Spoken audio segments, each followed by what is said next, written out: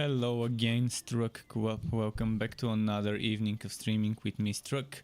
Today we will be playing some endgame farming. I will be reaching level 60 and then switching to Ridiculous and farming some Fazir dungeon stuff. I did upload today a video about Magic Legends. Someone asked me yesterday about Magic Legends and I didn't realize they've announced the open beta, and last night I found that out after my stream, and today I decided to make a short video letting people know about the open beta. I didn't even know it's free to play. I thought it's gonna be buy to play, which means there's gonna be some sort of pay to win, but there's not gonna be much win in the game in general. But yeah, there will be some sort of cash shop stuff in Magic Legends, which would let you buy certain heroes and certain abilities that may not be overpowered compared to others, but provide you a different playstyle, which I guess is kind of similar to people selling you a class as a DLC, which Diablo, for example, has done by selling you a Necromancer with Diablo 3. And then with World of Destruction giving you new classes with Diablo 2 and stuff like that. And many other games have done it, like Grim Dawn, although they have also given you expansion content for those expansions, so it wasn't just heroes. But yeah, many games have done it, selling you a hero as a paid content. So I guess Magic Legends is going that route, but the thing is you can unlock those without paying, so it's not I think it's not a paywall, not 100% paywall. It just yeah, the typical pay for convenience bullshit. But I understand that type of pay to win in games like Magic Legends, where it's really there's not gonna be real competition. The 1v1 does, I bet people wouldn't really do that much, but it still can be considered pay to win. But yeah, someone yesterday asked me about Magic Legends, and thanks to that person I had something to share with everyone as a video on my YouTube channel today regarding Magic Legends.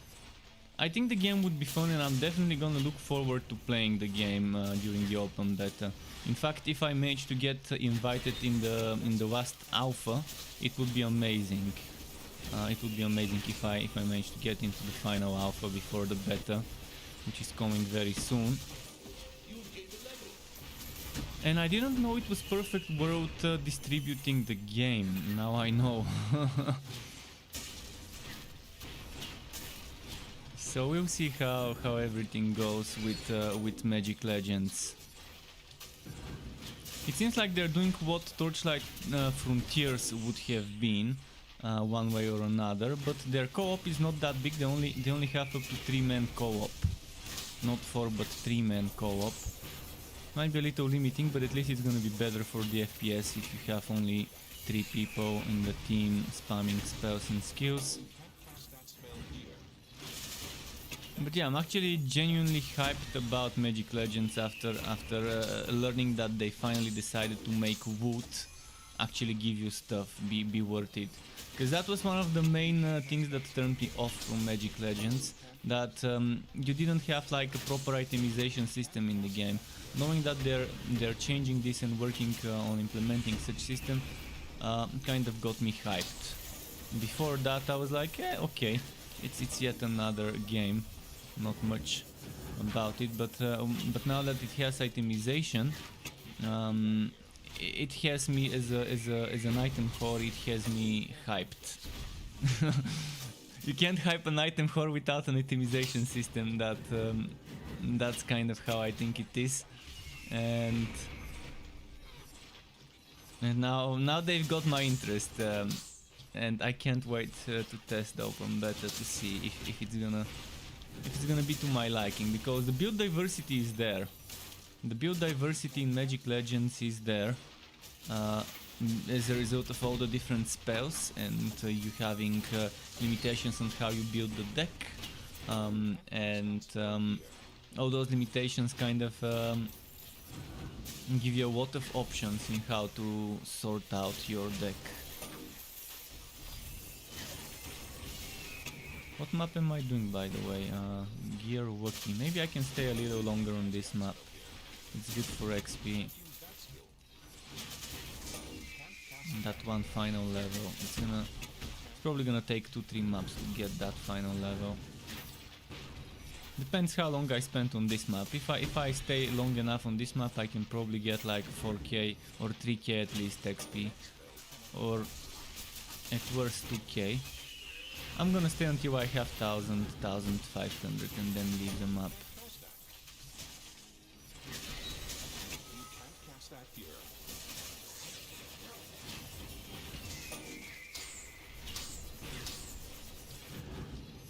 As for Torchlight 3, tomorrow I should be doing the Flaming Destroyer skills showcase, so today hopefully I can farm some gold coins for Respectacles, so I can show more of that class. And what day is it now? It's Wednesday, so on Thursday is the video for the Flaming Destroyer. Maybe on Friday I could make a build video for this, and maybe on Saturday I can make a build video for the Drain version with targeted strikes of this one as well.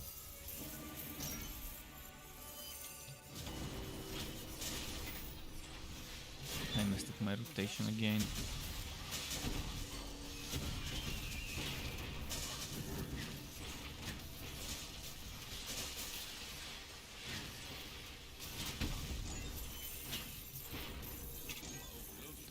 Wait, let's see here.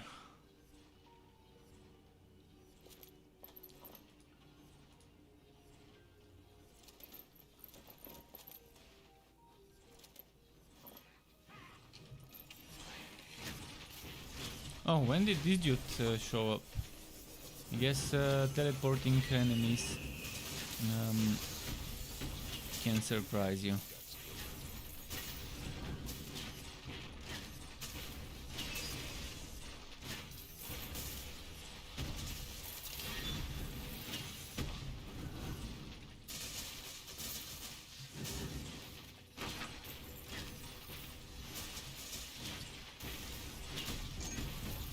Okay, nice.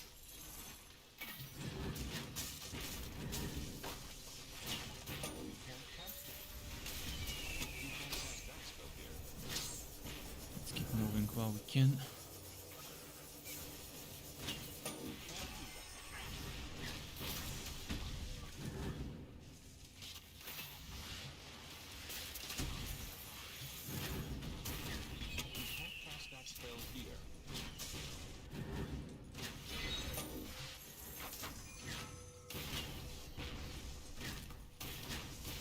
Okay.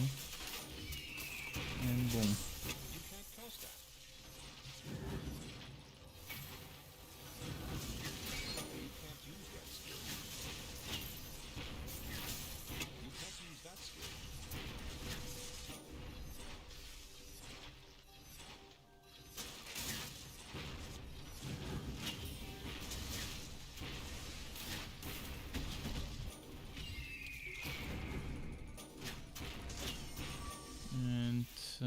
How's my XP? 1000. Okay, maybe let's. I think I'm getting good XP. I was saying I'm gonna stay in the map until 1500 XP, but let's stay until 2500 because the XP is going well, faster than I expected. Maybe because it's the first map of the day and I'm still not bored. The more you play, the more bored you get, obviously, when you're doing the same type of content repetitively.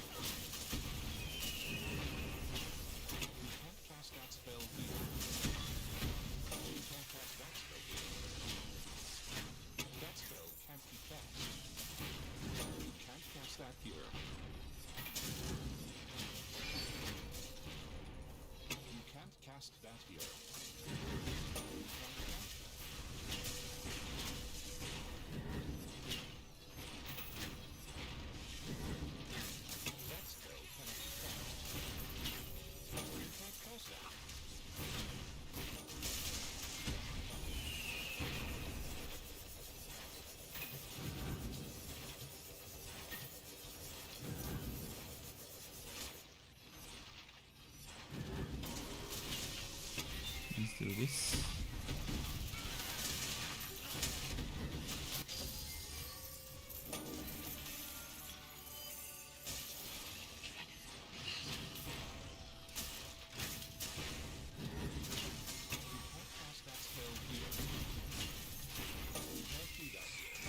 Okay, there.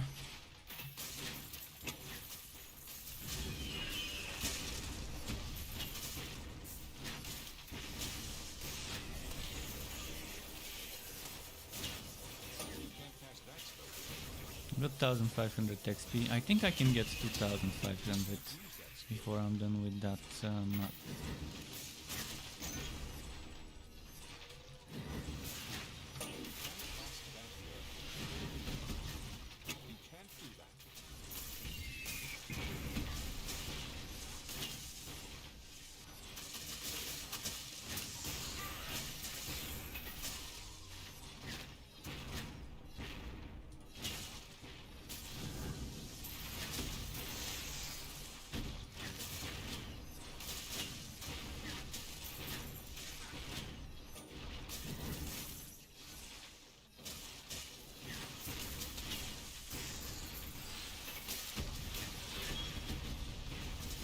Come on.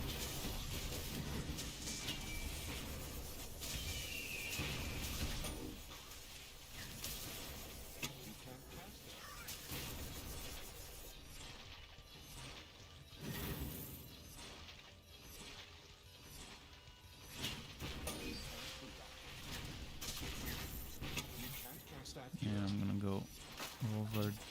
There we go. First he didn't want to teleport me, then he did.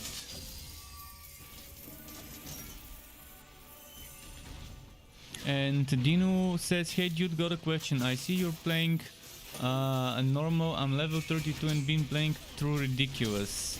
When do you usually change? I change the difficulty at level 60.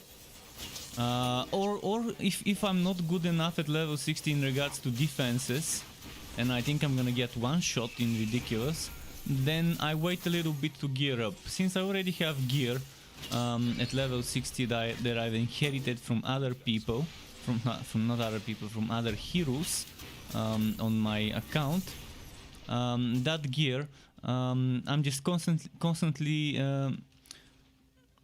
exchanging this gear from one hero to the other. I think a good amount of resistances, defenses to start ridiculous is here you want 40, maybe even 45 physical, and then for the other elements you want at least 60% at level 60.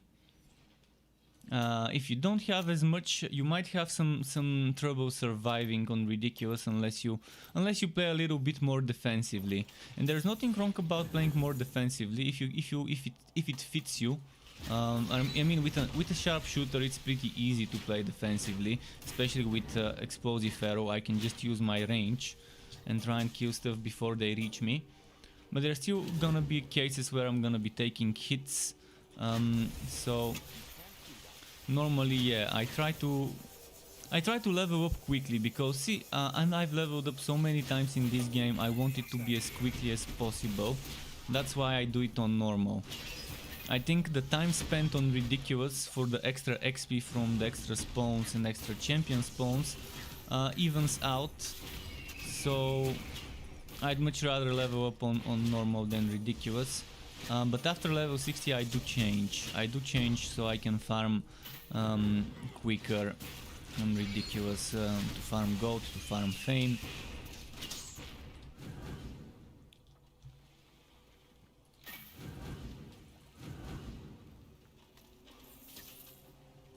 You're pretty defensive at level 32.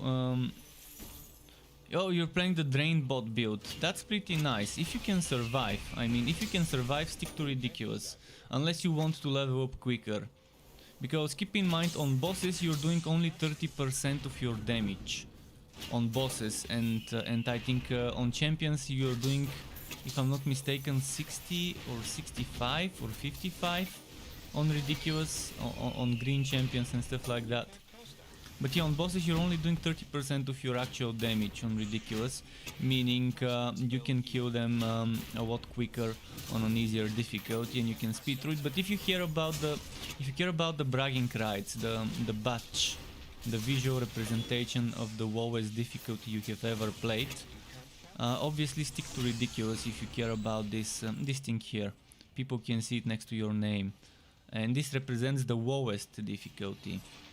So if you've never switched from ridiculous, it would show ridiculous. If you've switched once to practice or normal or painful or whatever, it would show the batch of that difficulty, which is the lowest one you have switched to.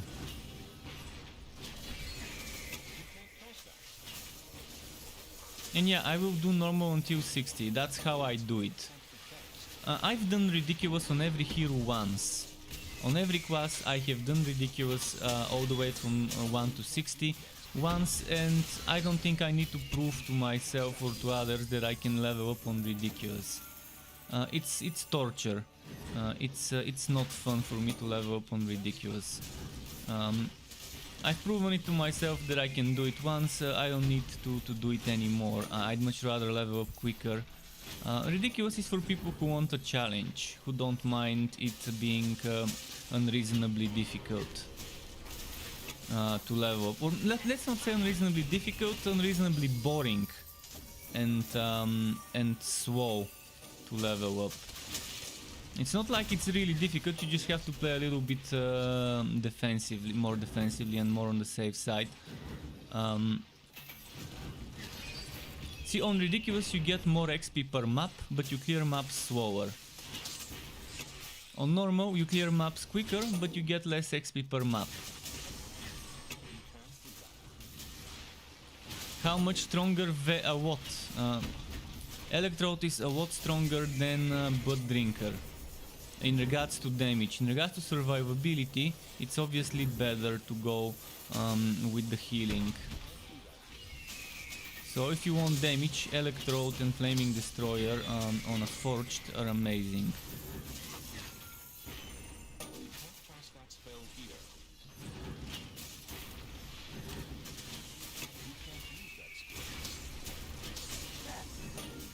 Oh, I'm almost at 3000 XP. I guess this map has a lot of XP to offer. One more map like this and I can be at level 60.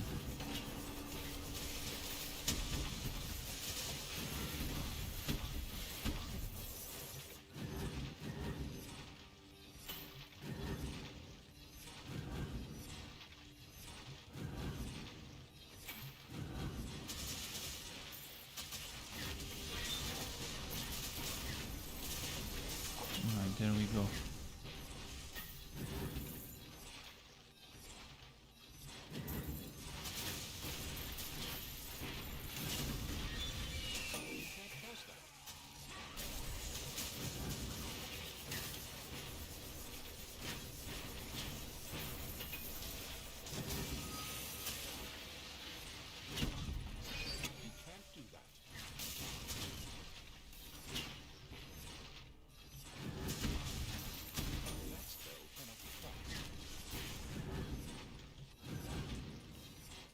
Okay, let's do that.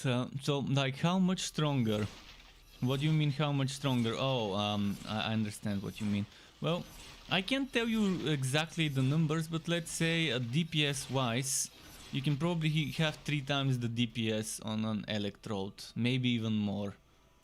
It depends because there's more DPS-y builds on the what's it called, on the Blood Drinker, and then there's less DPS-y builds on the Blood Drinker. So it also depends on what type of Blood Drinker build you're comparing to what type of Electrode. But overall I would say DPS wise you can probably see at least double the damage per second if you have a well synergized Electrode build compared to Blood Drinker. But also you don't have the survivability like healing and stuff. If I were to compare a Drain build to a Vocalized Storm build or Chaotic Strikes build, it's a huge difference. If I were to compare a Bloodseeker's build to Vocalized Storm build, the difference it's not gonna be that big, but it's still gonna be big. You're still gonna be at least looking at 2 times or 1.78 times the damage.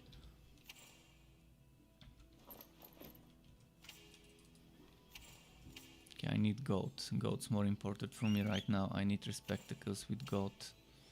And I'm wondering where to spend my final 3 skill points.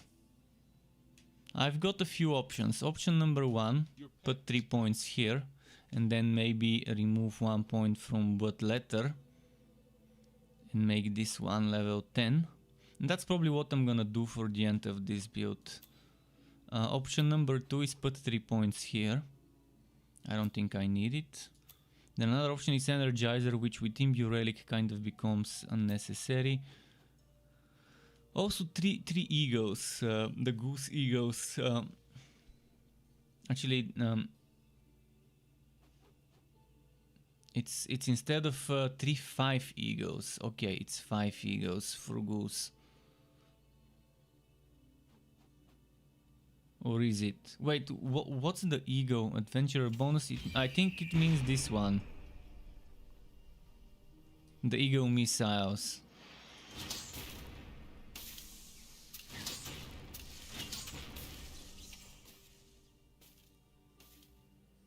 But why does it say additional? Ah, because it's an addition to the precision. Okay. Another thing I could put points into is maybe 2 points here for more damage. But yeah, I'm thinking of just putting points into Dance of Death. And then moving 1 point from Blood Letter. Oh, and that reminds me, I have a bleeding shield. I need to switch to using the bleeding shield. I kind of forgot to do the change. Now we're gonna see an increase in the DPS with the bleeding shield.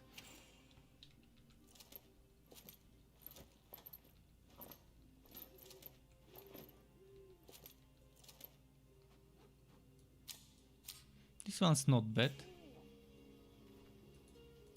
But yeah, Blood Drinker builds can be very tanky. This one can heal you, this one can heal you, this one can heal you.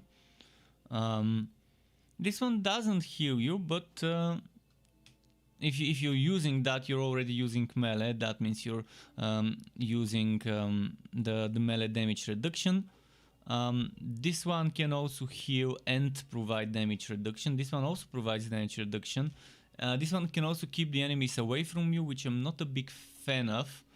I wish I could make on melee builds this knockback is shit. On ranged builds it's good, but it can still hurt your DPS because it spreads the monsters too much. Wait, why is it at level 8 only? That means I'm gonna get level 9. Yeah, I understand why. So what I'm gonna do now is remove 1 blood letter point, put it here, and then with the final point I'm gonna max out this one. You say that now. That one?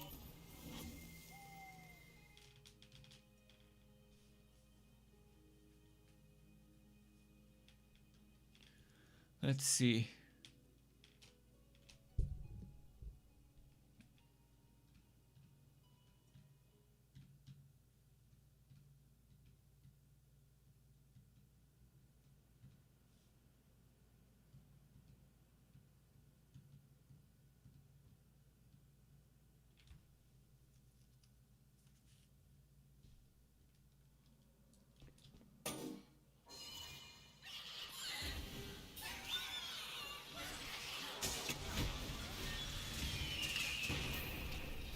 It's wagging severely. It's like super bad whack.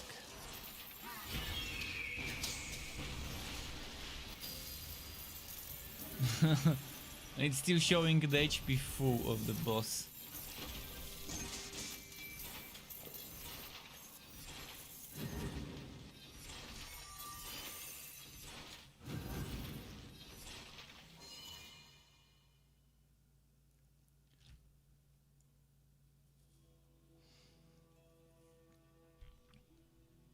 Come on. I'm gonna hydrate a bit.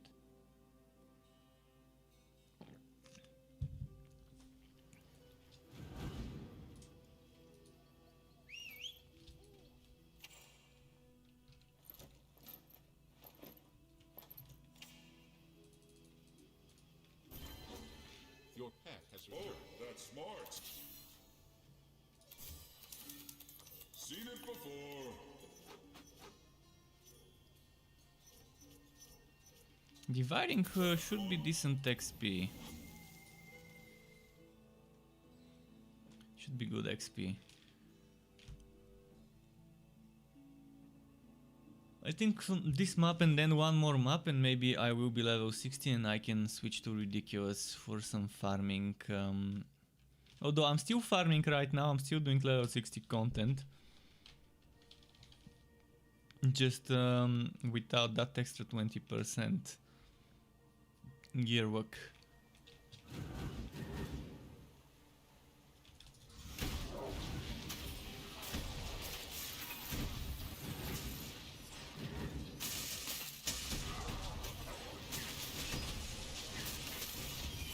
Alright.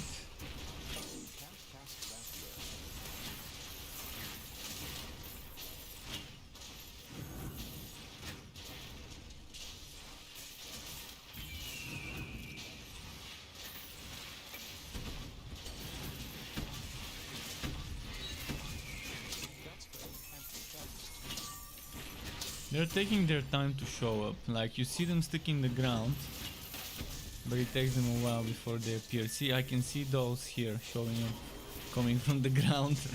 It even looks weird because I see the outlines while they're spawning.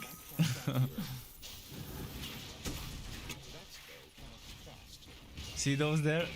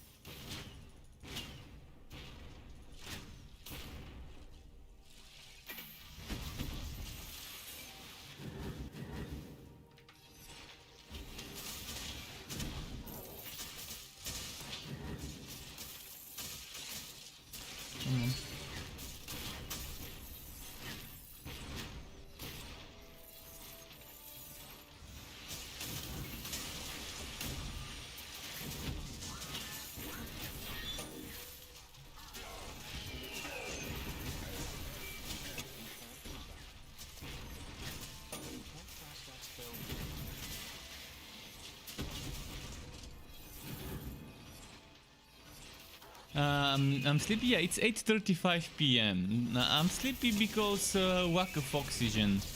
Mostly lack of oxygen. I can't breathe properly through my nose. And yeah, especially when I talk. When I record video footage, the longer I talk, the less I breathe, because when I talk I don't breathe through my nose much. Unless I make like a pause. And that gets me sleepy. It's not that it's sleepy, it's more of a yoni due to lack of oxygen, like now. But it's 8:35 p.m. Although I did wake up around noon, so it's not like I'm too tired. And just, yeah, hard to breathe through the nose. I even had a surgery apparently to fix the broken nose, and it didn't fix it much. I mean, it worked for a while. And it's still better than it was before, but it was good for like 2 weeks or so. Then it became worse, but still better than what it was before. But yeah, I think the doctors were just bad, because they left some stitches, and they said, oh, they would fall off on their own. You don't have to worry about them. And yeah, my skin grew up on top of the stitches, and I still have some cords inside over here somewhere. I'm not gonna. It's inside here, like, it's definitely super bad.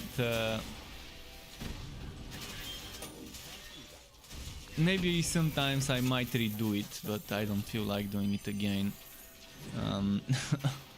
It's not like it hurt or a lot or so, because I was under anesthetic, but what hurt was the first 2-3 days after that, and even that wasn't that painful. So maybe sometimes I might redo this with different doctors better, so I can properly breathe.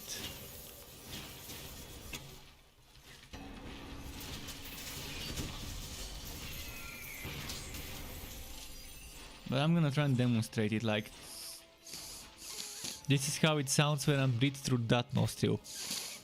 Through the other one is... So both of them are kind of bad, but at least before when I blocked one nostril, the other one couldn't take any air at all. So at least now I can kind of take some air.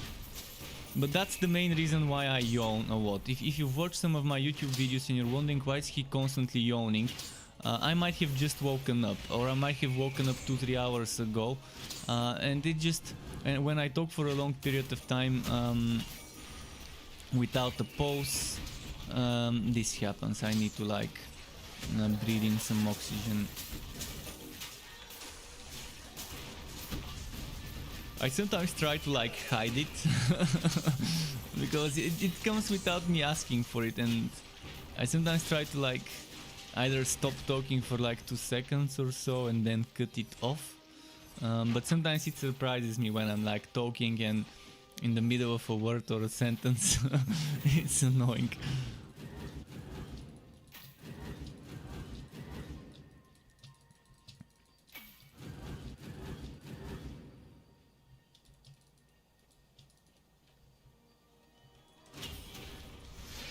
And that's why if you see me do this,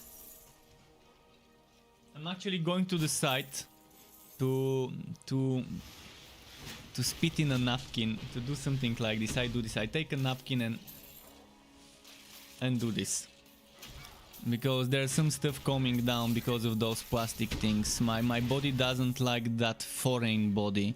That is the not plastic things, but the threads, the stitches, the things that remained after the surgery, and yeah, if you see me go off screen, I normally do it so I don't show people my this thing that I do.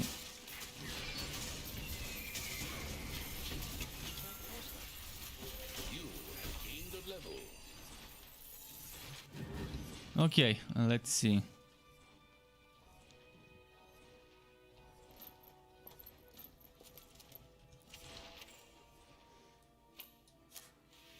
Yeah, I'm gonna keep this at level 4. I think it's fine. I think it's fine if I don't have that 5% bleeding chance, because I've got bleeding chance in my shield, and that's more than enough.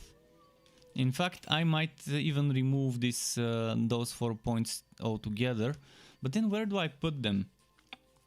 Where do I put those 4 points? Goose is one option. That will be worth it. The other option would be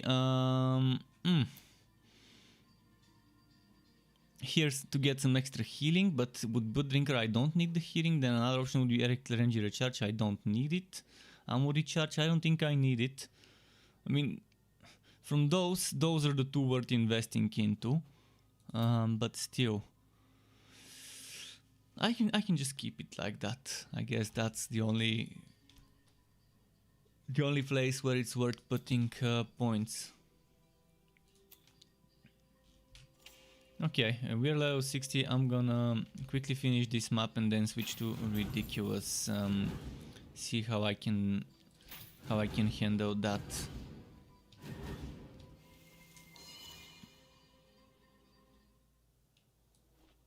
As for future patches, I don't know what's gonna be it, but they did tease it as a quasi update. Quasi update, I'm assuming something quas related would be happening. Quas or sub-quas related. Maybe they would be reworking something.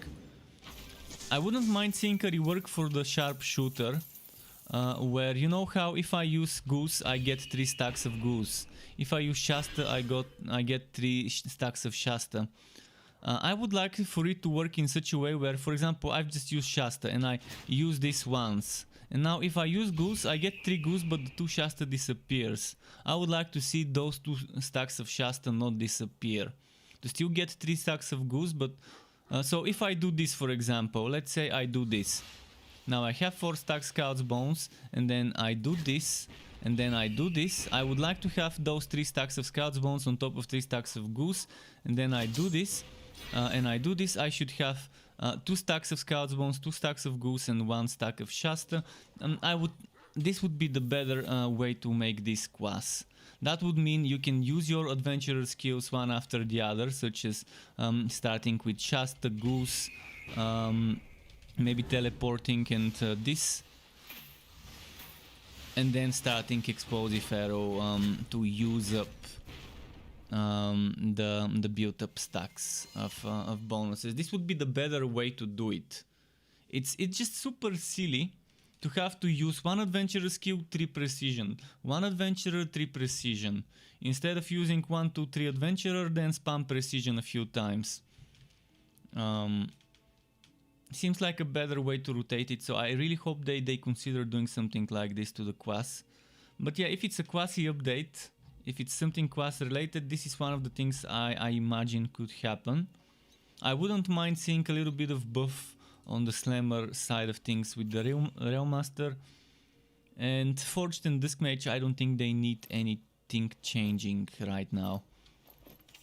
The subquest that needs a change is the Cold Heart for sure, so I wouldn't mind seeing this as a change as well. We can only guess what quasi update refers to. But the community manager Bean is known to sneak peek, to sneak into their and into the patch notes and into the posts, the blog posts, some sort of puns that could be teasing upcoming things. And I think the pun this time is quasi update. So who can decrypt what quasi stands for? I've given my suggestions. Either a rework for the Cold Heart, or maybe for Sharpshooter a bit, or maybe something related to formal wear, like cosmetic formal wear, like formal dress, formal tuxedo, things like that. That would be interesting as well, but I'd much rather see less cosmetic, more good stuff. I'm not saying that the cosmetic is not good stuff, it's just other type of good stuff. And we can get cosmetic and other good stuff at the same time. It's not like one or the other. Different teams work on different parts in the game.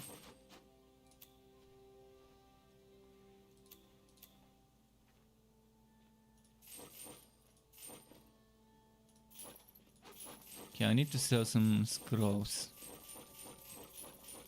I also need to buy some respectacles. For now, my respectacles are going towards the Flaming Destroyer video that I'm making tomorrow. Thanks for the gold.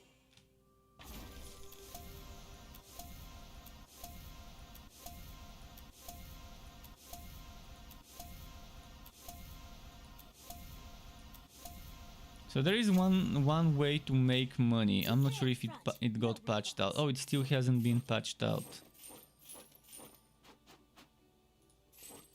Good luck out there. You can sell green bundles for 150 gold, which in my opinion is a what? I mean, yeah, obviously from the green bundle you could get, if you're lucky, a legendary item. It's a grab bag. See ya. But if you need gold, selling green bundles for gold is not bad.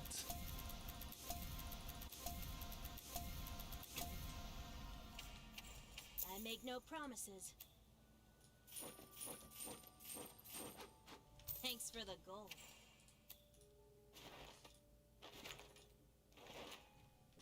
Wait, where is Sky? I'm hearing my pet. I think he's hidden. I think he's hidden somewhere. So you Okay, I'm not gonna collect anymore. I'm gonna buy some respectacles before I die and lose some money. You can't cast that. Hey, you gotta taste this.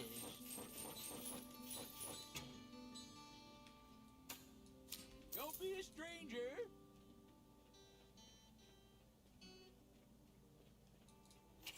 I think those respectacles should last me for a while on the Flaming Destroyer video tomorrow that I'm making. I need to record myself using level 10 Blazing Pillar, level 10 Cloak of Flames, level 10 Summoning Smash, level 10 Nimbo Flames? No, it wasn't Nimbo. I think it was Nimbo Flames. So Quoku Flames, Nimbo Flames, Blazing Pure, Summoning Smash, and Sword Smash, the 5 active skills. So I'm gonna need a lot of Respectacles.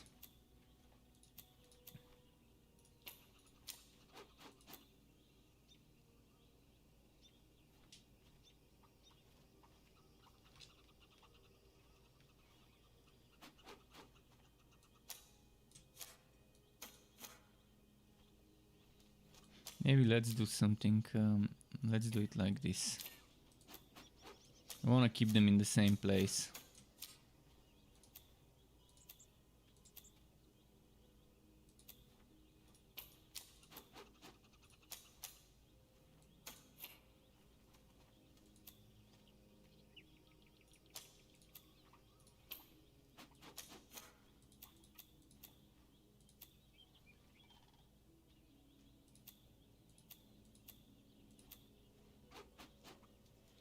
Okay, let's go.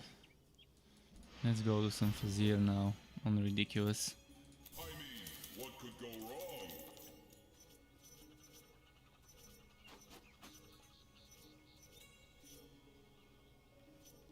wrong? Let's do the infamous one for some fame. You're saying that there's nothing to do with goat? Well, gamble, Respectacles, enchanting. That's your 3 options right now. Oh, and remodeling, like you can use the style station to transmog your items. But apart from those 4 things, oh, there's also always fort stuff. Like there's a lot of fort can be a goat thing. Some fort structures do require hundreds or even over 1,000 of gold to craft, so that shouldn't be discounted as a gold thing. Obviously not everyone cares about fort stuff, so, or not everyone has time. For example, I like fort stuff, but I don't have time for it. Every now and then I do a little bit of fort stuff, but eventually I would start doing more fort stuff when I have 20 of every hero leveled up. Right now my priority and my time is spent on having, I mean, not 20 of every hero, 20 heroes to have 1 of every. Which means 5 Sharpshooters, 5 Disc Mages, 5 Realm Masters and 5 Forged, 1 of each subclass. When I have that, this one is number 12. So I still got 8 more to level up before I have 1 of each. Once I have that, I can slow down a bit, because it's gonna be pointless to level up any more heroes once I have 1 of each.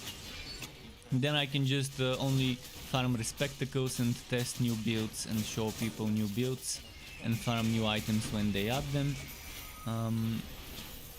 and focus on maybe a little bit more fort stuff every now and then. Wouldn't mind doing fort related streams eventually in the future. But yeah, I'm really excited about Magic Legends, and I didn't expect it to be releasing this soon on open beta, and I didn't expect it to be free to play. I kind of have mixed feelings about Magic Legends being open beta. I would have preferred it to be a premium business model, buy to play with expansions. But I guess with Torchlight 3,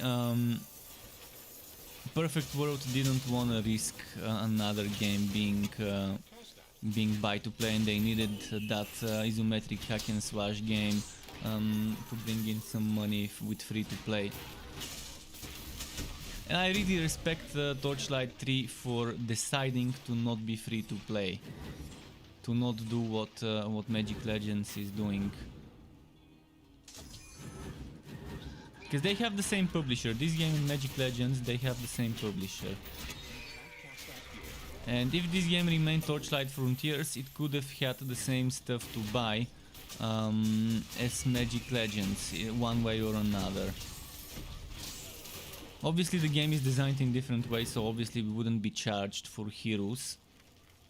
But we would have been charged for storage space most likely, for hero space, and for other things that are pretty standard to get charged for. In Magic Legends I've heard that you can just unlock some new heroes and some new maybe decks or whatever you want to call it, booster packs, that allow you to just use different abilities and different maybe different spells and stuff like that. So I wanna play Magic Legends and decide for myself if I think it's too pay to win or not. The things you can buy there.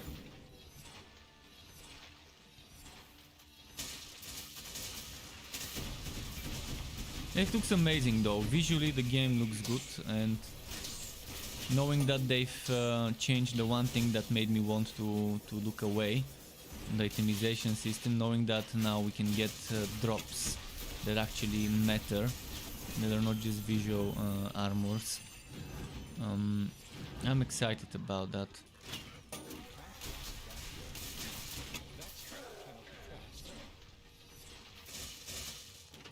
And it's nice to know that there's gonna be something new to play soon for me, and I wouldn't need to pay money for it in a time where I'm saving money for a GPU. Any new game I can play free to play that I like is definitely welcome. And they've had a massive amount of people playing. They said something like 100,000 players playing the last test. Maybe they sent out 100,000 invites. How many people actually played, I don't know.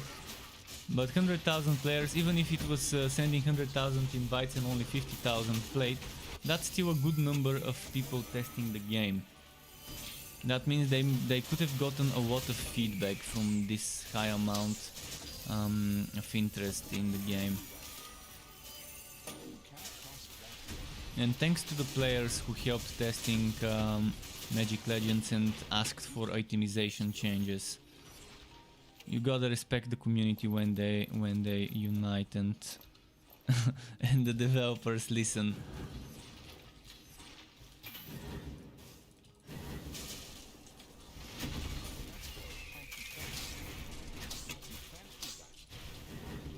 Let's see.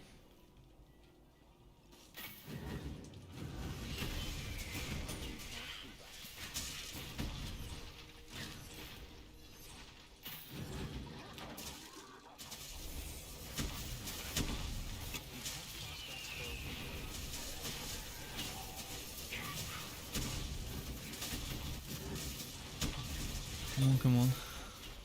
I'm gonna sneeze. Okay.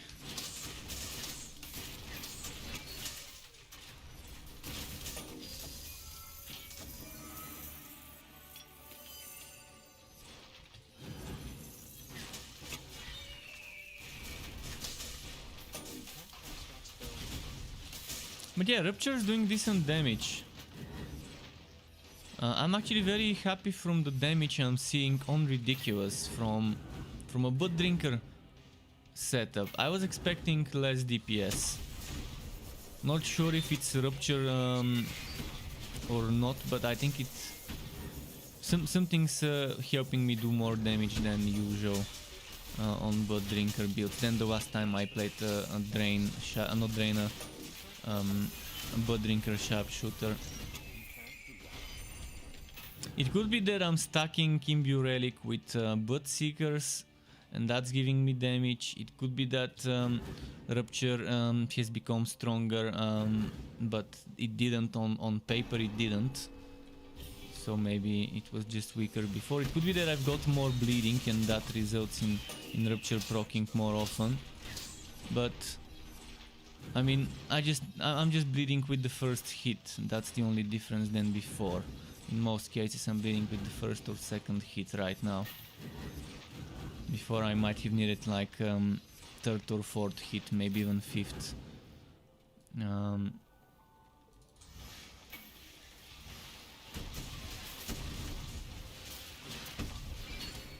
Oh, it could also be that I'm using Explosive Arrow. Before I was using Targeted Strikes.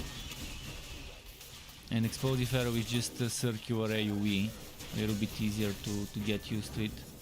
Dino says, but I'm still level 32, I guess. Okay, I'm gonna go rewind up with the other chat messages. So he said, hey man, really appreciate it, love your content, keep it up, I'ma go play my soul runs. Last question, the Drain bot build, I know you go 10 Drain, but is 10 Blood Seekers bad? 10 Blood Seekers is not bad, it's amazing. If you want 10 Blood Seekers, go for 10 Blood Seekers, stick to 10 Blood Seekers.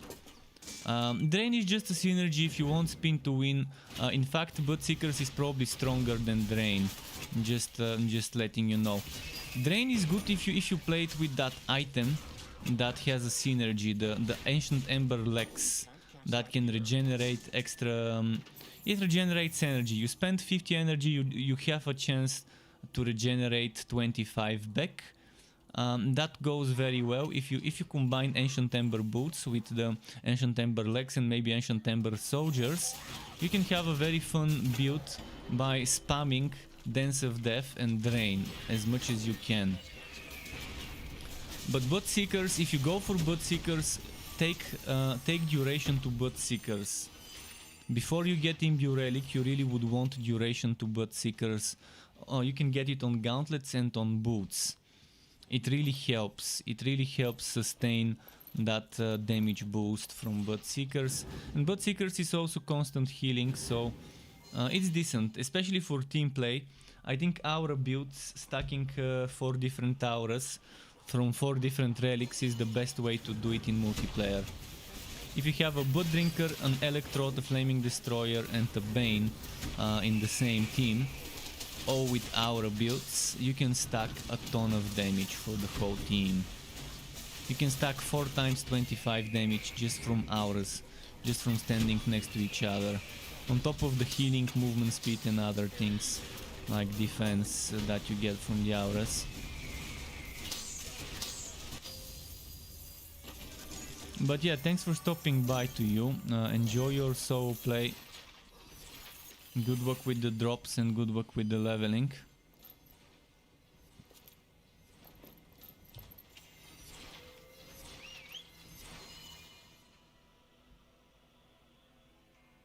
If you don't have the Imbue Relic item, it's fine. Just try and get duration. Duration to Blood Seekers. You can try and get it from Gambo on Gauntlets and Boots. The Ancient Ember drops after level 46. You're not gonna see Ancient Ember before you've reached level 46. Enemies need to be 46 to drop.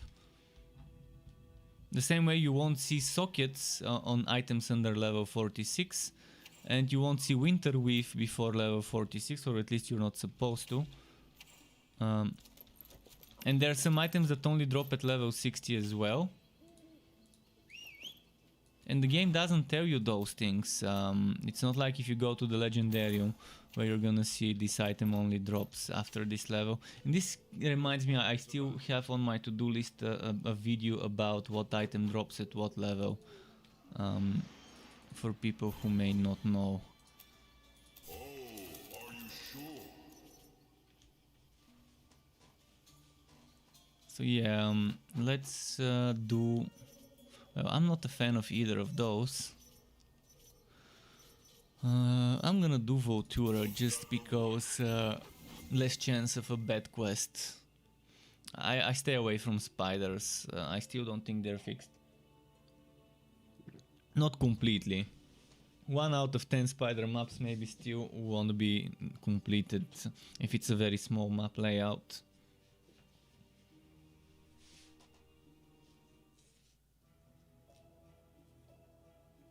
So let's see.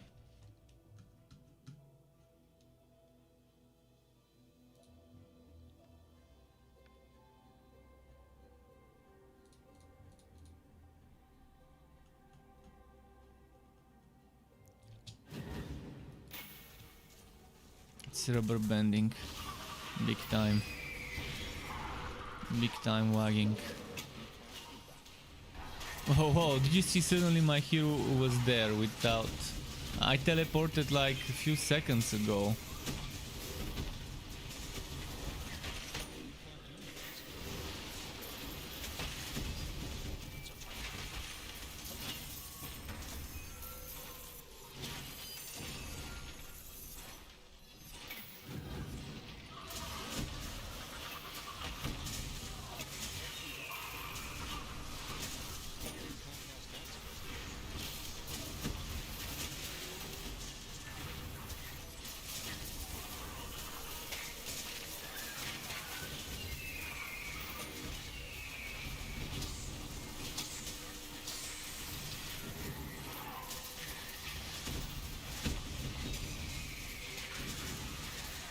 Oh man, all the ruptures are just so fun to watch with scout spawns.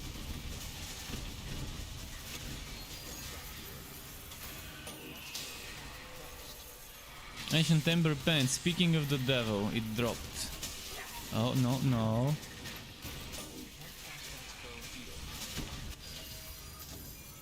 So yeah, that's the Ancient Ember Pens I was talking about.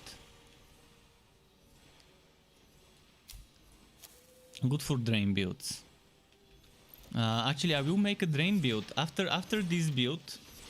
This build is gonna come on Friday. So tomorrow I'm making a video about Flaming Destroyer. On Friday, this thing is a build, and Saturday I will be respecing into a drain build with targeted strikes for the Drain Shooter Strikes 2.0. I'm gonna keep it as close as possible to the original. And yeah, I will use those Ancient Ember legs there. Ideally it would be something with damage to targeted strikes on them, but I actually don't have one. See, drop damage with Onslaught. I don't want to do Onslaught until they increase the range. That's the other thing I would like to see changed in the Sharpshooter side of things. Not more damage, more range to Onslaught. Onslaught keeps you ridiculously close to the enemies. Just have a look. My mouse is there. Look at where it ends up. Ooh.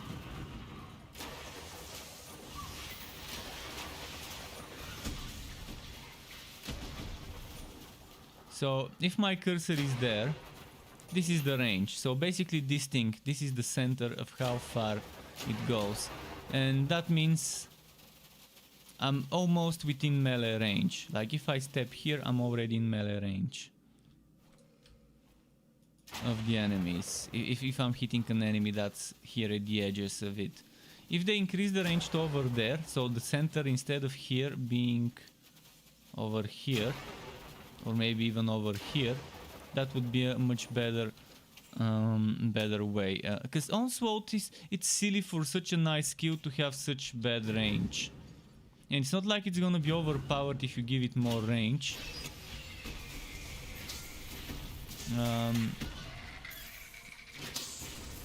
It just doesn't make sense.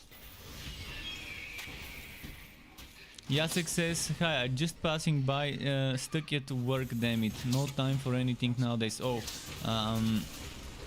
my condolences, I can say. I hope it's not that busy at work for you.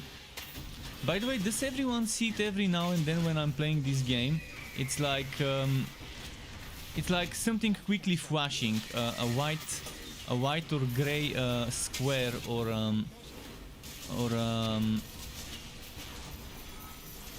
a rectangle, like around my cursor.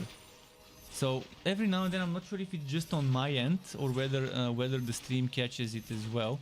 But when I play Torchlight 3, and only when I play Torchlight 3, I have this thing where around my cursor something flashes, and for like a split second or like a second or half second, around my cursor there's like a white or gray rectangle or a square, and then it disappears. And I'm wondering if that's my video card artifacting, telling me it's gonna die soon, or whether it's just some glitch with the game, or whether it's a glitch with my streaming software. I'm not sure what could be happening.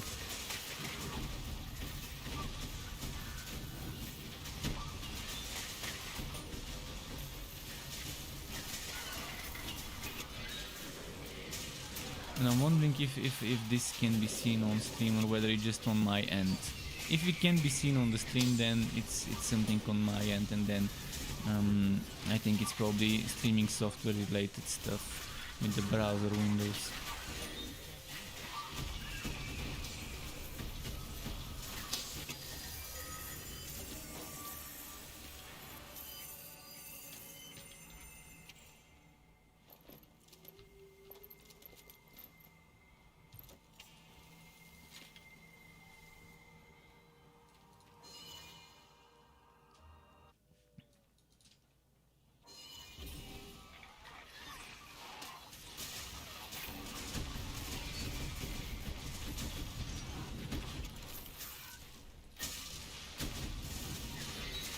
Yeah, this guy spawned too slow. I already wasted my scout's bones. And can't do the proper combo.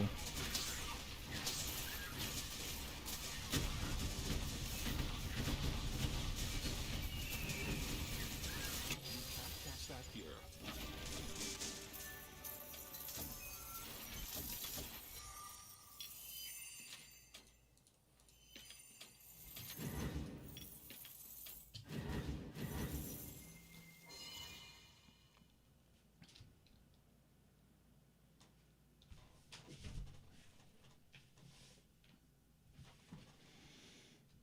Okay, let's see.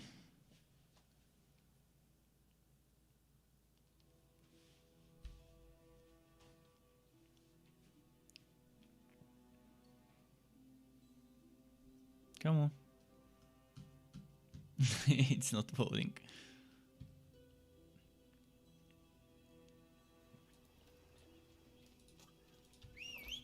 Oh, Sky's here. Sky, what is it?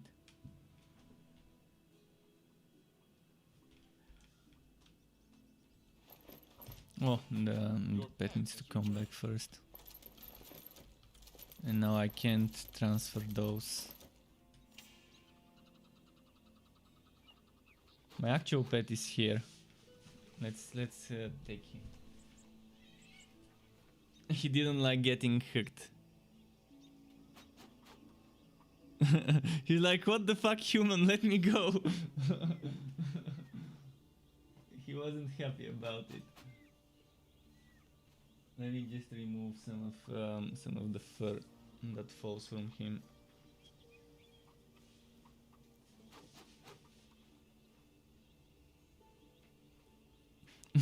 He wasn't really happy of getting hooked, but he was sleeping, he just woke up. And why can't I still... It still tells me my pet is away, and my pet is not away, it's right next to me, it's flying next to me. This sync is just... Oh, he wants to play.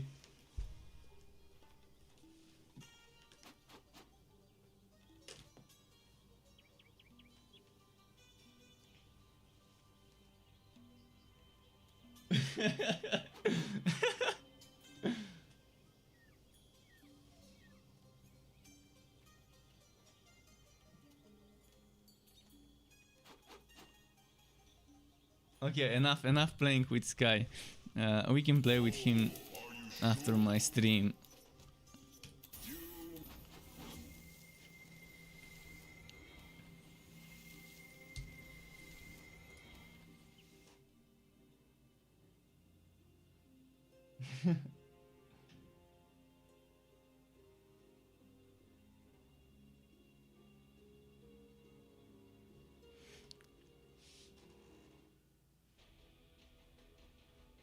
While it's loading, I can still do something while it's loading. Oh, he bit his tongue and now his tongue is sticking.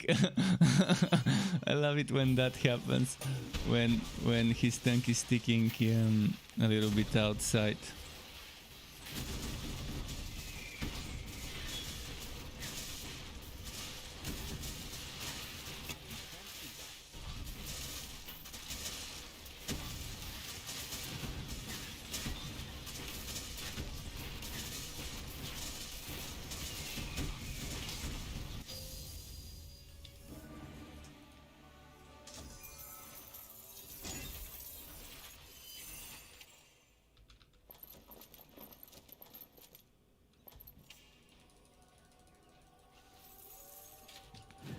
Let's see what dropped.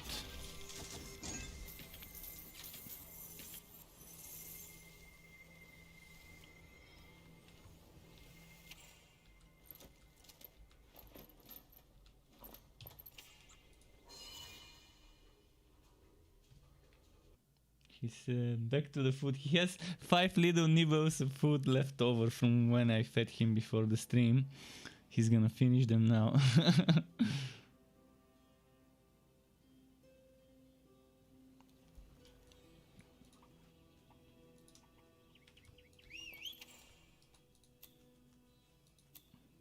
Oh, I've got stuff to get rid of. Your pet has arrived. And finally, going away from the Plague Barrent and walking Stonebringer. Stonebringer and Netherwell are my favorite maps stages to do. They're not that high in the stage stuff, so the monsters don't have that much HP and stuff. And they're not that annoying to deal with.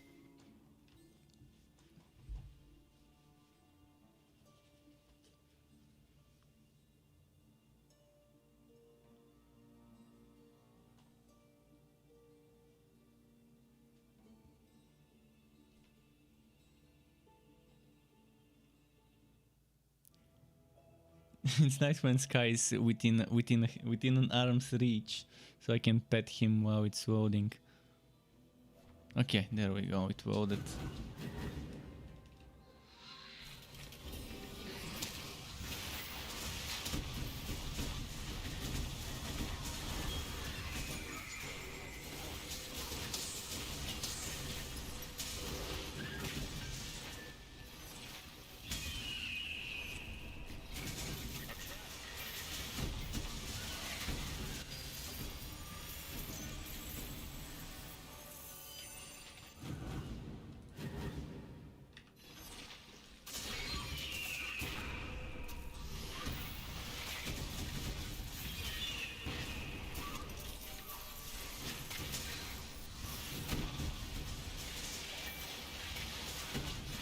Okay.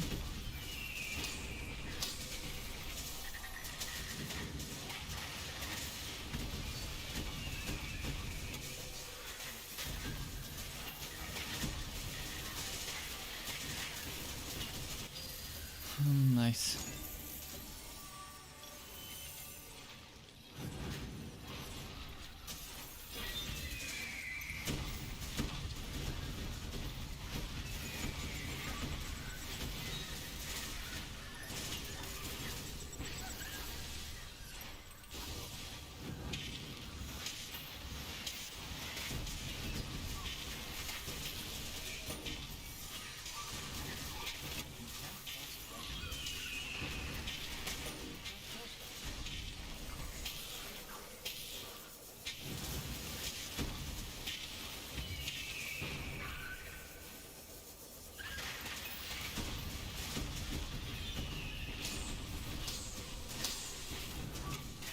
Two of them?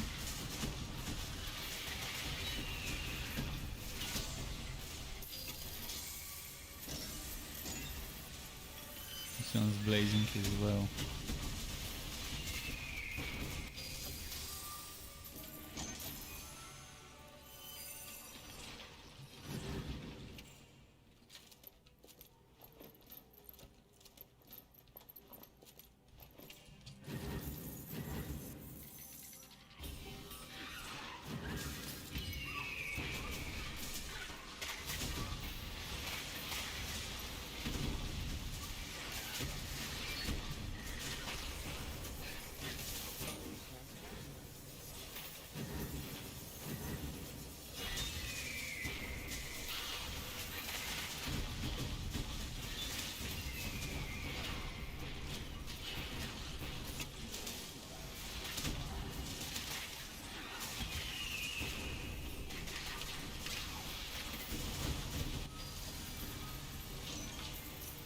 Oh boy, this plague bear.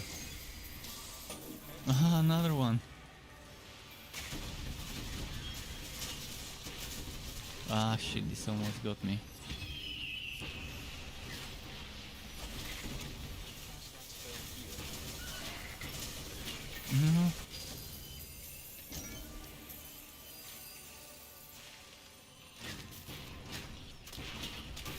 It's finally quiet. Okay, there's no enemies nearby. I can now check.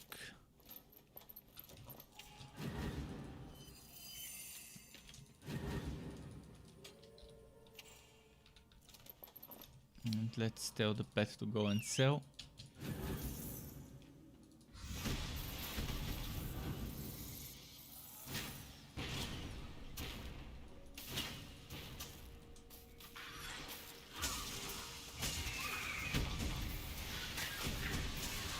Why is this one stuck there? Come on, come closer.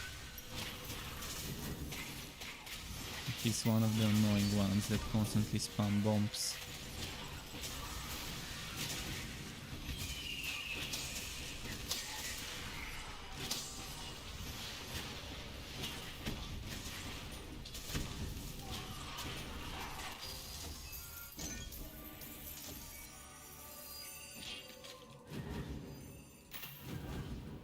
Wait, what's that red thing on Shasta? Is that her heart?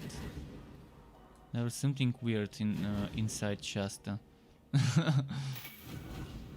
Like a glowing red thing in her. Maybe that's when she taunts. Oh, that's what happens when she taunts. I never paid attention to her, to be honest. I just let her do her own thing and taunt enemies.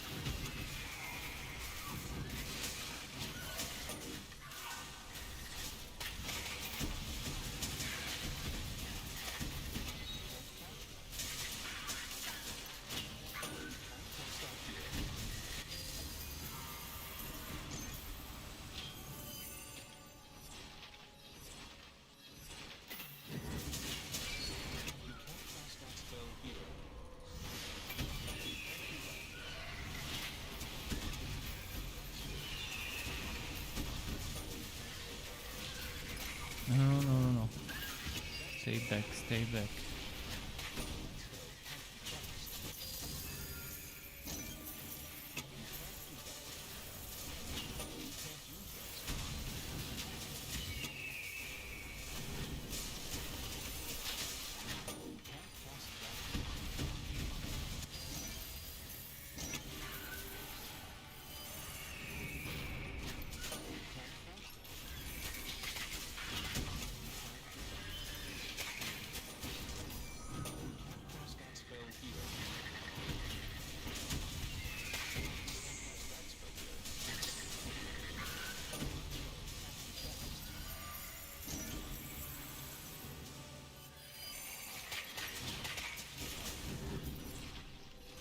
Okay, let's see what's here.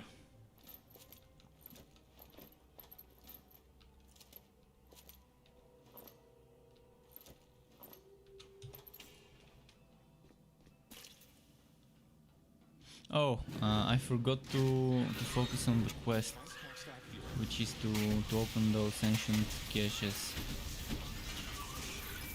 I didn't realize I'm doing that type of quest.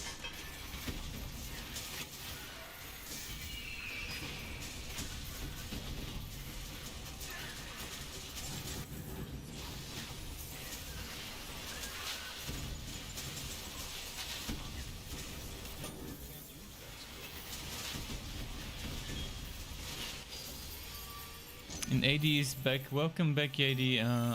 How are you? Nice seeing you again. Wait, did I loot all the ancient caches? Okay, let's check what I've missed around the entrance. I might have missed one or two. No cache here. Any cache here? Here maybe? No. Damn it, when it doesn't spawn enough of those, it's pretty annoying. Come on, there's gotta be some spawns of those. There's one here.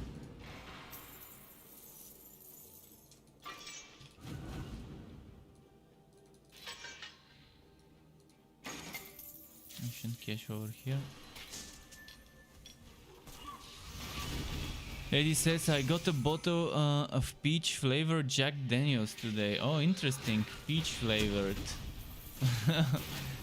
Interesting flavor for some for some... Was it whiskey or bourbon? I forgot what Jack Daniels was. I think it was whiskey, but... Was it Tennessee whiskey, if I'm not mistaken? Tennessee whiskey. So peach flavored Jack Daniels. Interesting.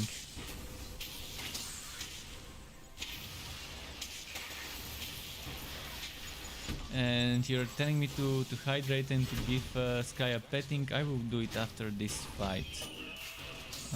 We were petting Sky earlier. And even playing with him. Alright, petted him.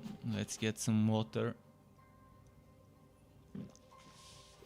Which reminds me, I need to pour some into my glass.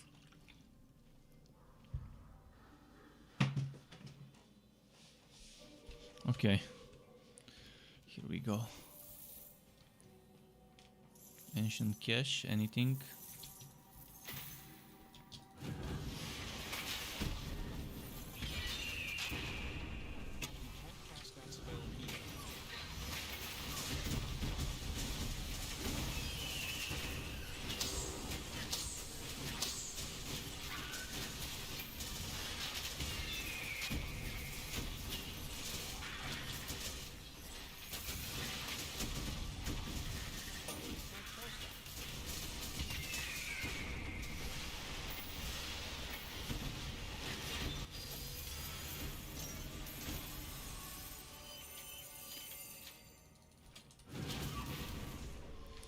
Okay.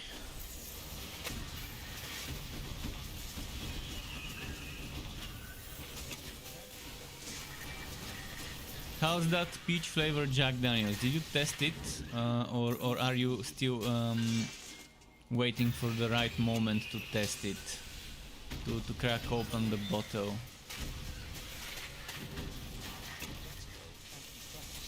Is it gonna be actual peach flavor, or is it gonna be just peach aroma? Like, is it actually gonna taste of peaches, or just smell of them? I'm wondering.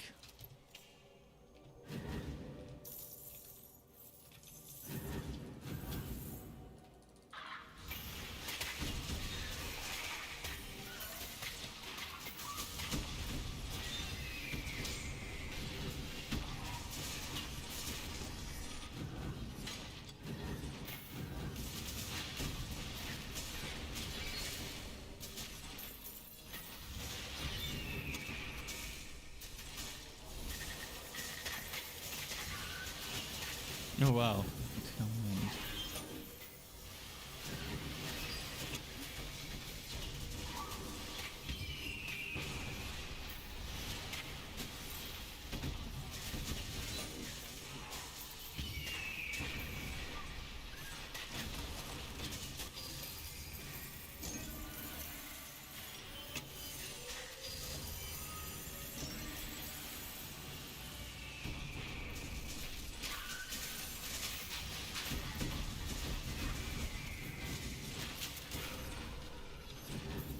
Okay, another ancient cache. Please drop it.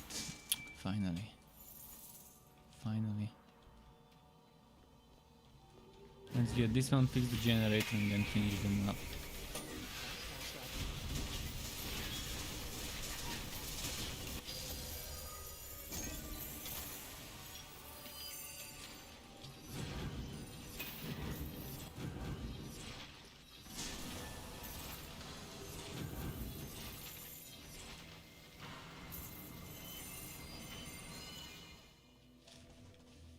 Now we can go in. Spank the boss. I'm gonna wait a few seconds, 2 seconds.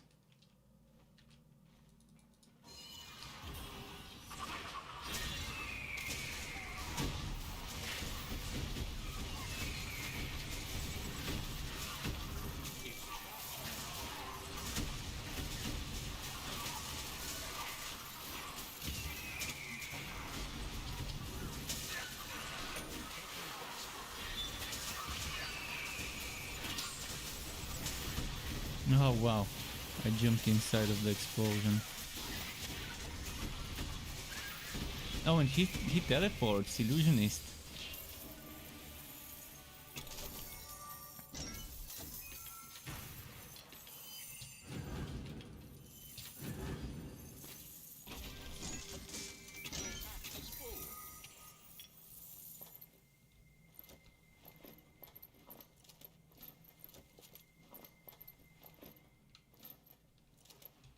Oh, okay. That's what was happening. Pack is full.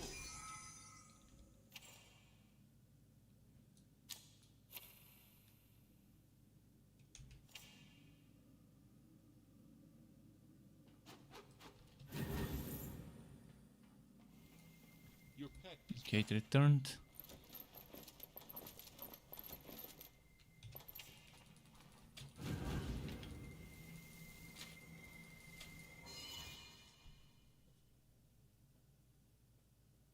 What's the time? 9:29 p.m. We've got time.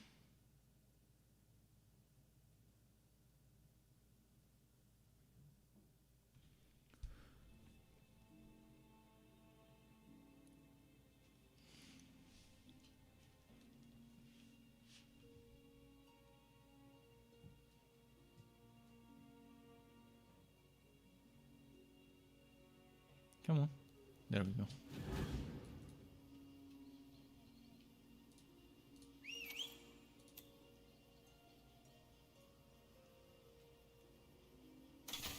Boom. And another boom. Your pet has returned.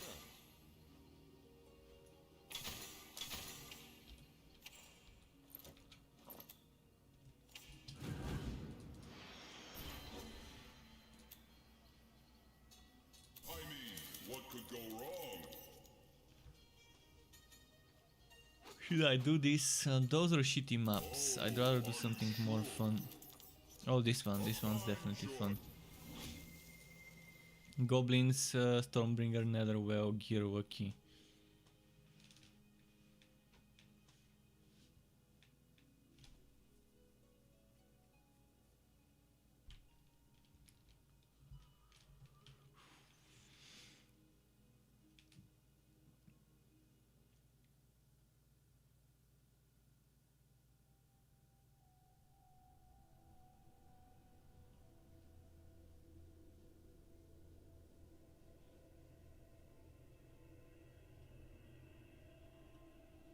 Come on, there we go.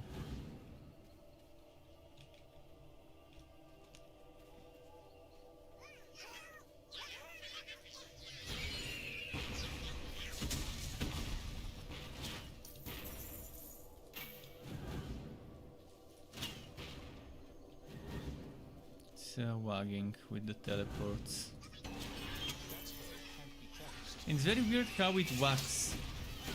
I activate the skill, it doesn't teleport me, and later it will teleport me, but not where I told it to teleport me when I activated the skill, but where my cursor is pointing at the time where it activates.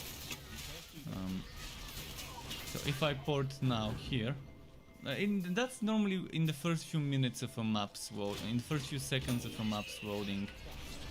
After that it kind of settles down in most cases.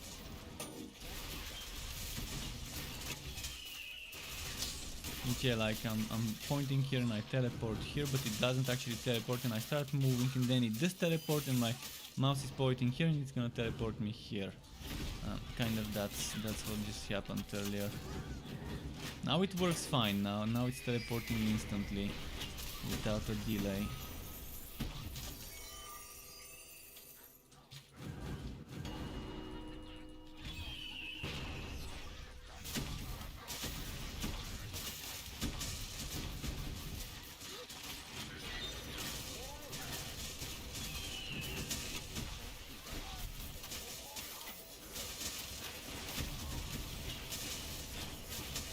Those are done.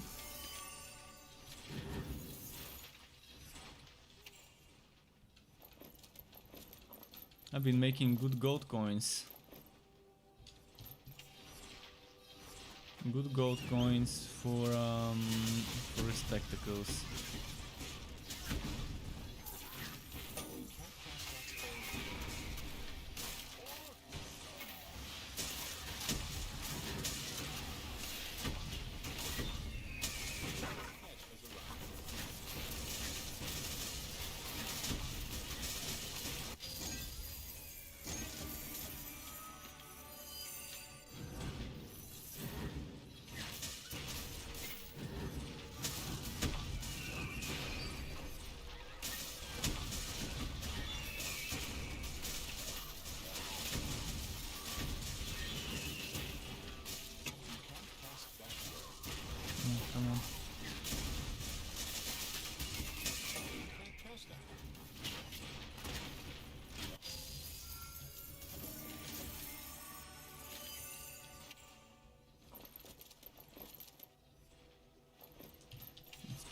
this way.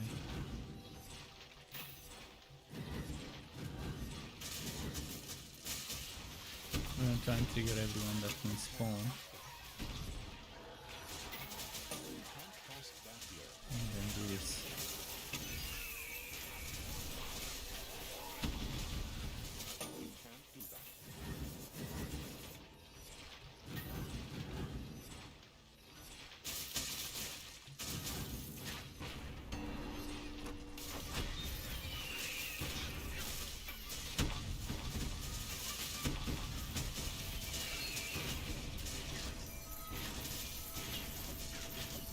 Alright, that was nice.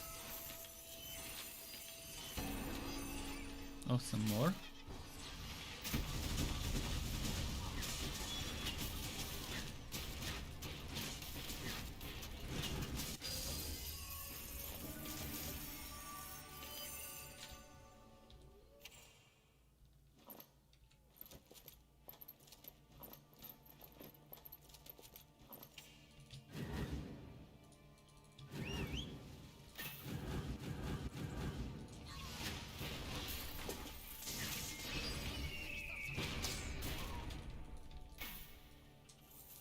Come on.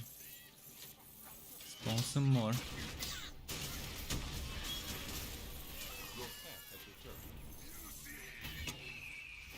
Would it be nice if Torchlight 3 made some sort of Twitch integration where viewers can spawn enemies or heal enemies or do things like that?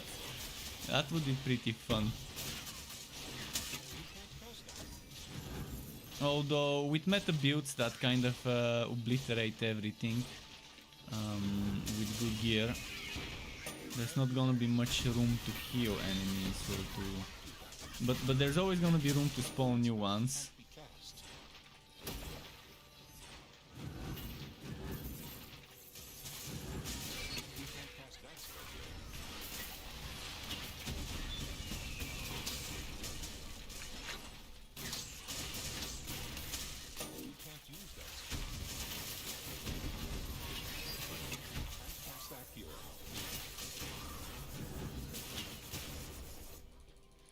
And M to the B says hello, hello M to the B. Welcome to my stream. I saw that you replied to my message, I just haven't had time to read your reply to my reply, because I had already started streaming. But if you have any questions, feel free to ask if something's not clear regarding how weapons work. You can see I'm using a melee weapon, but I'm not fighting melee at all. I'm using the melee weapon as a stat stick. It just gives me stats. I mean, that's because I'm not using a basic attack.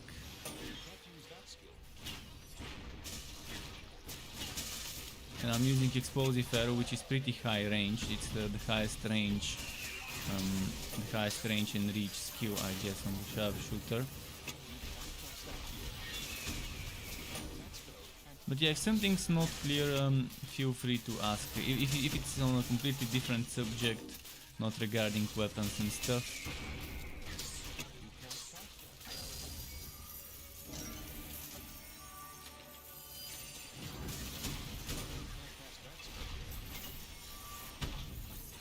You're pretty new, that's true. Leveling Blood Drinker though, and questioning if it's pretty weak early on compared to... Well, early on, the Electrode definitely is very nice with Walkaway Storm the way it is. But Blood Drinker is not that bad, it's just not gonna do much damage, but it's very good for your survivability. In fact, it might even save your ass every now and then.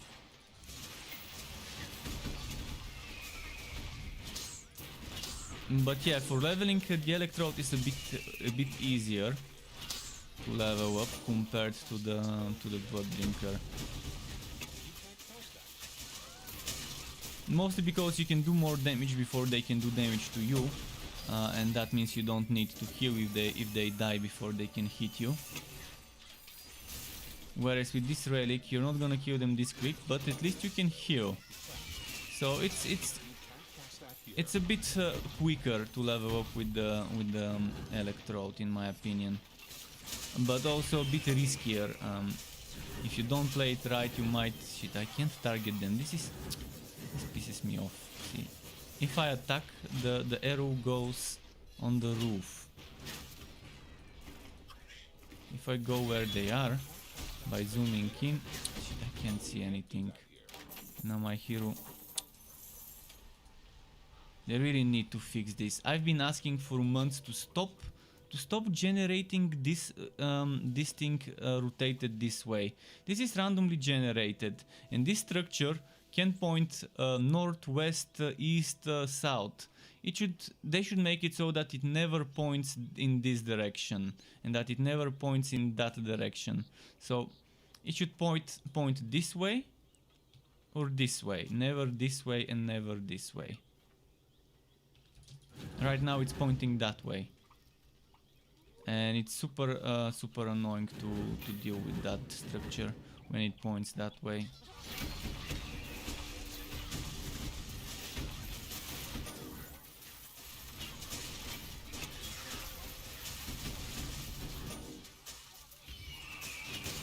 But I'm pretty sure there's a way to script it so that it never generates that structure with a rotation of X degrees.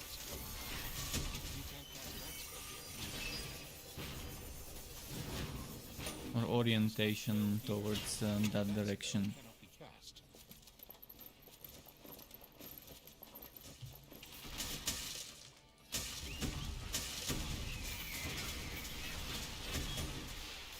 You just got level 2 Drain and it does not really do anything. Yeah, Drain, I'd stay with Bloodseekers. Bloodseekers is stronger than Drain. I mean, this build I would make is Bloodseekers, and after that build I will make one with Drain. So this would be with Explosive Arrow and Bloodseekers, which I think are the better ones to use. And the next one I make would be with Targeted Strikes and Drain, and it would be 2.0 version of my Drain Shooter Strikes. But since I know it's better to level up with this one, I leveled up with this one. And I'm gonna make this build first so I don't waste Respectacles to make the other one and then switch back to this one. I think Bloodseekers is better because, see, you don't have to be close to the enemies to get the most out of it. You can have a very big range with Bloodseekers. With Drain, you have to be within this kind of circle, roughly. I mean, I'm bad at drawing it, but this kind of circle where my cursor is. So you have to be a bit closer, and that puts you in more danger. Obviously, you're healing as you're draining, but the damage of Drain is kind of underwhelming, and I understand why the damage is underwhelming, because it's healing. But with Bloodseekers, at least you boost the damage of your precision skills or whatever else you use.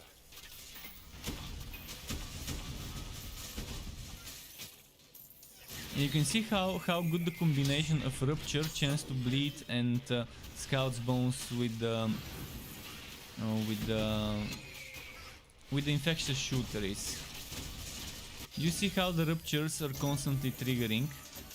And that's because I have a shield with Chance to Bleed. And that shield keeps triggering Rupture. And that's pretty nice. But obviously if you don't have Bleed, Rupture is kind of useless. You can always take Bloodletter. But Bloodletter only goes up to 25% chance to bleed. Right now I'm using 20%. Oh, did someone just see this over here in this side of the screen? There was a quick square rectangle showing up and then disappearing. I'm wondering if I'm the only person seeing this, or whether it's showing up on stream as well. Yeah, I'd say don't go for Drain until you can maybe max it out, and maybe until you have items for it. But I would say it's stronger to have, and it just happened again, this bug with the rectangle appearing. It's probably better to just stick to Bloodseekers. Seekers is such a strong skill. It gives you extra damage, it keeps healing you constantly. It does a little bit of extra damage with those projectiles.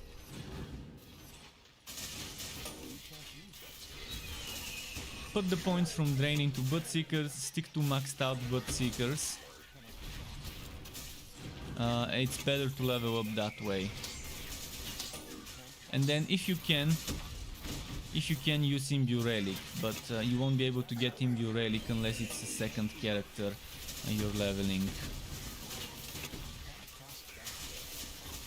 If you have Imbue Relic unlocked for your Legendarium, the Ancient Ember Boots from a previously played character, you can then use Imbue Relic and maybe a Frost Wall, so you can get it down to 45 seconds at least.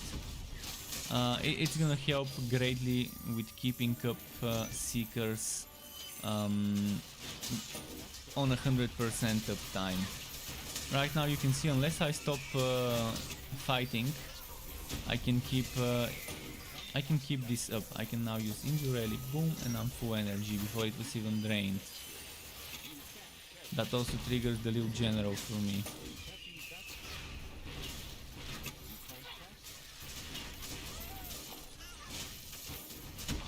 Interweave chest, that's actually decent.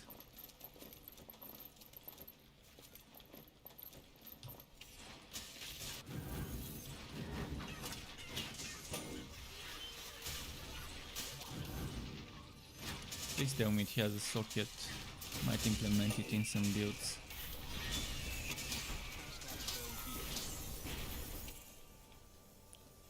Tight grouping, scouts, bones, and a socket. Not so bad.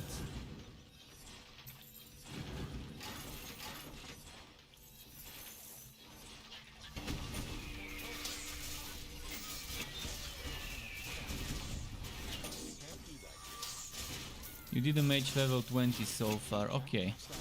So definitely you're new. Well, Ancient Ember Boots drops after level 46. This item. The enemy must be level 46 to get this item. Before you get this item, you're not gonna have Imbue Relic. But after 46, if you do get it, even if you don't use the boots and just put them in the Legendarium, it's definitely a great synergy. For any build that uses relic stuff, it's a great synergy. Obviously you can play without it, it's not like a must-have item. But it definitely provides an interesting style of playing by spamming the relic stuff more often.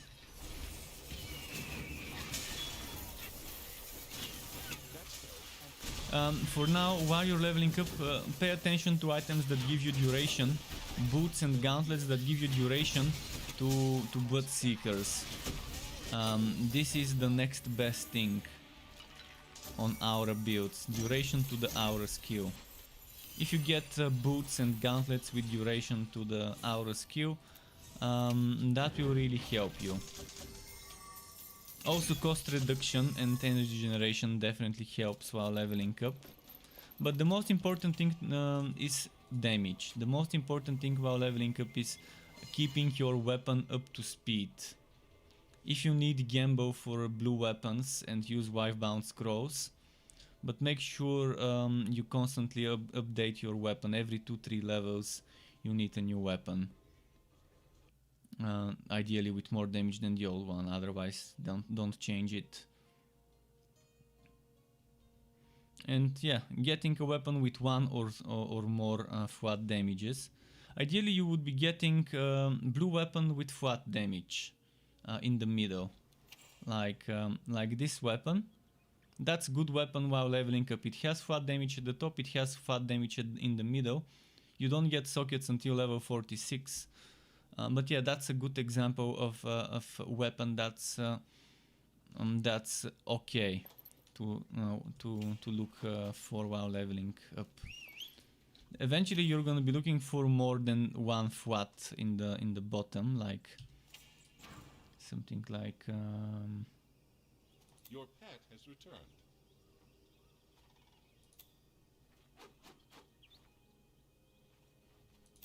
Where did it go? like this. So this one is for level 60 pretty decent. Flat damage at the top, flat damage twice in the middle and a socket. Obviously if you get a legendary you can get another flat damage in the middle if you're lucky. But yeah, if you get something with one time flat damage in the middle, that's good enough to wife bind. And always keep a spare weapon that's not wife bound while leveling up, in case you die, because you never know, it happens. I only wife bind weapons while leveling up. I focus on damage instead of defense in terms of wife binding, because you've got a limited amount of wife bound scrolls while leveling up in the first few levels. Eventually, when you start meeting those beasts, the phase beasts more often, it gets easier to build a supply of wife bound scrolls. I would say once you have over 10 wife bound scrolls, you can stop even going into the phase beast maps unless you feel like doing them.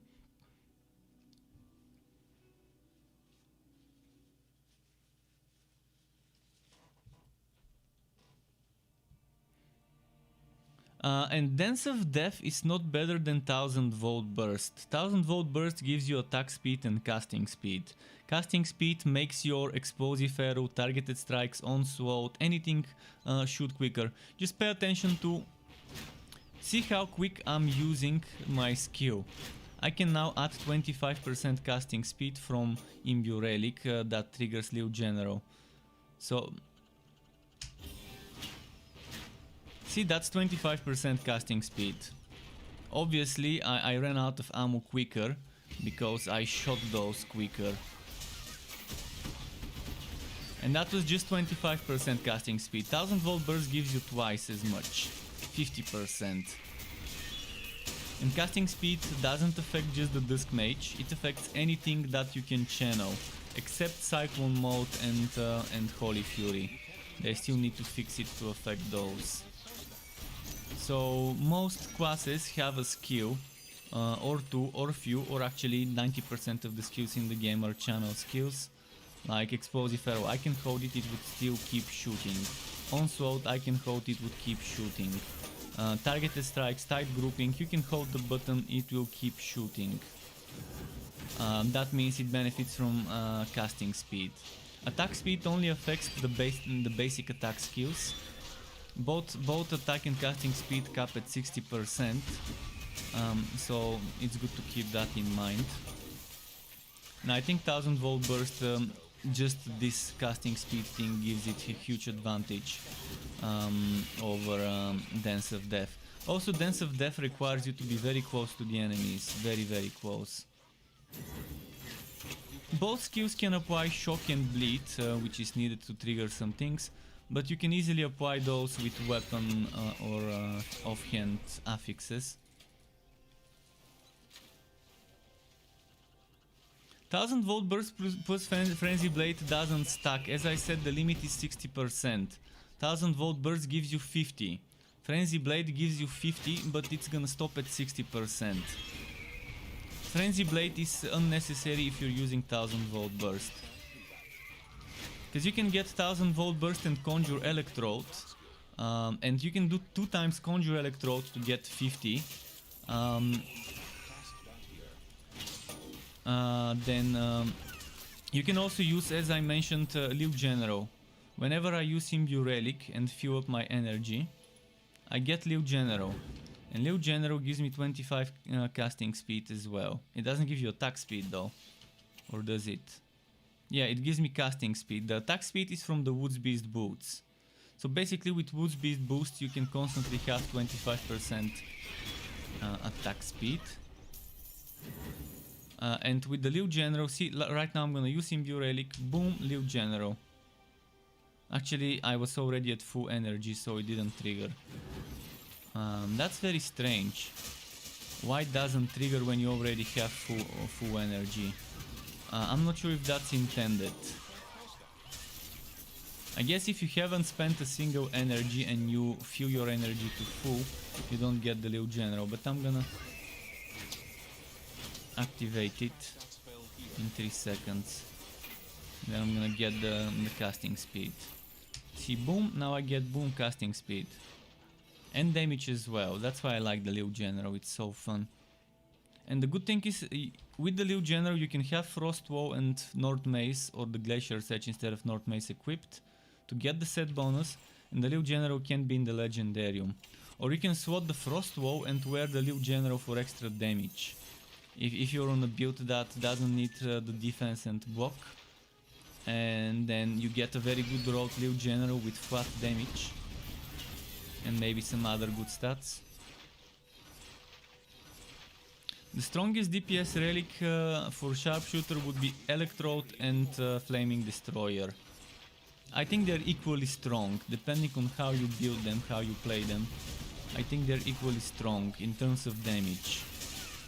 If you're talking purely damage stats, not anything else.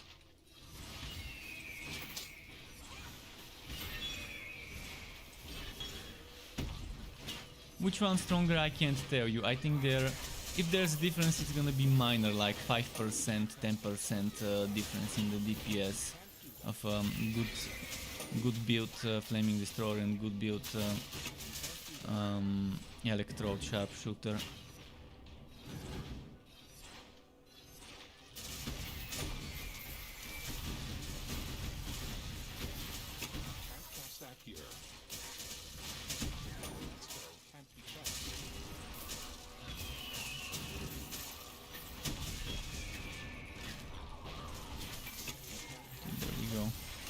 Bane is also not bad on minion builds, but it can't compare as much. And the main reason why it can't compare is you can't tell your minions to attack the same target, to focus fire. If you get an option to tell minions to focus fire, then minion builds would become better, especially on the Electrode. Minion builds on the Electrode would be breaking servers. when we can tell our minions to focus fire the same enemy.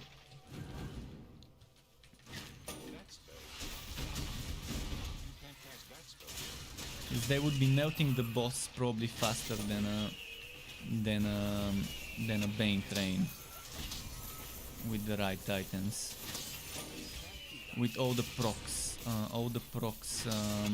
of lightning strike you can get from each minion hitting the boss.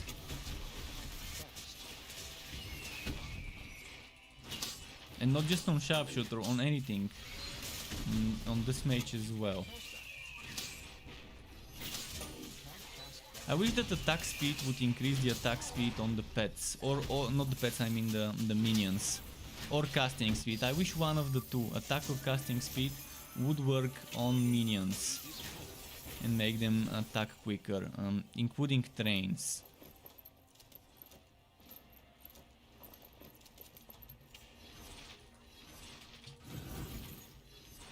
To have their passive attack speed increased.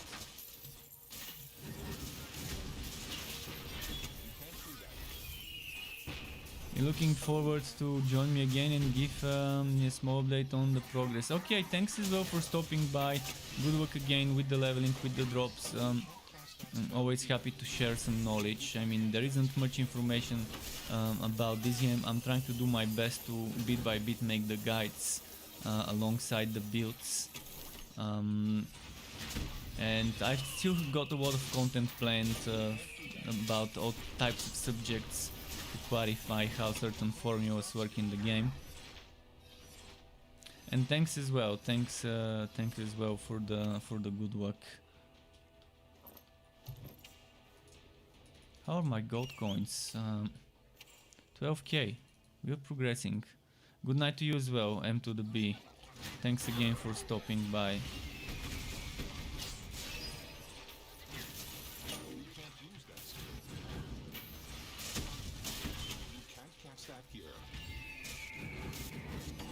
Wow, look at how many. Oh, and there's some more coming. Okay, that's gonna be a slaughter fest. Let's group them up in a bunch. Some of them are ranged, so we can't group them up as much as I wanted to, but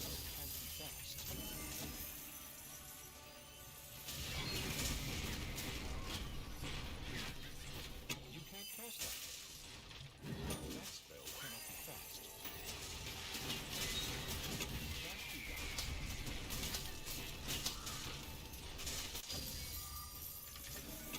okay, there we go.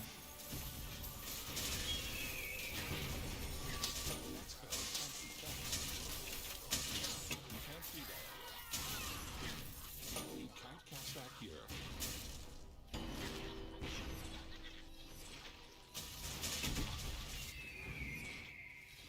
You can't cast that here. You can't catch that. You can't Alright, catch there that we go.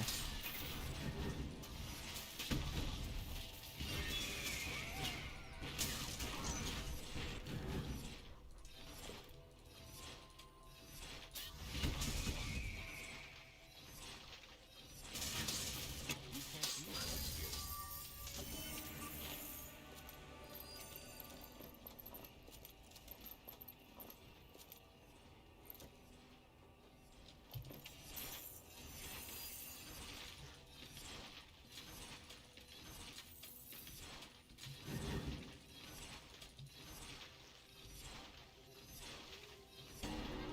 Oh, more of those? Okay.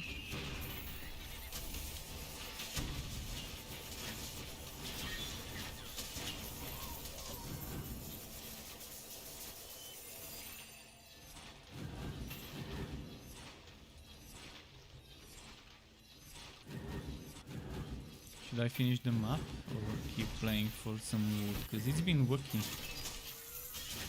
In regards to how much he drops. Not what types of items he drops, but it's been dropping a lot on this map. For now I need gold for his spectacles a lot.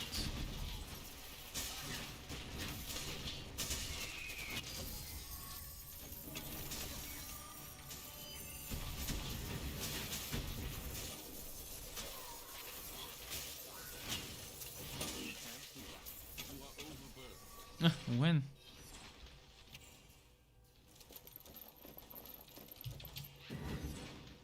Thought someone was attacking me.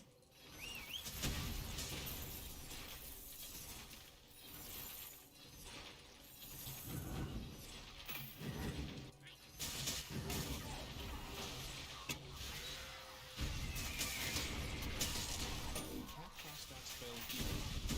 You can't cut around. You can't do that here. Let's keep going.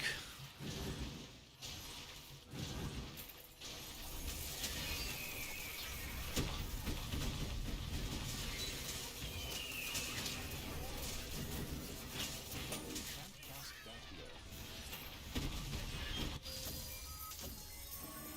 Your back is full.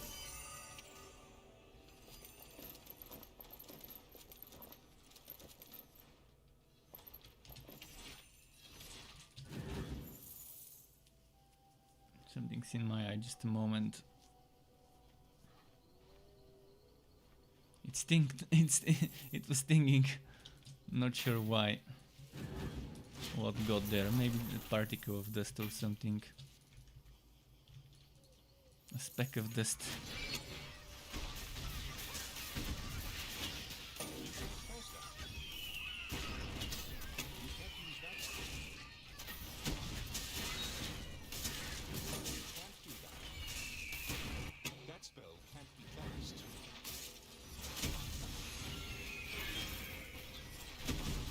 Can't cast that here.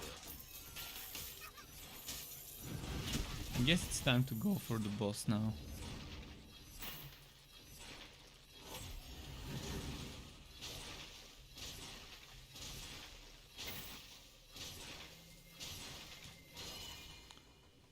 Even got a shrine for a few more seconds.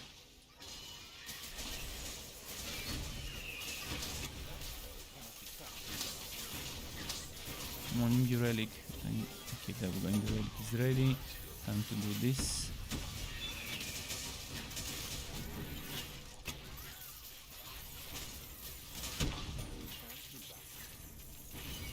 You can't cast that spell yet.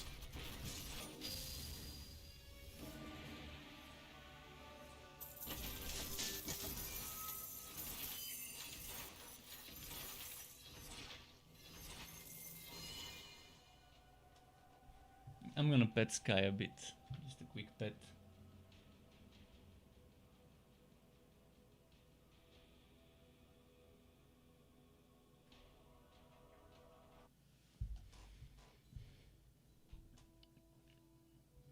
Come on, load up. It's time. Come on. It doesn't vote.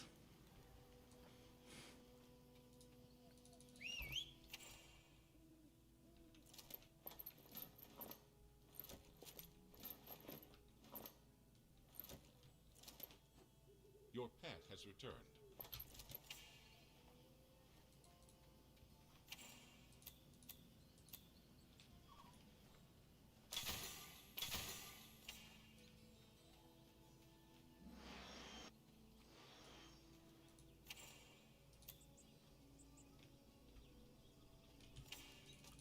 The desync. The desync is real.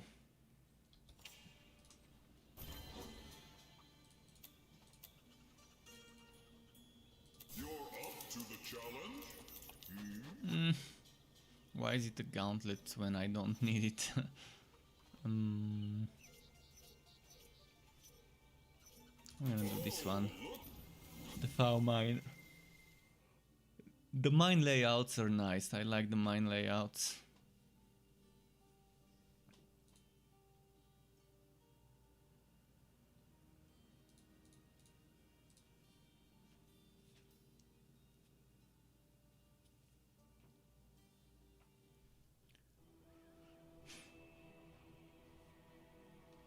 Come on.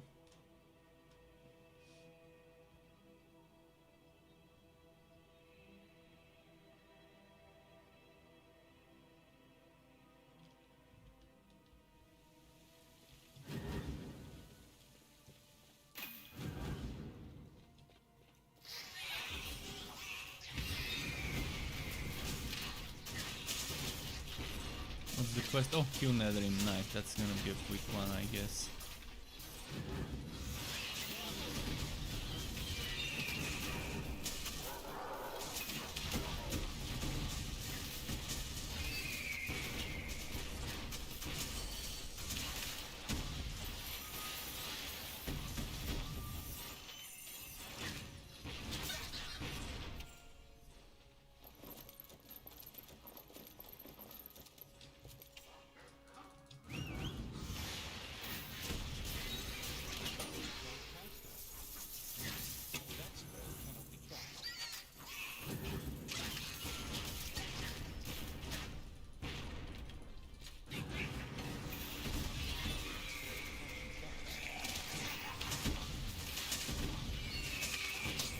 There we go.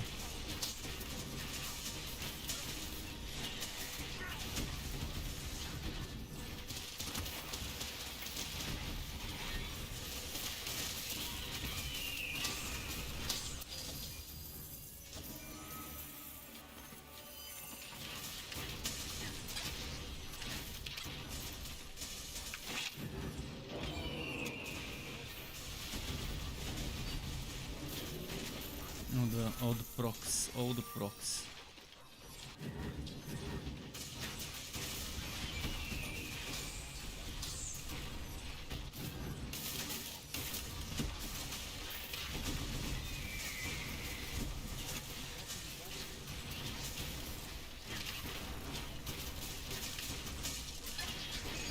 Can't cast that here. Okay, next.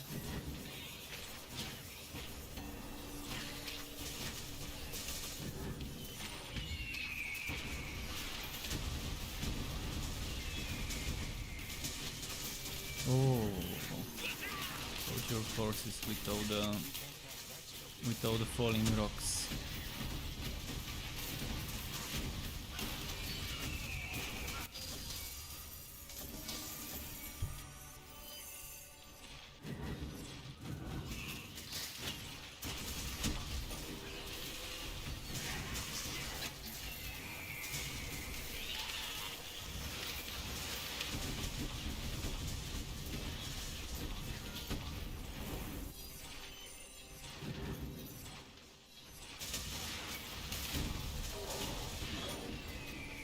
Okay.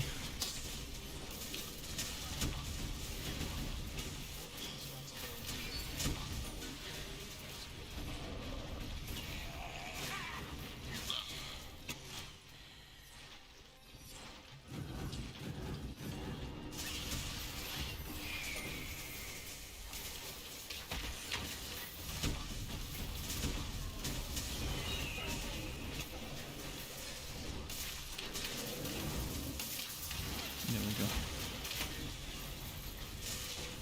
There's the big boy left. Oh no, actually there's a little guy next to him.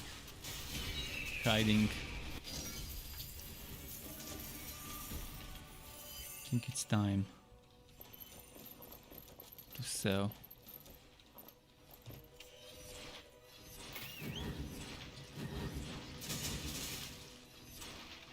I've been noticing that a lot of the time, often some of the blood seekers would just not hit anything, even if there's things to hit nearby. Obviously now there wasn't much to hit, but some of them just don't hit. See, they're just randomly flying away off of the map. Like half of them or 40% of them or so. I think it's half of them. That won't hit anything.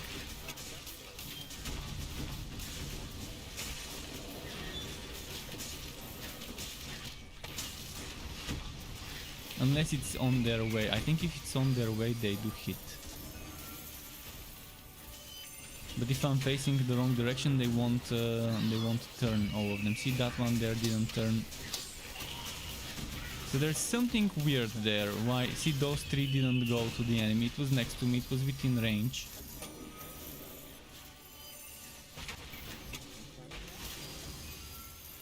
I need to figure out if it's half of a wave that doesn't hit, or maybe it's the final waves. See, the first few waves, all of them hit. The last few waves, some of them didn't.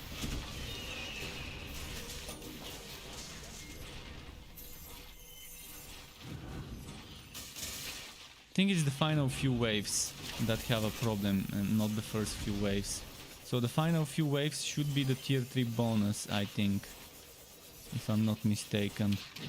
I think the tier 3 bonus works in such a way that it just adds double the waves, not double the projectiles, unless it's the other way around and I'm mistaken.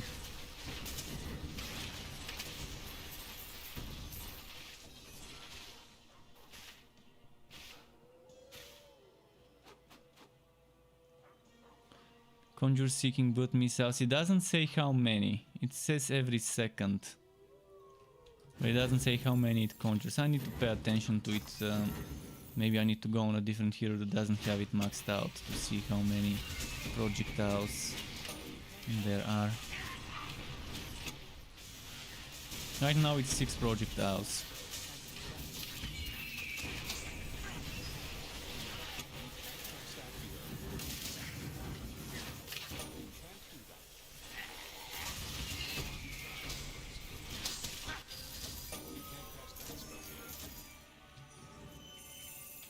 Look at those. Alright, let's go and collect the boss wood.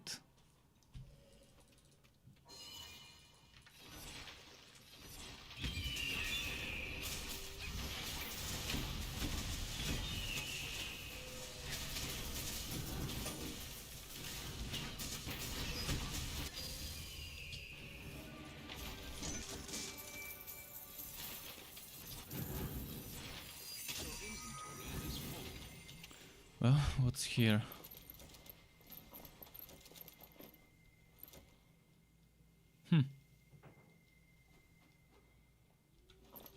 Junk.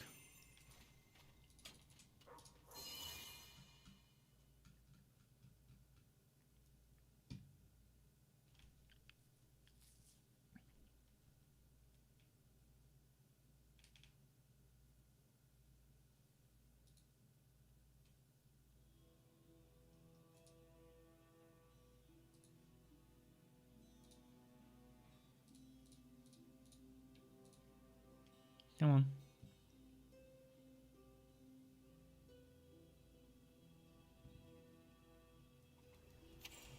finally.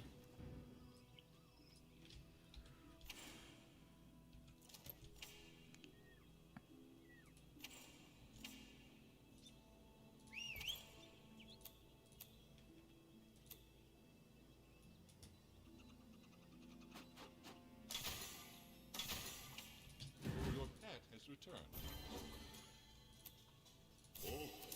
Oh, boss fight. Let's pick.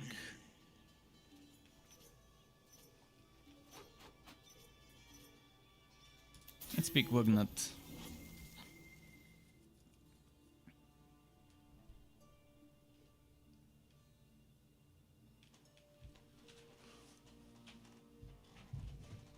I need a drink, a bit of water.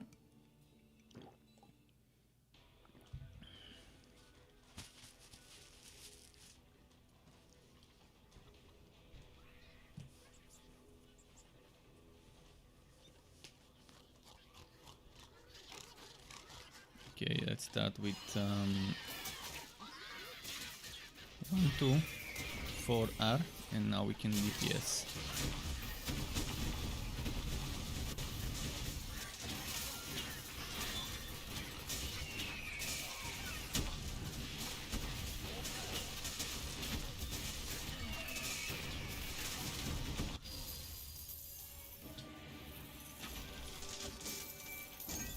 My little general.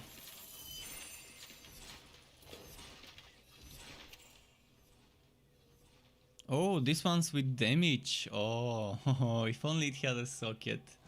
If only. I would have considered removing the Frost Soul when I get more defense from items and putting the Frost Soul in the Legendarium.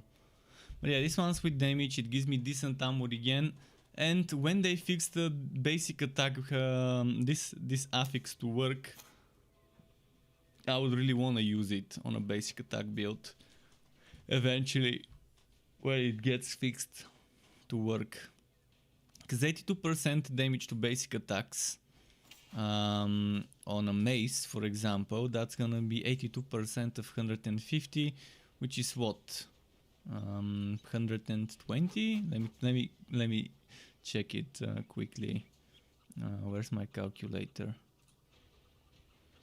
82%.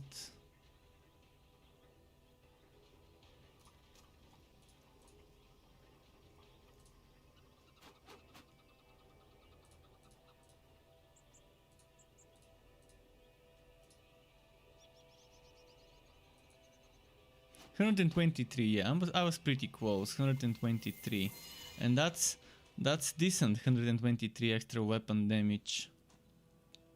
And if you have multiple of those affixes, and for example you have this bonus affix from the passive skill, like this one, but on a different build obviously, and then you take this one here, another 50%, so this is 50%, this is 50%, then take another 80% and then another 80%, and you can get around 260 easily percent. So 150 can become like 400-500% weapon damage on a basic attack hit. And if it's an electrode, like the melee adventurer build, it triggers a lot of things, and it's super quick because maces are fast. Can't wait to make Melee Adventurer 2.0 when they fix those affixes.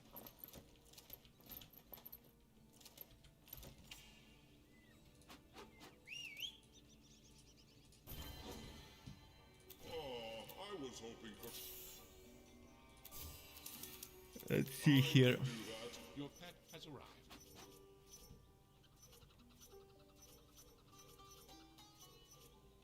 I'm not liking those. I'm gonna do this one. So you're gonna see status immune does not mean I can't bleed them. I can still bleed the enemies. And I can still proc the rupture.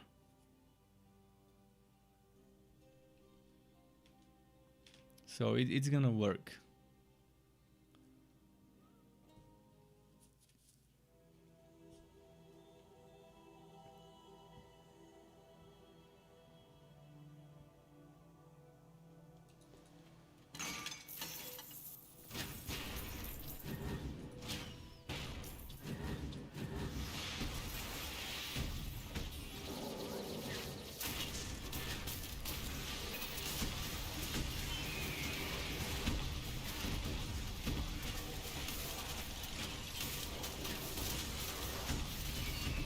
No.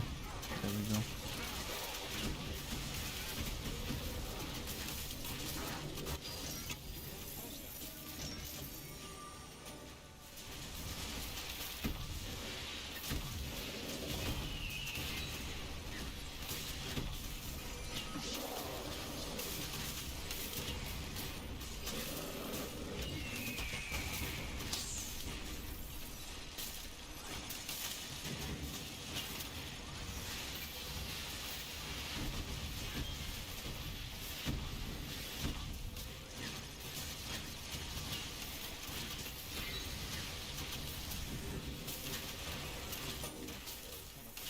Come on. Oh, this one took a beating.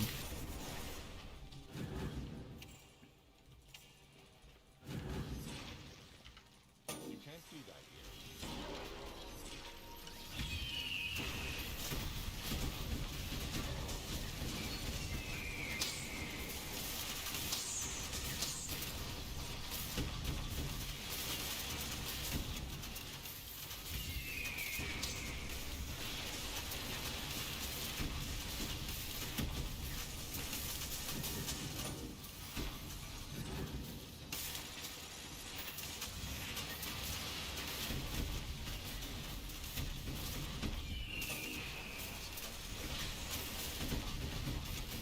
Come on.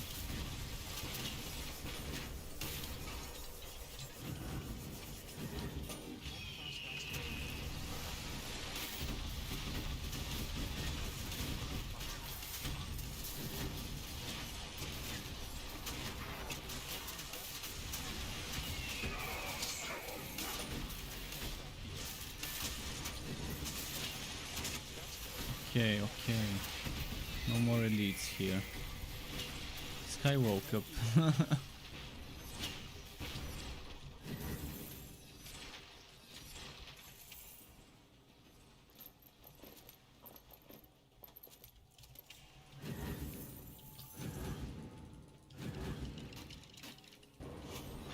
What's the time? 10:22 p.m. We've got like around 2 more hours of the stream left. Hopefully I can find some upgrade of some of my items. Even if I don't find upgrade of the items, I've still got some gear that's okay. Okay to make a build video with that gear. I've got the bases, which is good. May not have perfect stats on them, but at least I've got the bases. Tyron says, how do you get infectious shooter for Scout's Bones? It's a random drop. It can drop as early as level 2 or 1, but let's say 2. You can get it from gear bundles, you can get it from gambling, you can get it from monster kills, you can get it from boss chests, you can get it from regular chests, although those rarely give legendary stuff. You can get it by breaking objects, but again, those rarely give legendary stuff nowadays. But yeah, it's a world drop, and it drops as early as level. Even level 1 can get it if you're wearing Bex, if you're using Bex. Obviously, level 1 is kind of weird because you're level 2 by the time you beat a few enemies in the game. I mean, I've spent hundreds of hours and I still haven't gotten some items as well. In fact, I've spent thousands of hours since the final wipe. Not thousands, thousand hours since the final wipe. Or maybe since the final wipe it's less than 1,000, maybe 600-700 hours since the final wipe. But I still haven't gotten Molten Reach on my Dusk Mage or Tenderizer on my Realm Master. RNG is bad. It's very bad. But I've gotten a bunch of infectious shooters at level 5 and 6 while leveling out. But the first infectious shooter took me a while to get. I think I got it like after level 60. Took a while. I guess it's just it's about luck.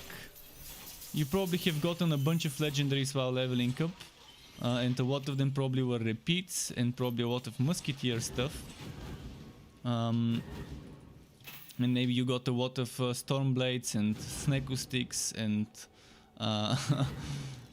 what was the other one? Fire starters and stuff like that.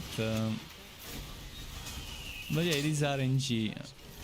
There is no way to focus farm right now. I've suggested long ago for them to make the Fuzzier dungeon have dedicated increased drop chances for certain items in each stage. So for example, let's say in this stage, stage 28,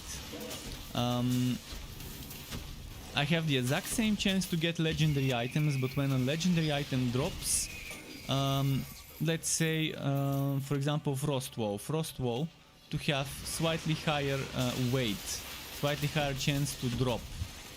If a legendary item drops, for that legendary item to be the Frostwall compared to other legendary items. And then I move to level 28, and then maybe 28 would give me the same thing, but instead of Frostwall it would be the North Mace, this item.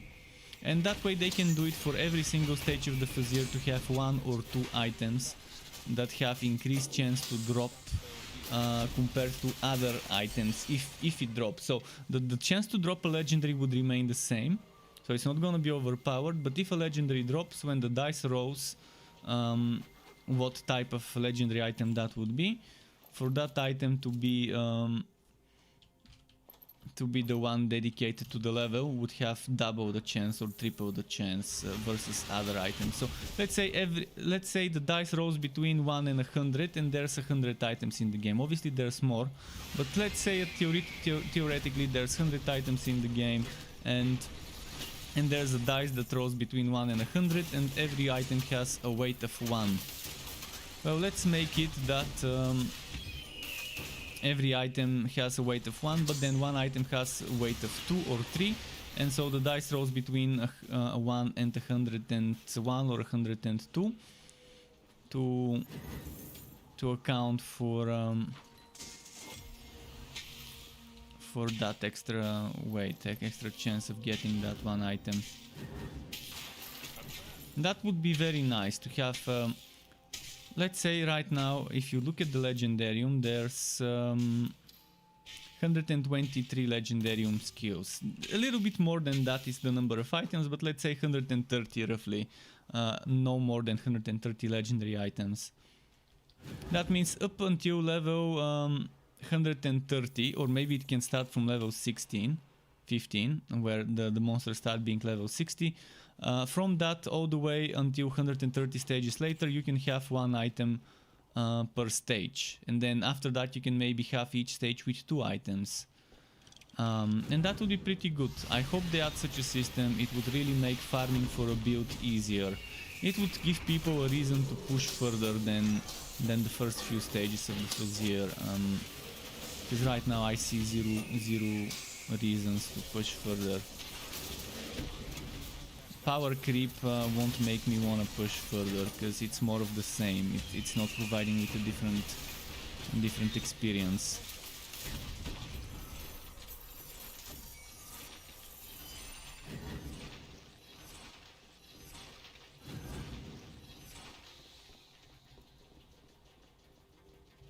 Okay, let's go to the portal.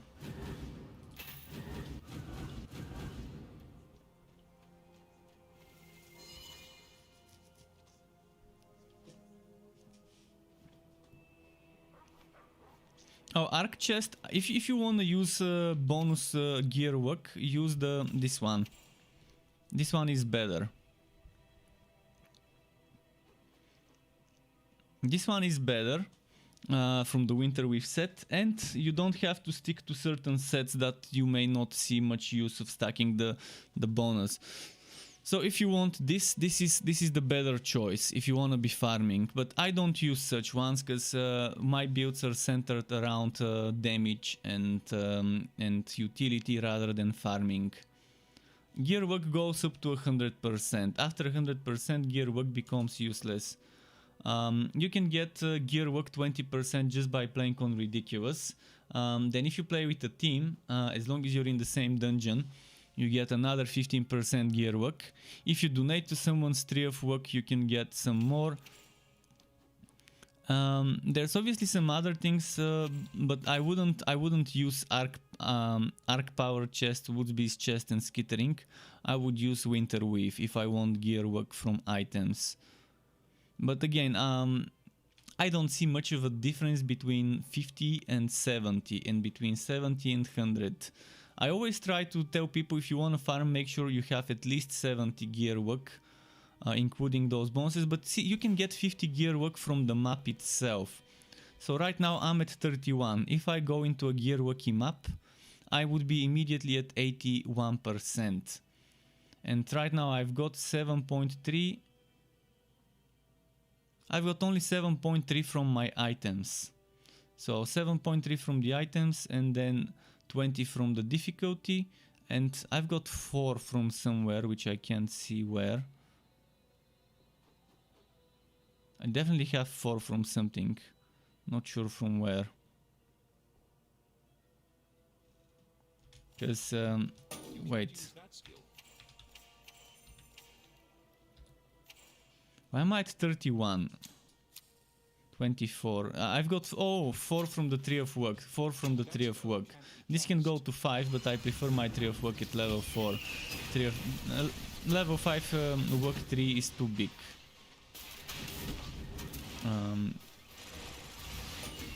But yeah, you can get 25 just by playing on ridiculous and having a tree of work, and 50 from being in a gear worky map. So if you add to that the winter with cuirass maybe, and maybe a little bit of gear work in one item or 2 items, then you can easily cap it solo.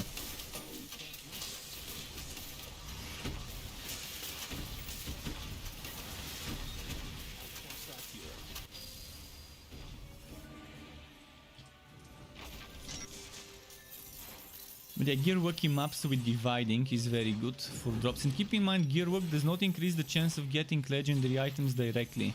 Gear work means higher chance of getting drops. Not legendary drops, drops in general.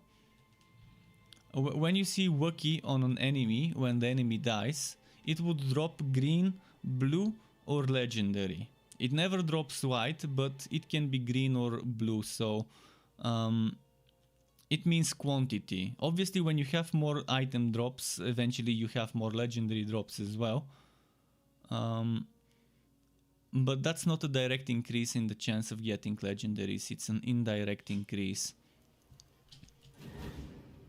But it's still good, it's still a good stat. It's still a decent stat. Oh no, I need to sell, I don't need to dismantle.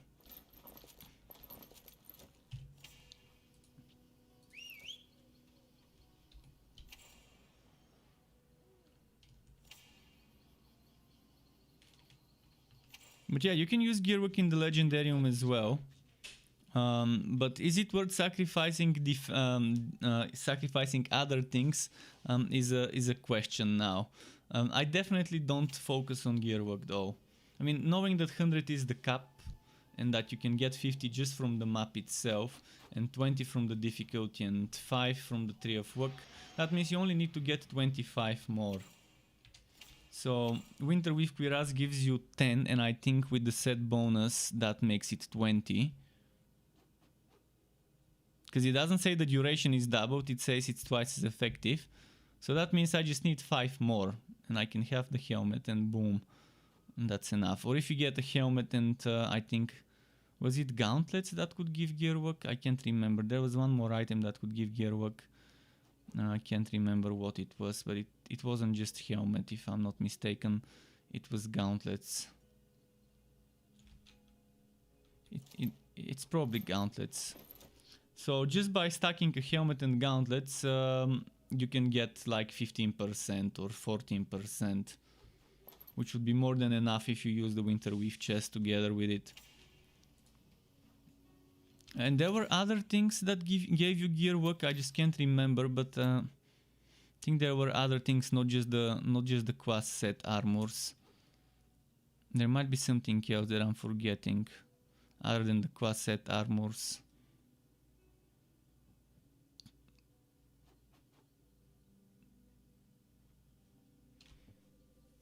Maybe Gathering also has a chance to give you that, but I think the Winter Weave chest is a very good thing to use. There's definitely no weapons that give you gearwork as far as I remember.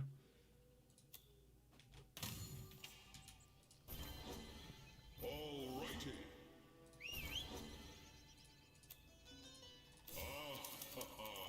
You say that now. So I think a good combo to look for is dividing with gear Wookiee at the bottom. Or even if you're Wookiee, dividing Infamous. Actually, dividing Infamous you can get, but you can get unique gear Wookiee. Unique dividing gear Wookiee is another thing you can get later, further in the dungeon, when you start getting double the affixes. Basically, what you need is dividing or unique over here, and then the other one here, and then gear Wookiee.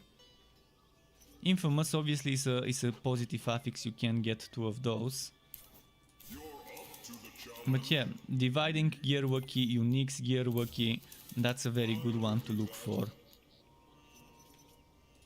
And eventually later on, uniques dividing gear Wookiee. It's amazing.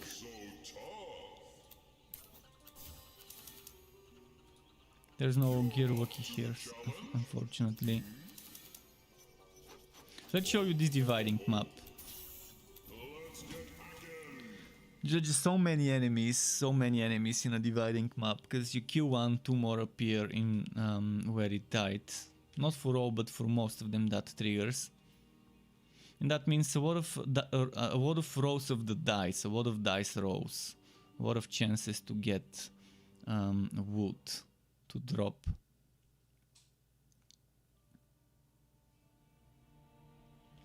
And targeted strikes, you asked about targeted strikes, and yeah, targeted strikes is good. And I've used targeted strikes in my early builds. I only used targeted strikes, and now I'm using explosive arrow. And for this one, I'm gonna make 2 builds: explosive arrow with Bloodseekers and targeted strikes with drain. That would be the 2 builds I make. So on Friday I'm making this one. On Saturday I'm making the drain one. It doesn't matter which one you use, it's up to personal preference. Targeted strikes, onslaught, tight grouping, explosive arrow, scatter shot. I like the range of explosive arrow. It's got good range. It's also got AoE in a circle.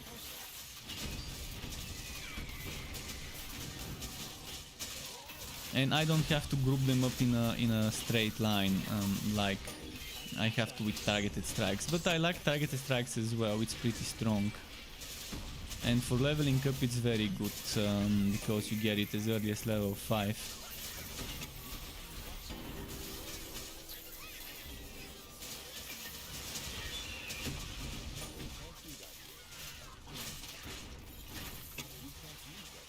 But yeah, my old build with targeted strikes and drain shooter strikes, I will remake it.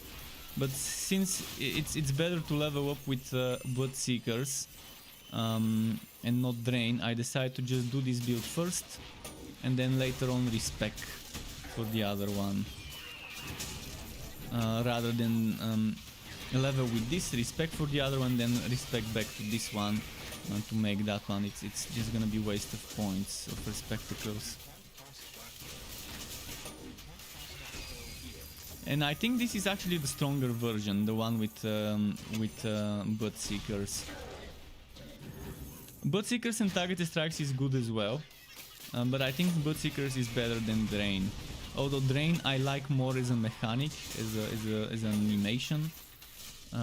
Bloodseekers just gives me better DPS, I think. I'm gonna test and say what I think when I respec. But from the looks of it, I'm not gonna get the same results as with this if I use Drain.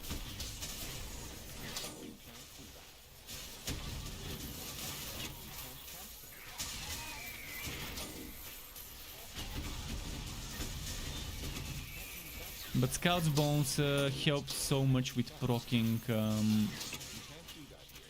with proccing Rupture. Now that we can reset the cooldown of Scout's Bones with Revolt, it's opening up a lot of proc monster potential. Yeah, with Bloodseekers you don't have to. I was saying the same thing to another person today. With Bloodseekers you definitely don't have to get too close to an enemy, whereas with Drain you need to be average, medium range. With Bloodseekers you can always be you can be very far from them. So obviously if I need to use Dance of Death, I'm better off staying close to the enemy. And for other things as well it might be better off, but yeah, it gives you more range. It gives you better synergy with skills like Explosive Arrow. That nice range.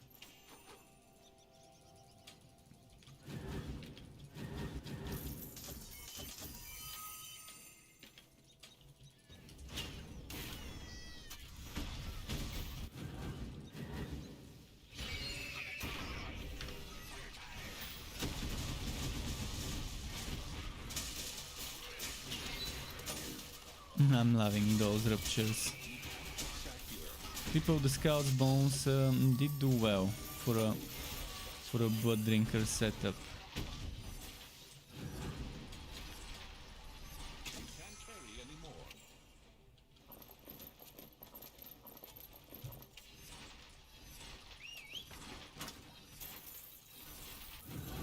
Rupture is one of those procs that is better when you proc it in a big group of enemies. The more enemies there are, the more they damage each other with those ruptures. How do you get the runic power? I'm using Imbue Relic, look at that.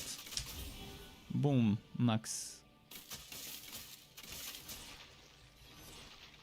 So yeah, the relic power, the relic energy you can recharge with the arc powered boots. Not arc powered, ancient ember boots. Those boots, they give you Imbue Relic. And with the Frost Wall and the set bonus of Frost Wall, I get it down to 30-second cooldown instead of 60.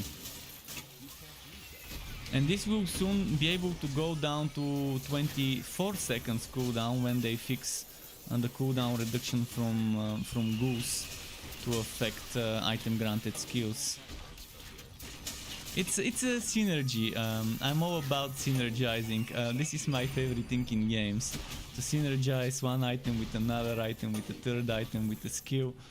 To kind of go few layers down the depth in regards to synergizing. So yeah, Frost Wall I'm combining with North Mace, but you don't have to combine with North Mace. You can use the sword from the set as long as it's one of the two weapons. It gives me 50% cooldown reduction to item granted skills. This is an item granted skill, so it's down to 30 seconds now. And then soon they will make it the same way they made it with the Dusk Mage. Instead of Dusk Mage cooldowns, it became cooldown reduction to all sorts of things. And this one, instead of Sharpshooter cooldowns, will probably give you cooldown just like the Dusk Mage. 2 seconds more cooldown here, cooldown to Adventurer and Precision stuff, and cooldown to item granted skills. So you would have this at 24 seconds. And the thing is, you can put Liu General in the Legendarium. And look at what happens. I'm using Imbue Relic and boom, I get Liu General for 8 seconds. And as I said, you would be able to do that every 30 seconds and soon 24. Which is for 8 seconds you get damage reduction, and casting speed, because we're already wearing the Frost Wall and the North Mace. So I actually get casting speed, and casting speed makes me shoot Explosive Arrow or anything else like targeted strikes quicker. So you don't need the recharge rate. This is useless if you are using Imbue Relic and Bloodseekers. It is useful if you're using Drain and if you're using Spinning Blade.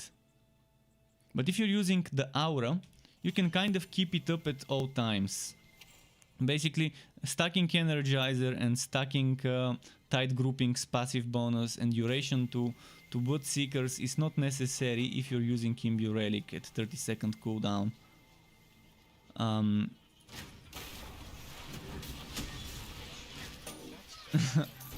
But yeah, for now, the best thing you can do for yourself is stacking before you get the boots, before you get Imbue Relic. You have to stack Energizer and you have to get duration to Blood Seekers. This is the best thing you can do. Duration to Blood Seekers would be amazing. It's one of the best things you can do to this skill, to keep it up for longer before... And energy cost reduction. Energy cost reduction is another thing that's amazing. So minus energy cost plus energy generation on items, and on the boots and gauntlets, duration to Blood Seekers. Those are the things you need to pay attention to before you get Imbue Relic.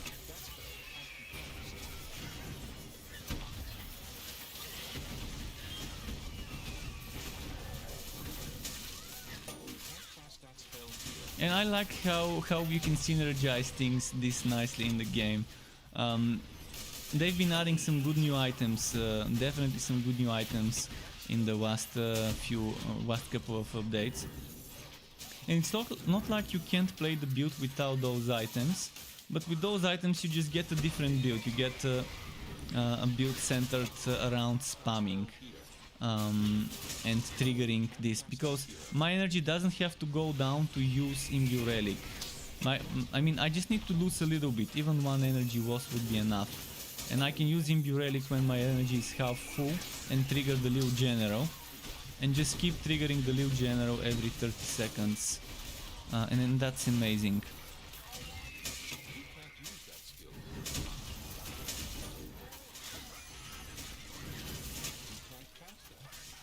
What do you mean saving Dance of Death to build Relic energy? Dance of Death uses Relic charge. It doesn't do anything with the energy. It takes the energy you spent to build Relic charge. But if you wanna use Dance of Death more often, you're better off using Drain or Spinning Blade. Drain and Spinning Blade build Relic charge much quicker, much quicker, because this one drains very slow, especially while you're in combat. Meaning draining slow means slower Relic recharge, which means less Dance of Death. But Dance of Death is it's underwhelming. Honestly, I don't rely on it much. On melee builds it's good though. If you go and play a close range fighter melee build and you just want that, then go for Drain or Spinning Blade and Dance of Death, and it's nice. The damage from Dance of Death does help with recharge for sure. Any type of damage helps. So yeah, definitely does help. As long as you don't have Blood Seekers active. If you have Blood Seekers active, it's only gonna slow down the doing damage slows down the drain of energy. But I've tested it and I can't get it to generate faster than it drains. Even with Relic energy cost, even with stacking a ton of energy recharge, even on a build with 1000 volt burst, when you get 50% or whatever, 50% Relic energy recharge for a few seconds after using 1000 volt burst, even then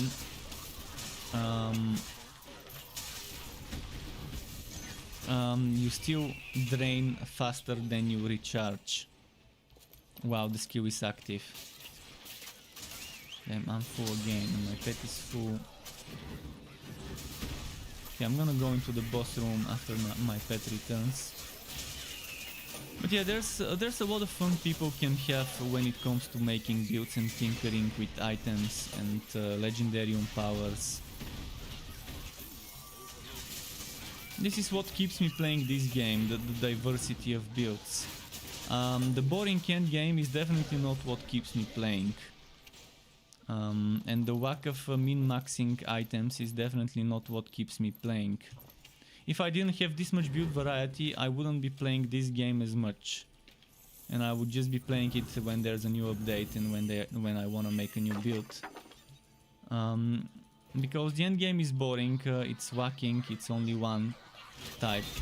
The itemization really needs some changes in regards to quality of life to be able to reroll my affixes and change them.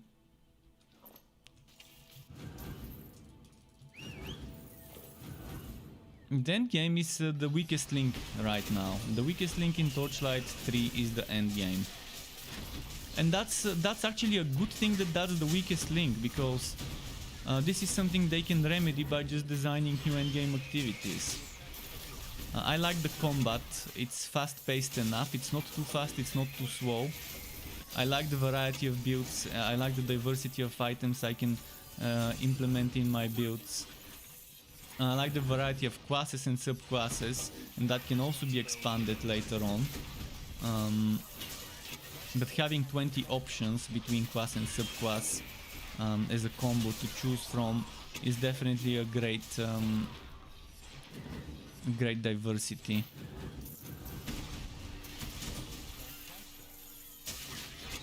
I just think we need more quality of life changes for the itemization, for the enchanting outer, more things we can reroll, not just the sockets. And then we need more endgame, and then we need more options for the pet system. More pet skills. We need what's it called? Stances. That's what it's called. We need stances for the pet. Offensive, neutral, and defensive stance, and that would be really nice. And we need a pet attack button. Pet minion attack / movement button, where I would press this hotkey that I can change and rebind to whatever I want. That doesn't need to go to my skill bar. Like for example, I can press J. When I press J, my pet goes there, and if there's a target where my cursor is, it attacks. And if I have any minions like goblins, Shasta, etc., they would also go where my pet goes, and they would also attack whatever the pet attacks. Obviously J is just an example. Any button could be fine. Or it could be a combination of maybe holding a button and clicking somewhere. But I think it's just pressing a button is enough, without needing to click. And having 3 stances for the pet would be pretty decent as well. More pet skills, obviously something they've been working on. And there's always room to grow there. Pet movement command. No, I'm assuming if you want to focus fire, not to constantly move it, it would still move by its own. But if you want to make it move in a specific spot and attack a specific enemy, it's actually very good, because keep in mind, if you have 30 spiders, goblins and skeletons, and they're just attacking a bunch of trash mobs when there's an elite or a champion or a boss, well, there's not much use of those summons if they're attacking the wrong target, if they're not focusing on the boss. But if you have a button that lets you focus fire the boss, all of your minions and the pet to start attacking the boss, that's nice. I'm not saying to make me move my pets all the time, as if I'm playing StarCraft. No, that's boring. That's too much management, micromanagement or whatever you call it. It should still move on its own. But if you want to make it move in a specific place, to have an option, as well as for the minions. But definitely not something that goes on my skill bar, because that would be too bad. If it has to go on the skill bar, it's gonna be just bad, because we have a limited number of keys, and I'd rather use them for other things. But just some sort of hotkey you can keybind to whatever you like. That doesn't need to be on the skill bar. And that would make the pet move there and the minions. I don't really need it for the pet, I need it for the minions. Honestly, I don't rely on my pet to do damage as much. I like that it does a little bit of damage every now and then, but I don't use it for the damage. But in minion builds where you have 30-40 creatures fighting for you, it would definitely be nice to be able to tell those 30-40 creatures to attack a single target.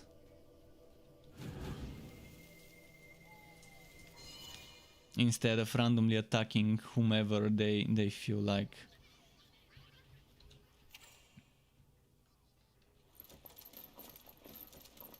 Your pet is back. Okay. And Separator says, hey, how much time do you spend at 60 before you say, okay, let's start a new build? Depends if it's my first playthrough. I spent on my first Sharpshooter, I leveled up after the wipe. I spent 10 days and it was Electrode Sharpshooter and my eyes started hurting by playing Electrode every day for 10 days straight from all the flashing lights and thunders. And then I said, fuck it, the build is not ready, I'm just gonna make it without it being completely ready with all the items I need. And then I moved on to the next one. I just couldn't be bothered to play that build more than those 10 days after the wipe. Time is precious and I don't have much of it, and I wanna make as many builds as I can, as quickly as I can. And that's why I'm not trying to get super meta min-maxed items. I'm trying to just get the basics, the most crucial items. So for this build that would be 3 pieces of the Musketeer set. 2 of those need to be those 2, the other ones whatever. And I need to wear Ancient Ember Boots and then Frost Wall and North Mace. So this one is optional bonus equipment. This one is... it gives me explosive arrow damage, so why not use it? It goes well. I've got Token of Rapid Bartering, Invigoration and Drat Neckband low level, but I still got them so I can show people, hey, that's my favorite ones, I use those. Now that I've got some gear to use from other heroes, I don't need to spend as much time as I needed to before. But it's a matter of personal preference. If you get bored quick, change quick. If you don't get bored quick, then play more on that hero before switching.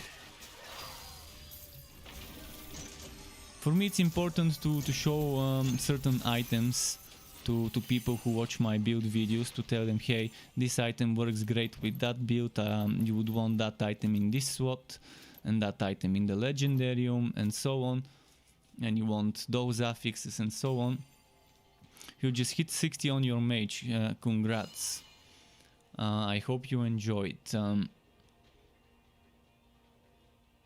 Let me see if I missed any comments.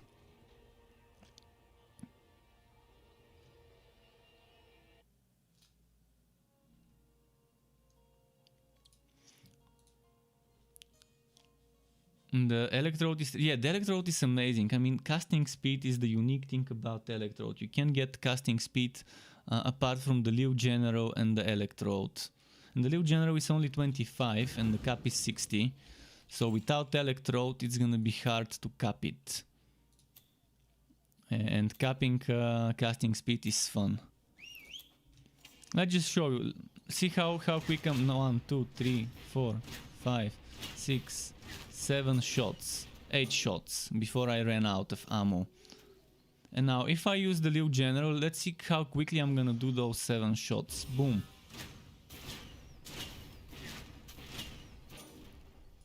Actually, I ran out of ammo with 5 shots. Because I was attacking quicker. So I ran out of ammo with 5 shots, but I made those 5 shots much quicker. 25% quicker. That casting speed, 25% from the Liu General. And obviously if you can stack it up to 60%, you're gonna see how much better that would be. Clockwork token I don't need.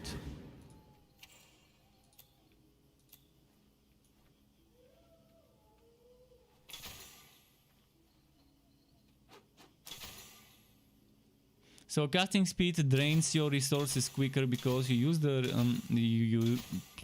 Blah blah blah. You use the you use the skills quicker, and that's why it drains quicker, but you do the damage faster.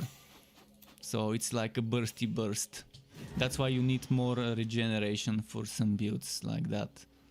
For example, on mages, if you can wear a Liu General like this one with damage and maybe mana regen 2 times, and a socket ideally to put chance to shock on a mage with electrode, it would be amazing. And then you can just socket the frost wall. Yeah, you're gonna have less survivability, but you can just socket the frost wall and wear the Liu General, and then you're gonna have more mana again, and deal with the mana problem that way. Or I can do the same with armor again on this class to help deal with the ammo problem. But there's reload. See, reload, you don't have reload on the disc mage for mana. But on this class I can reload 2 times and keep spamming if I want to for a long time before I need to even worry about ammo again from items. That's why on Sharpshooter I'd rather have a shield. Unless I want extra DPS. I mean, if I think I don't need the defense and I want more DPS, and I have something with flat damage and maybe a socket, sure. I'm gonna go for a focus over a shield and just put the shield in the legendarium. Did someone just see this? There was like a rectangle, a gray-white rectangle. I'm just wondering if I'm the only one seeing those. It happens where my cursor is every now and then when I'm playing. And I'm wondering if it's my GPU dying or not, if it's artifacting from the GPU or not. I'm wondering if it's the problem from the game. Does anyone else see that on my stream? And if yes, do you see the same happening when you play the game? I'm just trying to figure out what causes this. Is it the streaming software? Is it that I've got my browser in the background? Is it just the game itself? But it's always where my cursor is, and it's like a quick blink, like a flash for like half a second or so, that gives me like a box, a rectangle, a white or gray rectangle around the cursor, and then it disappears. And I'm wondering if it's artifacting of my video card or not, because it's a big box and I don't think artifacting would look like this, but who knows.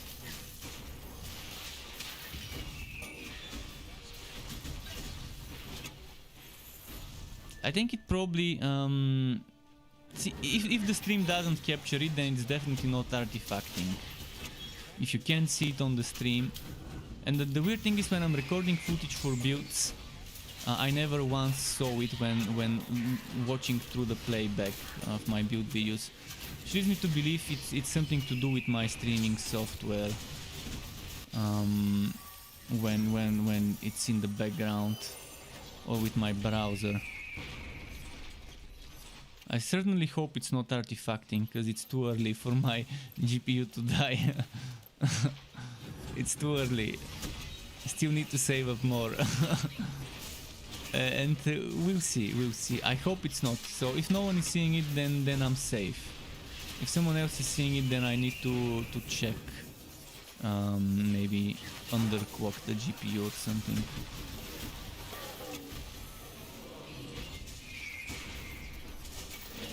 It's not overheating, so it definitely isn't that. That's definitely not the problem.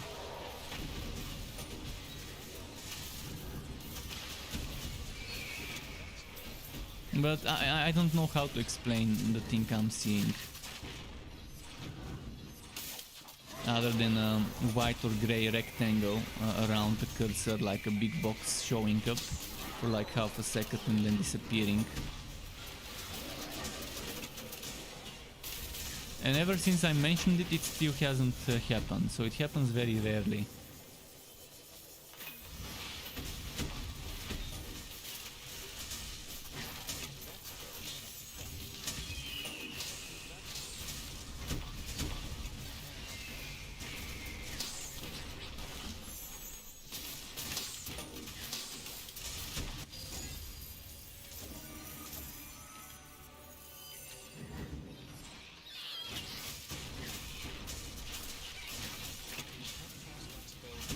I think it happens at the beginning of maps.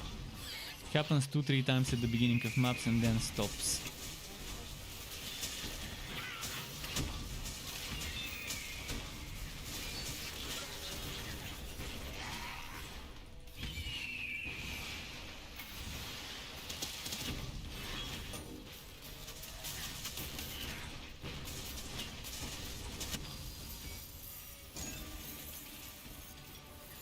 Alright, there we go.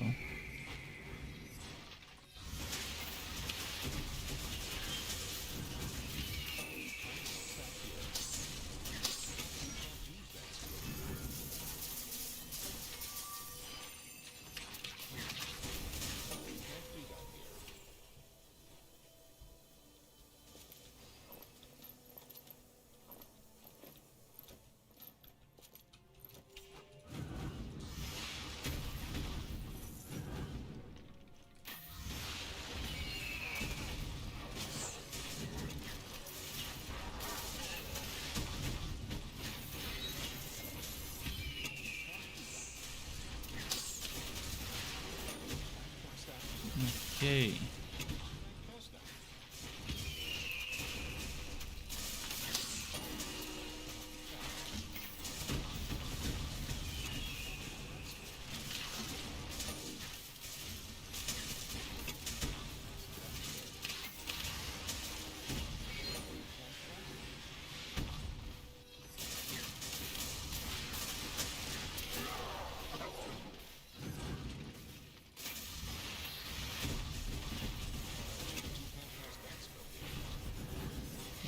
Should I just end it now that the netherins are spawned, or should I stay in this map? It's a Gearwacky map. Thinking of clearing it a little bit more. And it's Candy Baby. That's a very nice name. Welcome to the stream. Nice having you here, and thank you very much for the follow. It's appreciated. It's Candy Baby said 6 hours yesterday and 8 hours today from level 1 to 251 Fazir. Speedrunning this game actually kind of fun. I guess so, yeah.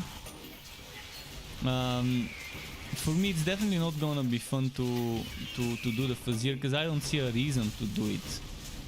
It's not... Fighting level 16, stage 16 Fazir and stage 251 Fazir, it's just more of the same.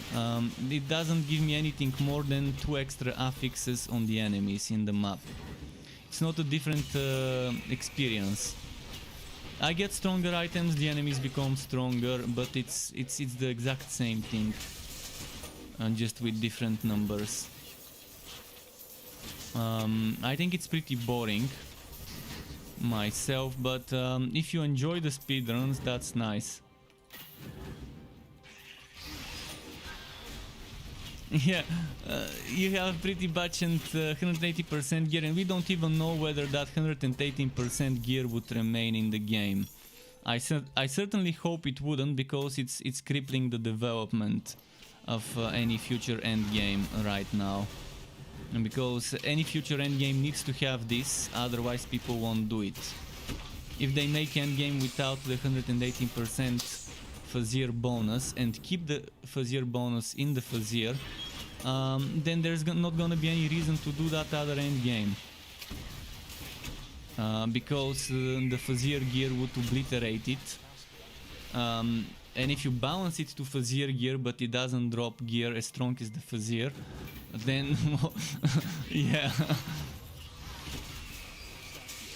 So yeah, right now they're kind of they're building a box around themselves in terms of how much freedom they have when adding new endgame. And it would be much better to not have this box and to have more freedom. To not have to design an endgame that has multiple stages where you can implement this. You can obviously implement this in a survival mode or a defense mode with a bunch of waves where you're standing in one zone or moving from one zone to another, like a tower or whatever. But yeah, in general there aren't that many modes, and you can do something like Delph in Path of Exile and have that applied there. So something like Crucible in Grim Dawn, something like Tower of Chaos in Chaos Bane, or the Arena in Last Epoch could have a Fazir bonus, challenge bonus work into it. But it's called challenge bonus, and Fazir is the challenge. And obviously something like Delph in Path of Exile could also be a system that fits one way or another such a bonus, but apart from that I can probably think of another 2-3 different types of endgame, and that's gonna be it. You can't apply this to Uber bosses, you can't apply this to bounties, you can't apply this to the Alpaca level. There's many places where you cannot apply this Fazir challenge bonus. That would be very good very good things of very good ways of making endgame that you can expand the current one with. But yeah, right now those would be pretty much useless with that bonus. And I really don't see any rewards from pushing the Fazir. I would like to see gear bundles. I would like every time I clear a boss level for the first time, so this one, I beat this one, I get a blue bundle. I beat the next one. Let's start from the start. Beat this, get a blue bundle. The first time you beat it, only the first time. Beat this, you get a blue bundle. Beat this, you get a yellow bundle with a guaranteed legendary in it the first time you beat it. Then back to blue. Then another blue, and then here you get another legendary, and then I would have a reason to keep pushing. Also, as I mentioned earlier, making sure that certain items have a slightly higher chance of dropping if a legendary item drops at a certain stage. So here a Frost Wall, here a North Maze, here a Glacier Sedge, just an example. If a legendary drops, slightly higher chance, maybe double the chance of that legendary item being item X, Y, Z, etc. That's gonna be... I wrote this 6 months ago. 6 months ago I wrote them an email and I posted it on Note as just some example ideas, example things that they could do to the Fazir to make it more fun and to make me wanna do it, to make me wanna push it. So yeah, it's been 6 months since then. I mean, I can't give you the exact words I wrote it in, but on the note ticket I made, you can probably see what I wrote. Fazir quests would be nice rewards. What?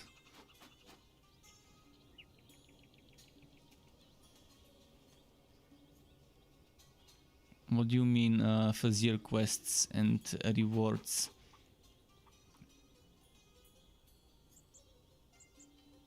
Separator is asking what you need from the Arctic armaments beside Liu General. Basically you need Frost Wall and either the mace or the sword. Frost Wall looks like this. This is the Frost Wall. This is the sword, this is the mace. So equip Frost Wall and the mace, or equip Frost Wall and the sword, or equip Liu General and the mace and Liu General and the sword. The way I do it is I put the Liu General in the Legendarium and I wear the shield. But you can do it the other way around. You can wear the Liu General and put the shield in the Legendarium. It works either way. By the way, this is a very good item for a poison build. Two-handed.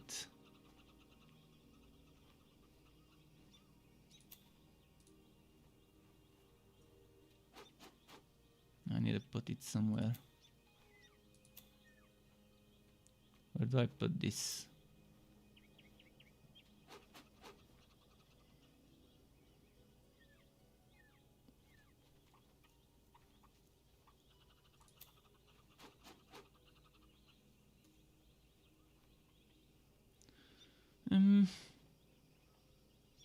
I'm gonna replace this thing.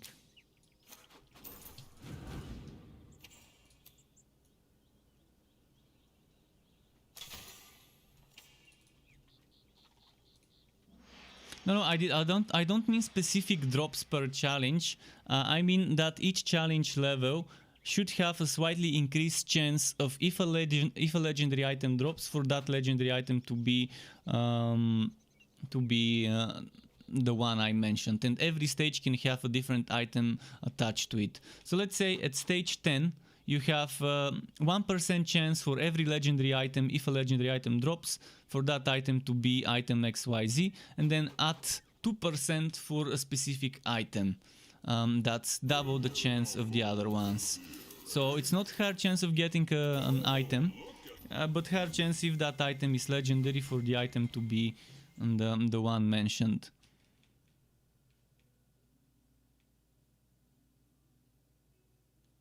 But yeah, we already have quests for completing tasks, but they're very boring and they're randomly generated and they're just the mapworks quests. The quests need to be very rewarding if they make you go into a specific place in the Fazir and complete specific tasks. I'd rather see tasks that make me go outside of the Fazir and make me go into the zones of the story and the monsters of the story scaling to my level +1 or +2. And if I'm level 60, the monsters scaling to level 60, but getting extra bonus stats to make it a little bit more challenging. And then to make me go and do something like the Diablo 3 bounties. Going into the story zone and into Act 1, 2 and 3 maps. To maybe tackle some of the bosses from the story and to kill them again. But maybe those versions will be a little bit stronger than the ones from the story. And to have something like this, like the Diablo bounty system, that would be more fun than going into the boring Fazir dungeon to do certain tasks. They just need to make it so once you beat the story, once you finish Act 3 and beat the final boss, those zones start scaling to your level +2. I would say your level +2 is a reasonable challenge. So you're level 46, you beat the game and then you go into whatever zone of the story, the monsters would be level 46 +2. And then if you go at level 60, they would be level 60 but with slightly stronger stats than an actual level 60 enemy.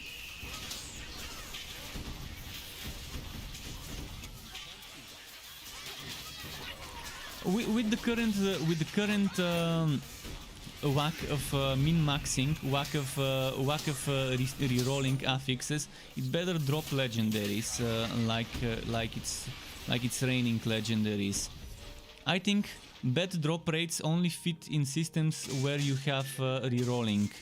So let's say I had a system where I could re-roll my affixes to any affix I want as long as I have materials, then I wouldn't mind bad drop rates of legendaries because every legendary would be valuable because you would need the materials, you would need the essence to re-roll your affixes. But the currently shitty drop rates that we have at level 60, not while leveling. While leveling it's raining legendaries. Not sure why that's the case, but when I'm leveling I get 5 times more legendaries than when I'm doing level 60 Fazir. For some unknown reason, while I'm leveling I'm getting 5 times the legendary drops. Between level 1 and level 46. While doing Act 1, 2 and 3 story zones.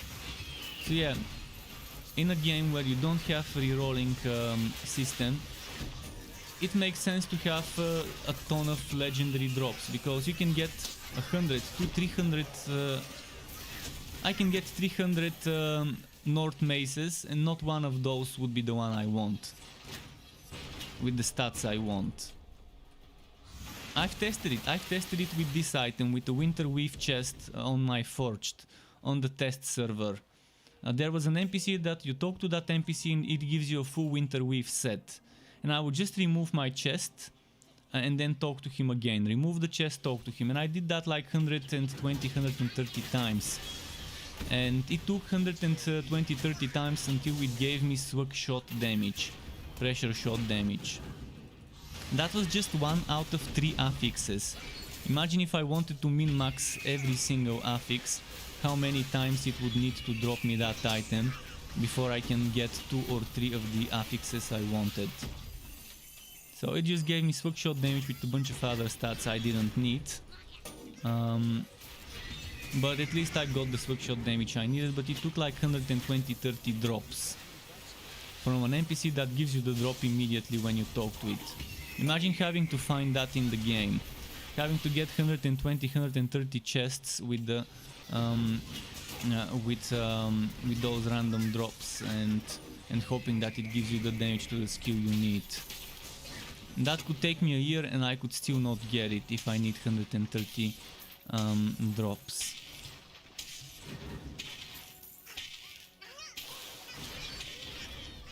That's why I think you should be generous to your player base when it comes to items. Give them options to change the affixes the way they want. I mean, Chronicon is the best game in this regard, in regards to how many ways of combining, of modifying an item there are. You can change an item's affixes, you can make those affixes weaker or stronger with some RNG. You can put the affix of one legendary item on another legendary item, retaining both legendary affixes. Obviously this would be overpowered in Torchlight because we have Legendarium, but it fits in Chronicon, the legendary affix enchanting. You can make affixes stronger by upgrading them a few times as well to reach the limit. I mean, there's a lot of things you can do in Chronicon to one item. Obviously I'm not asking for all of them in this game, just to be able to change the affixes and then maybe reroll for a stronger version or weaker version randomly of that affix. So let's say I want to put crit damage instead of swag shot levels. I would roll until I get swag shot, until I get the crit damage, and then let's say I want to min-max my crit damage to be as high as I can get it. I would keep rolling until I get the one I want. This would keep me playing, this would keep me farming, this would keep me farming legendary items and farming fame so I can get those resource bundles that give me essences. And I would know every single legendary item is valuable because essences would be needed to reroll my affixes.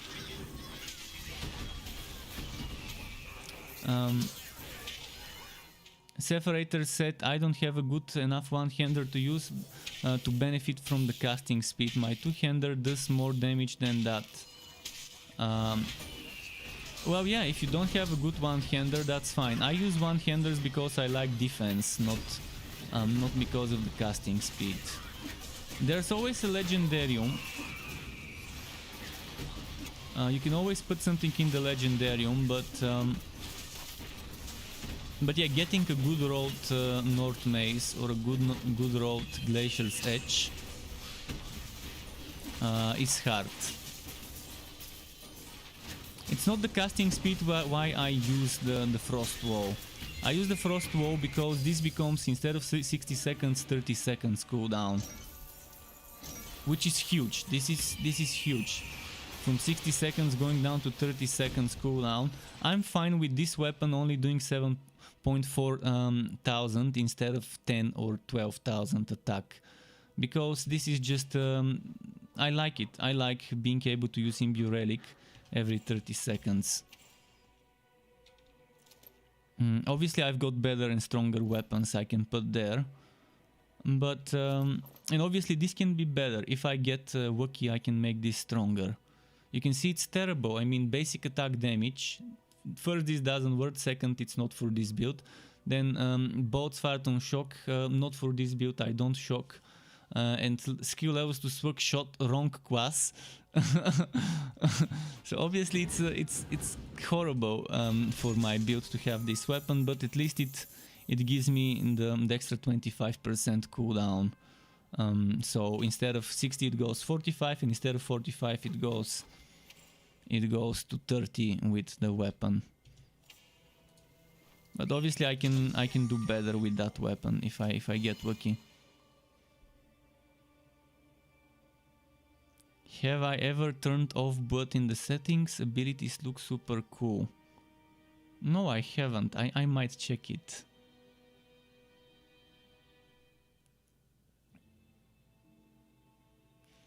But speaking of those things I mentioned earlier, let me see where I put that.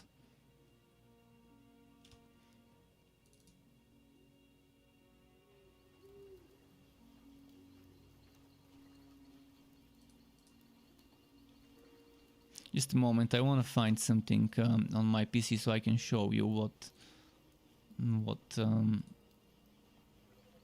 I was talking about earlier.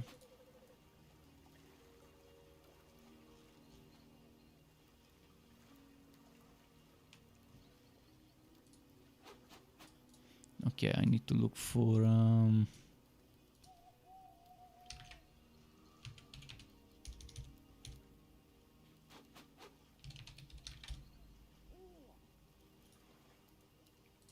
okay, I found it. So let me first see if you see it. You see it. This is what my idea was. I made that on Photoshop a few months ago. Just a moment, I need to take it. So this is basically what my idea was. See, different enchanting tabs on the enchanting outer. Tab 1 is the standard enchanting, tab 2 is the reforging, which is rerolling, and tab 3 is transmute. It should be actually transforge, not transmute. But yeah, transforge. And then this is example for function 2. Function 2 is the rerolling. So you click on an item, and the same way you can reroll the enchanted affixes on sockets, you can see affix 1, affix 2, affix 3. Then you select that one and select or deselect which ones you want to reroll. And it's gonna give you here a list of the possible things. So functionality 1 is to reroll the values between minimum and maximum. Functionality 2 is to reroll the affixes, and this is that one. And you can see the cost. Obviously there would be legendary as well, and then just click reforge, boom, it's done. So it's not transmute, it says transmute, but it's a different thing. It's transforge, more like it. And then reforge maybe, yeah. And then this one, a list of possible items that you can get after the transmute. It's not really transmute because we already have the remodel thing, but any name can fit here. And basically this is you select that one item, and then there's a list of possible items that you can get. So let's say I put a legendary musketeer helmet, and then I can get any other musketeer set piece, musketeer rope, musketeer legs, musketeer things. And you would see the list of those items here. You can get the same one maybe, although that would be boring.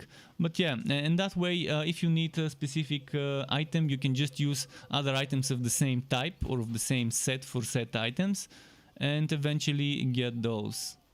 Oh, this was my this was my initial before I made that one. I drew it like this. Paint skills 1000, 9000. And I made this few months ago, and this is something I would really love to see in the game one way or another.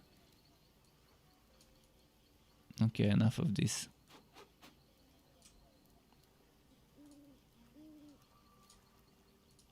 So transmute is obviously not the best name because transmute fits here. Transmog. Although transmog, transmute, maybe people won't mistake it, but transmog and transmute could be kind of mistaken. They sound very similar.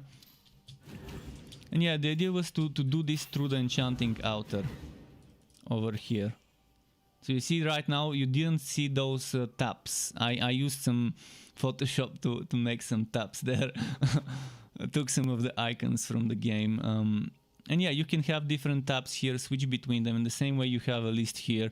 The same way when you click on an item, you see that same list here and you have different options, and this brings up the options to be able to just select which affixes you want to reroll. You can select 1, 2 or 3 from the middle affixes and then reroll them, and once you get one of the ones you want, you just keep rerolling the ones you don't want. Similar to Diablo 3. I mean, Diablo 3 did it super nicely, Chronicon did it in a different way. Different mechanic, but the same result. It would fit well in most Wooter games. I think 90% of the Wooter games could use a system like this. Obviously, in games like Last Epoch, it has a different crafting system, which works fine. It works fine. You can keep adding affixes of your liking to an item, and you can keep trying to upgrade those affixes with the chance of breaking the item, and either losing it or making it so that you can no longer upgrade the tiers of the affixes. And that works fine in a game like Last Epoch. They have their own version of doing things, and it's fine with their game. But most other games could use a system similar to the Diablo or Chronicon one for rerolls.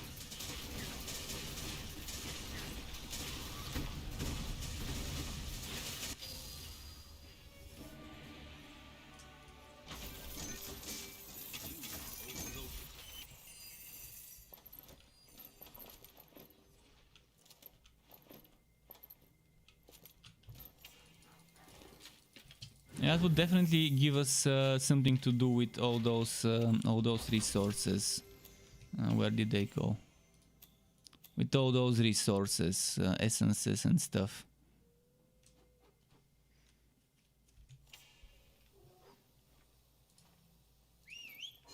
Other than just socket rerolling.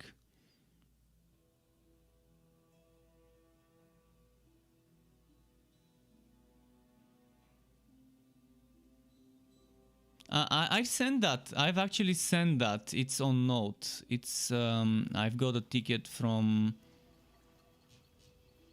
3 months ago. I've got a ticket from 3 months ago. Here's the ticket. I don't make those things just so they can stay on my PC. I make those things to send them as feedback. Otherwise, why would I even bother making something like that just for the sake of making it?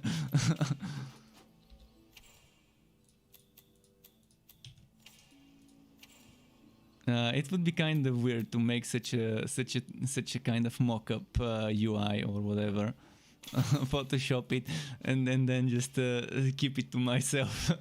But yeah. I definitely I care about the game. I want the game to improve. I want more people to enjoy the game. So I do my best to give feedback as a player, as a streamer, content creator. Obviously, not many people agree with me, and not everyone likes things that way. And there's a lot of people that would say, okay, this makes the game too easy, too boring, but to me, it's the exact opposite. To me, right now, it's too boring, and I don't see a reason to play much, other than to just make builds and experiment with new builds and new synergies. Angered Ancestors, this is the moment where I say no to pushing, and I go back to Netherwell and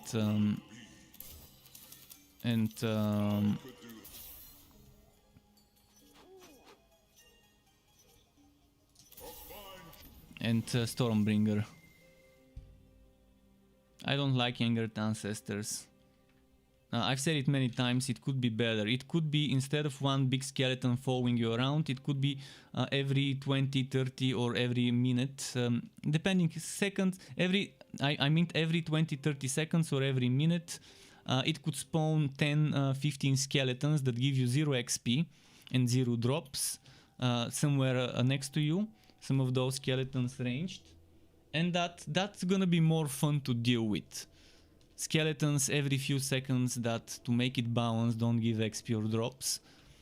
It could be even spirits that are not skeletons, it doesn't have to be skeletons. That would be more fun to deal with than that boring Angered Ancestor spirit to get ambushed by some bunches of enemies. In fact, they might make it that one of those is always like a champion that you have to kill. And if you ignore them, it would keep spawning a lot of those, and you would have to deal with a lot of them. But yeah, I think the way it works right now is as boring as it can be. The only thing more boring than Angered Ancestors is maybe the Shifting Shackles. But at least with Shifting Shackles you can rebind the skill to a different slot. So if it silences my explosive arrow, I can rebind it to any other button and still use it by sacrificing whatever is in that slot. But Shifting Shackles just needs to change to like 10, 15, 20 seconds rotation. I think if they make it 10 seconds rotation, it would be nice. 10 seconds silence, 10 seconds not silence, 10 seconds silence, 10 seconds not silenced, randomly selecting a skill every second, 10 seconds to silence. That way people wouldn't even bother rebinding it to another slot. They would just let it run out.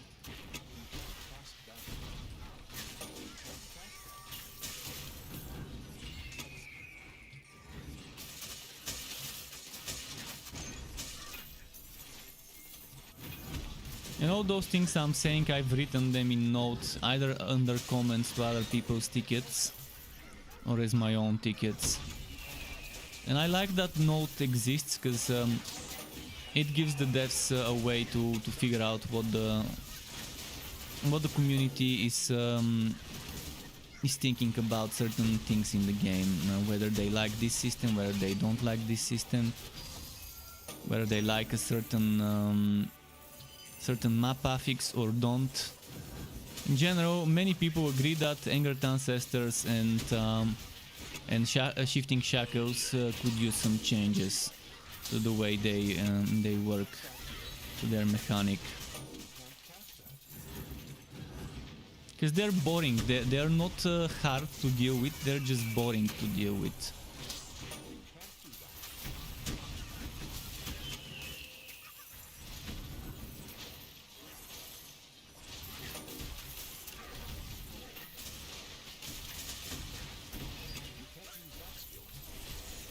See.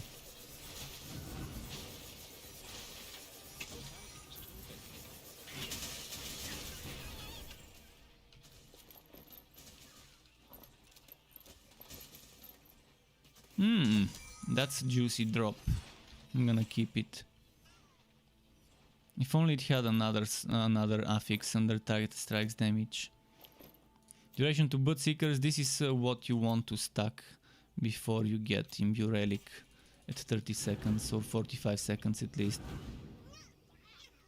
You don't like the genie and his jaw? Oh, definitely. Oh, did you see that? Now the same thing happened now with the square. I'm not sure if you saw it, but it was over here, and I saw that white square appearing for a split second. Yeah, the Fazir's jokes are pretty boring as well. It's lame jokes. But he's supposed to have those lame jokes. He's supposed to be the character that tilts you or attempts to tilt you. He's like an arrogant genie that has lived for centuries. I guess it makes sense for him, but I definitely don't like the way his jokes are. But I understand why it fits this character.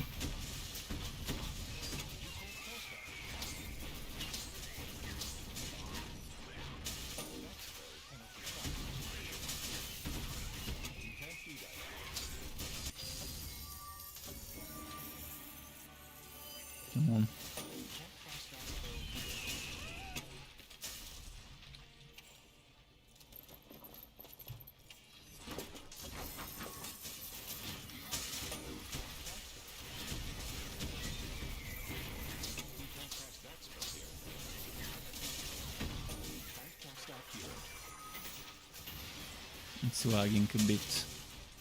Yeah.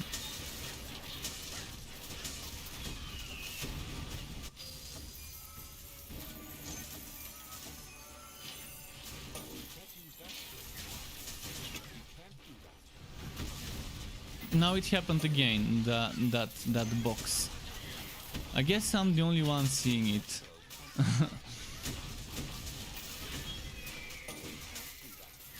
And that means it's not the game, because my stream is only capturing the game.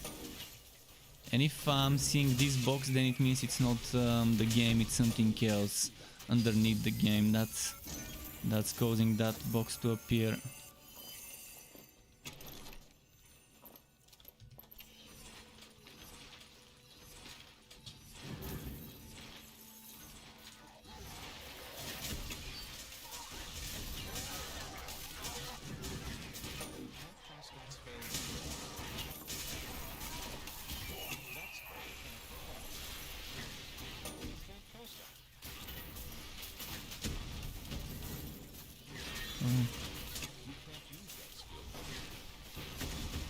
No.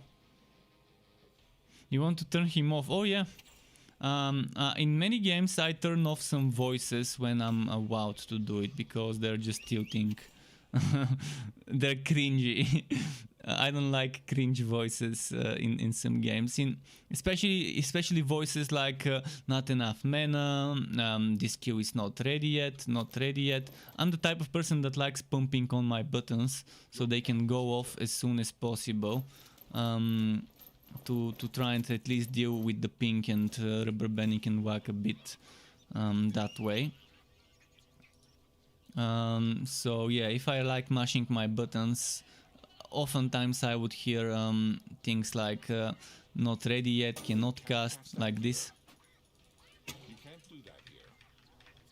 You can't cast that. And definitely having options to turn off those sounds is nice.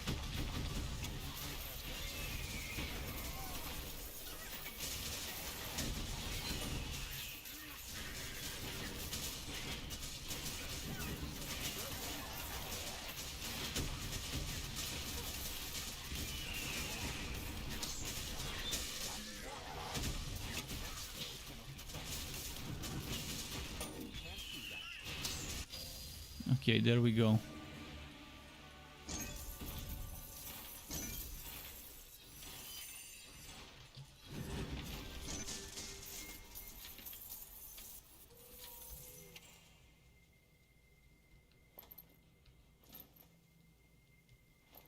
But yeah, if any of you are looking forward to Magic Legends, you might want to sign up for the open beta.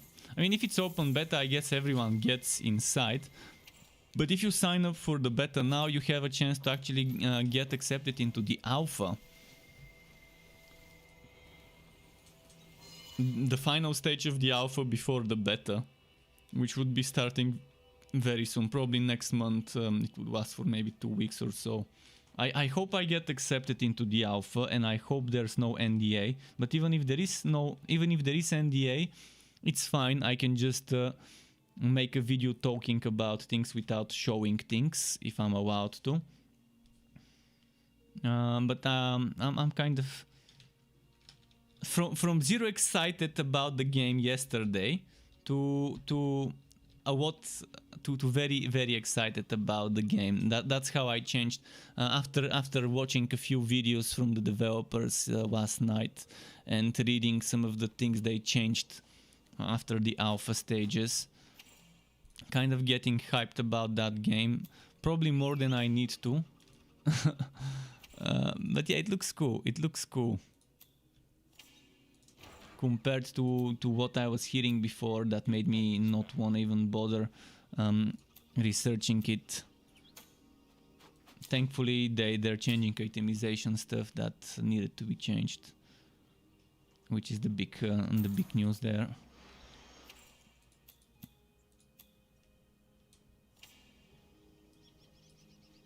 What's the time? 11:45. I've got some, let's say another 20-25 minutes maybe max, because I'm getting hungry. I've not eaten much today, and my pet is My pet actually ate a lot. My pet is not getting hungry, but I have to give him medicine regardless. I don't like plague better. Let's try find something without it. You say that now. If you think you can take it. I want goblins and Gearwalkie, and that's gonna be it. Plague better.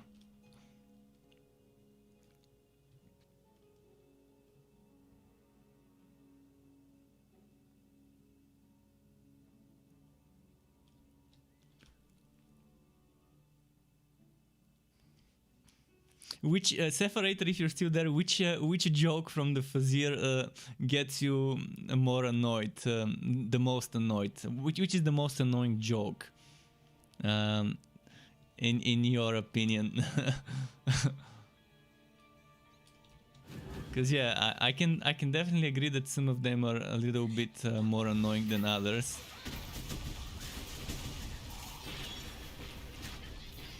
I'm wondering which, I'm wondering if people think the same as me, like in regards to which is the more. Oh, it's you. Okay. What about greetings, insignificant one? I think this is the best one. If it's about tilting people, I think this is the best one.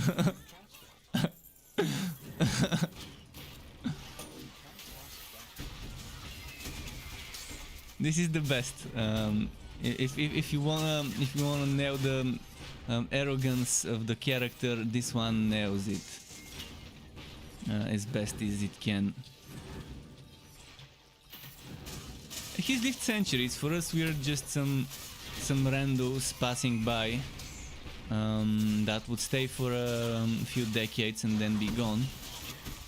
Obviously, if he's like some immortal entity, there would be definitely some ends to him.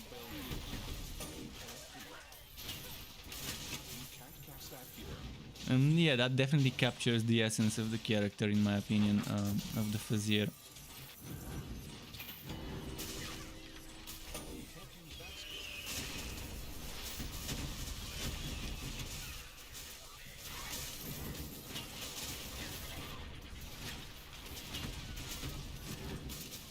There we go.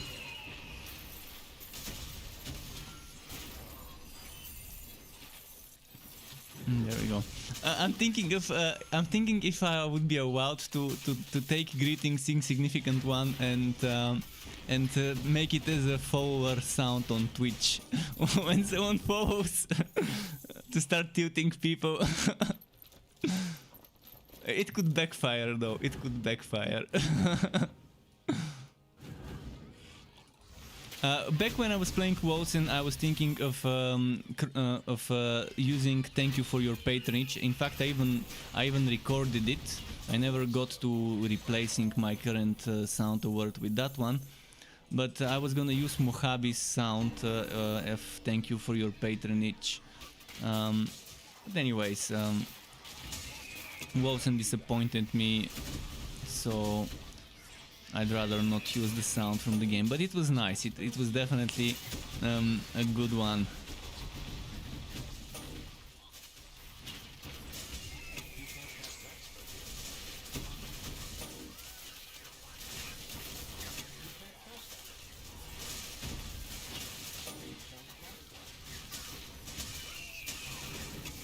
Alright, there we go.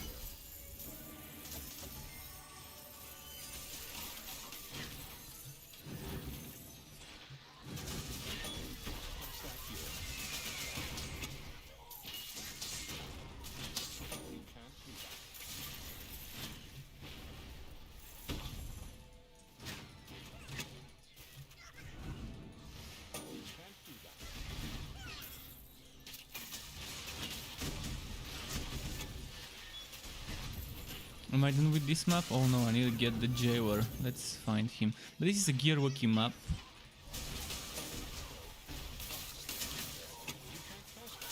It's worth staying a little longer on the map than just killing the jailer and leaving.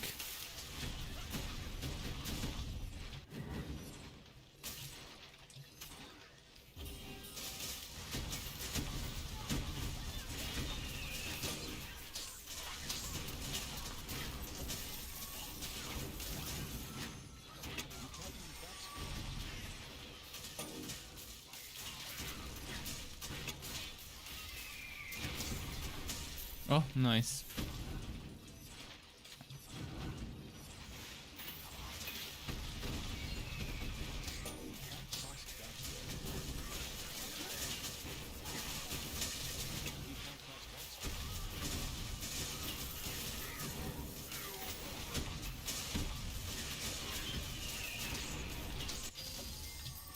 Okay.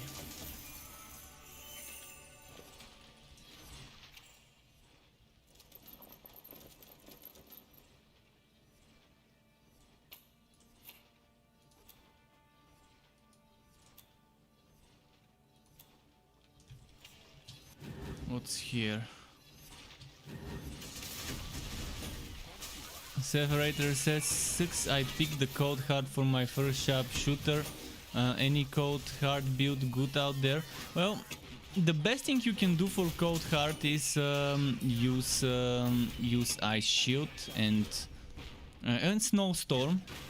I mean, you can get good damage with the golem, but you need to use 100 total energy to get good damage of the golem, to start getting good damage. The first 50 energy is wasted with the golem.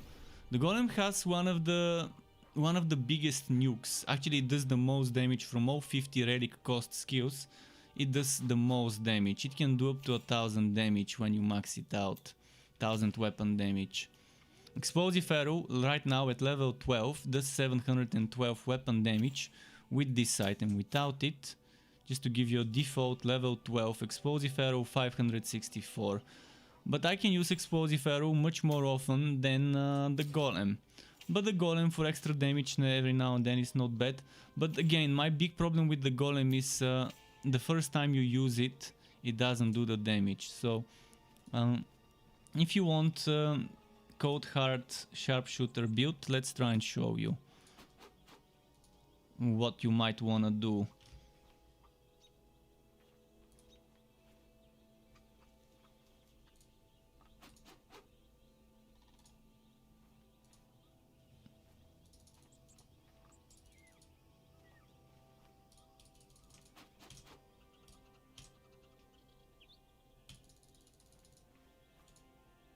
And here 10 points, either Explosive Arrow or Targeted Strike. I'm gonna put points into Explosive Arrow, you put them wherever you want. And those 10 points. So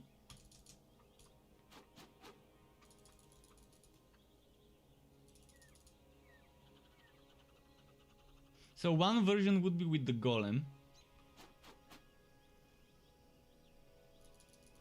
which would be max level Golem, and then maybe Energizer.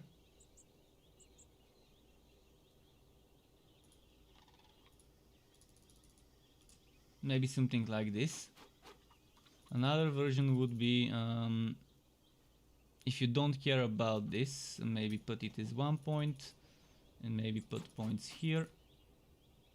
Energizer is good though. If you're gonna be using the Golem, Energizer is good. Even if you use Imbue Relic, you would want Energizer. And then maybe you can just see, this one is very underwhelming, and this one is underwhelming because it requires this one or the shield or the Winterweave gauntlets. You can try and stack the Winterweave gauntlets with Ice Shield, with this one and with this one. Another version would be using using Snowstorm. But since Snowstorm is not that great for damage, and you might just want to keep it at tier 2. Tier 2 just to get the extra relic energy cost reduction. 40% chance to critically hit frozen enemies is just underwhelming. Unless you stack chance to freeze, then you can remove any type of crit chance from your gear. You're only gonna need crit chance on bosses because you can't freeze them. But I think the Golem is you can try it, because you can see 1087,000 weapon 1087.5 weapon damage as ice. This is what is strong, but the problem is you have to use it once and then use it again. And if you have Imbue Relic, you can use it 3 times very quickly. And if you get Energizer with Imbue Relic, and maybe I would do something like 1 more point would be needed here from somewhere, like this. That gives you 1 more point. If you get another point from somewhere, you can put it here. So I'm gonna give you this link to try. Let me give you this link, you can try it. Alternatively, this one can be 10 points here, or 10 points here, or 10 points here. If you decide to go, instead of explosive arrow, 10 points into tight grouping, that gives you extra 6 points, which you can put 1 point here and maybe some points into Frostskin or whatever. Maybe even put points into Cold Front. I mean, what's important is to have 10 points into Ice Shield and the other stuff the way it is. So experiment. I mean, at least you've leveled it up, hopefully to... Is it max level or close to max level? So you might as well play around with it now that you've got it leveled up. I'm really hoping for them to rework the Cold Heart a bit to make the weak things better. Like, not the ones that don't do damage to do damage, but the ones that don't do damage and give you survivability to give you more survivability. If they want to have a tank relic from that one, well, then make it a proper tank relic. Make it really give you more survivability. As I said many times over and over again, Snowstorm tier 3 needs to reduce the damage enemies does to you if they're nearby by like 20, 15, whatever percent feels balanced, instead of giving me crit chance to frozen enemies. Crit chance to frozen enemy is so boring, but if the enemies do 15, 20, 25% less damage to me while they're affected by Snowstorm, and if they leave the zone to maybe last for another 2, 3, 4 seconds, to have some sort of, you can call it, what should we call it? They can call it vulnerability, no, not vulnerability, they can call it whatever. Frozen fingers, frozen tips, whatever they want to call it, chilling sensation. And then, as I mentioned, Shield needs to change. I keep saying that in my streams. Shield needs to change to a stackable bonus, to a stackable ailment. Few stacks, 2, 3, 4, 5 stacks, etc. X number of stacks. Every stack reducing the damage enemies that do to you. So if an enemy is chilled with 1 stack, it does X less damage. If it's chilled by 2 stacks, X times 2 less damage, and so on. That would make the passive that helps you chill much more useful. It would make sense to attack a chilled enemy again, so you can apply more stacks. I mean, it's not that difficult, it's not that difficult. I'm not a game designer yet. I can think of those things as long as I put my mind to it, on how to make the Cold Heart more defensive, as they initially wanted it to be the extreme defense relic.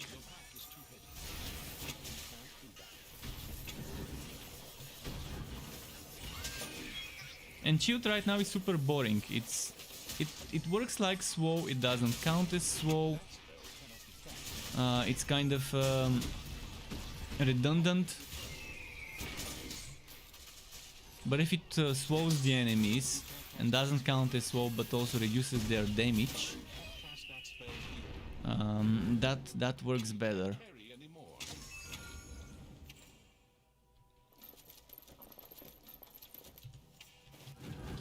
Than to make it stackable. So maybe 1 stack of shield, 1% damage reduced, and maybe go up to 10 stacks for up to 10% less damage from a shield enemy. That could be balanced. If 10 is too much, make it 5. That works fine.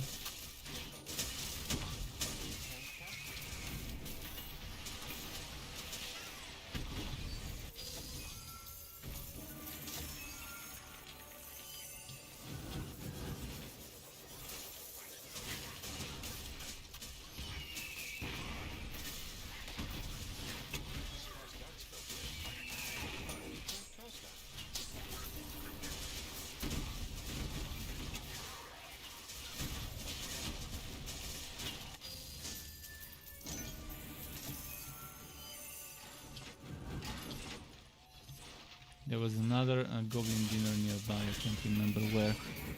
Seba Levin says, "Hi Struck, I love your content." Thanks very much for loving it. I love people loving my content.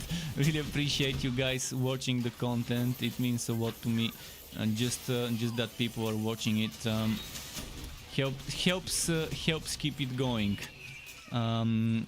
Seba Levin says, "I've been thinking to buy Torchlight 3, but the actual state of the game makes me doubt. What would you recommend me?"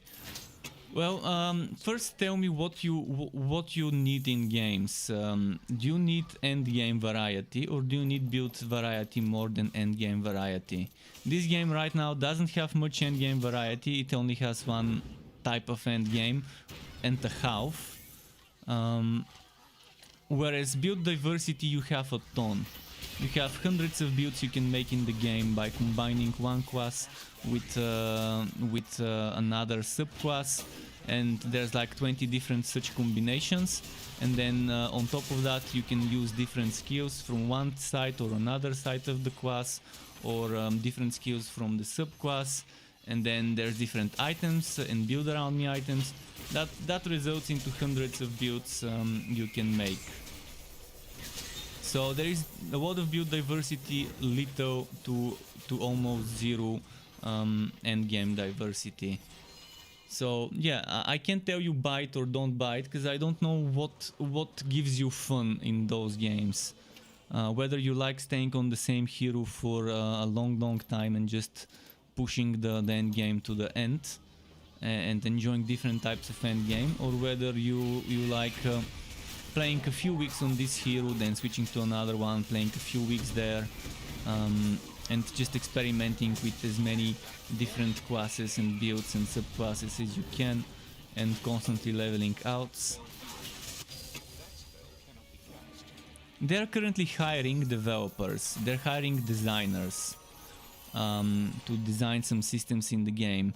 Whether that's endgame designers, endgame systems, I don't know, but that's my suspicion, that they're either hiring people to make more endgame, or to help make more endgame, or maybe they're hiring people to design quality of life things. But there's two positions on LinkedIn, for a junior designer and for a senior designer, in Extra Games Open right now.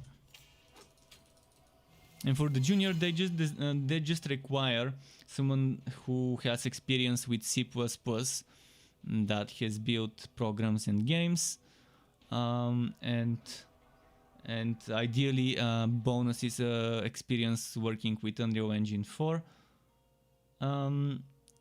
So for the junior, definitely they haven't set the bar too high, so there should be hopefully a solid amount of people applying for that. Hopefully someone very creative joins the team. Creativity is super important in games like those, if you want to make fun endgame, something that stands out from the other games. Hopefully they find a person that has great ideas for both positions.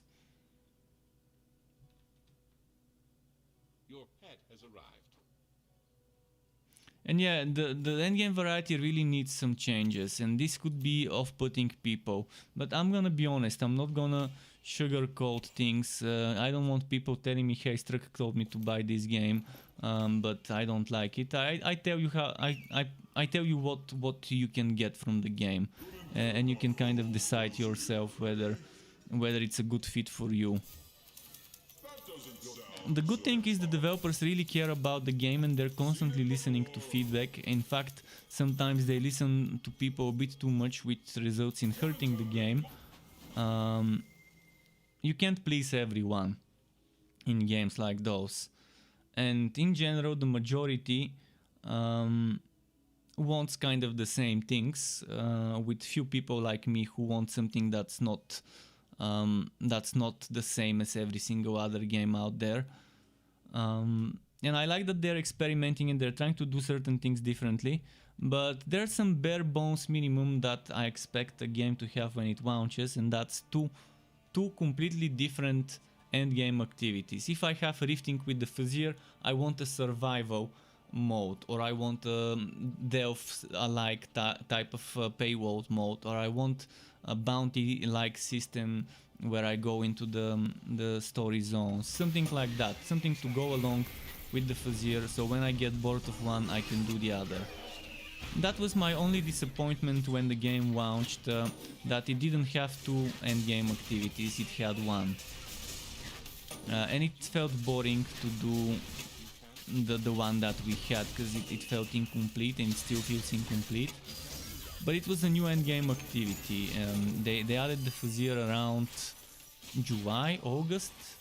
I can't remember, it was around that time. Maybe it was around there, June, July, August, I can't remember. Then I think in August they reworked the relics. So if they added the Fuzzier in July, in August they reworked the relics as a system. Or maybe it was one first and the other after. I can't remember exactly what came first, the relic rework or the Fuzzier. But I think it was the Fuzzier first and the relic rework after that. And then after that the game launched, and after that they had the Gear and Goblins update, which brought a lot of good new items. Then the winter patch, a lot more good new items, which kept expanding the build diversity. But it also brought this Fuzzier challenge bonus that you see on items.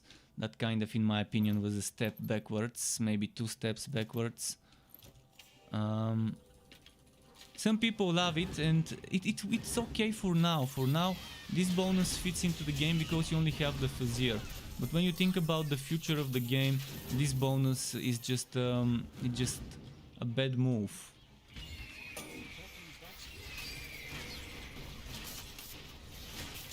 And there's ways to give us strength, give us power, give us extra stats without combining those stats without tying those stats to items, to drops.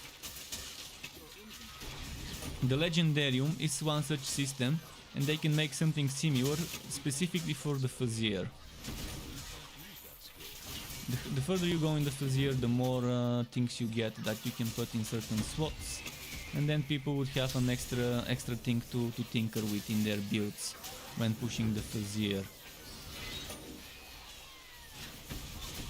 Whether they focus on stacking skill levels, whether they focus on stacking damage or crit chance or defenses, or energy generation, or energy cost reduction, or regeneration of their resource like mana, etc. There's so many things they can keep giving us by progressing through the Fuzzier, and they can give us a limited number of slots where we can put those extra stats, extra buffs, the same way we do with the Legendarium, and it can work very nicely. We can have our deck of cards, deck of tarot cards, and a limited number of tarot cards. See, I was talking about such a system long ago, and then what I notice is that this game, let me just try and show you. Your pet has arrived. Magic Legends has one such similar system. I'm gonna try and show you just a moment.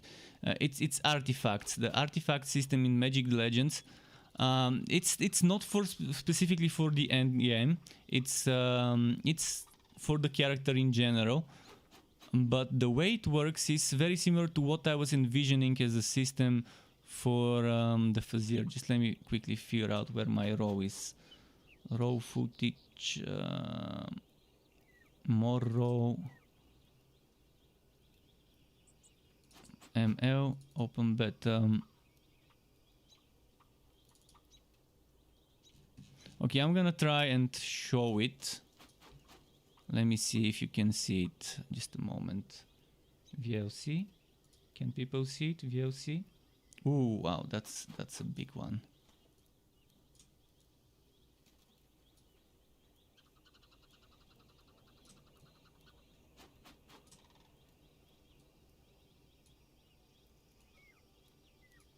Okay.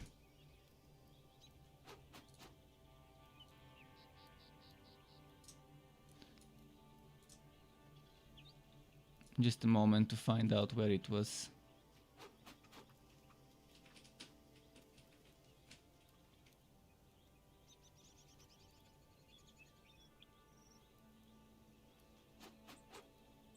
Where the... Oh, there. I missed it. It was here somewhere.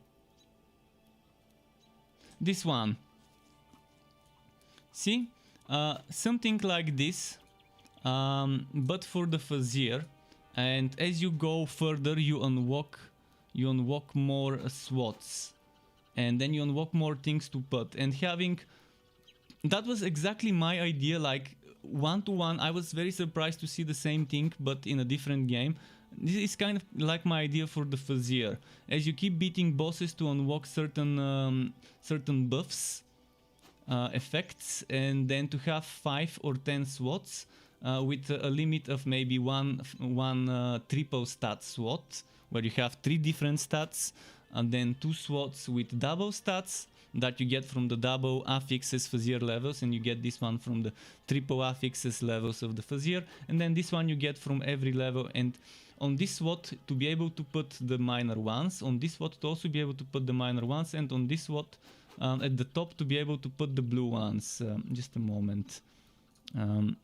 So yeah, here to be able to put blue and white, here to be able to put white and blue, and here to be able to put legendary as well, of course.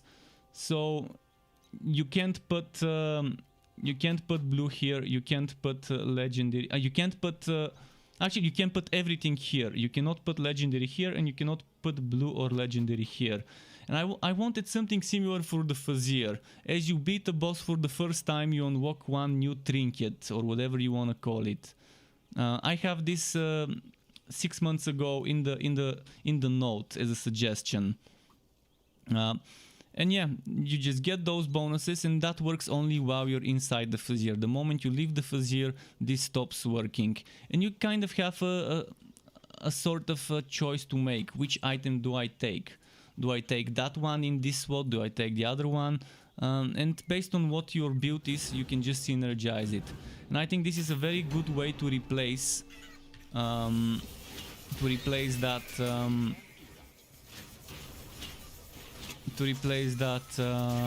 challenge bonus.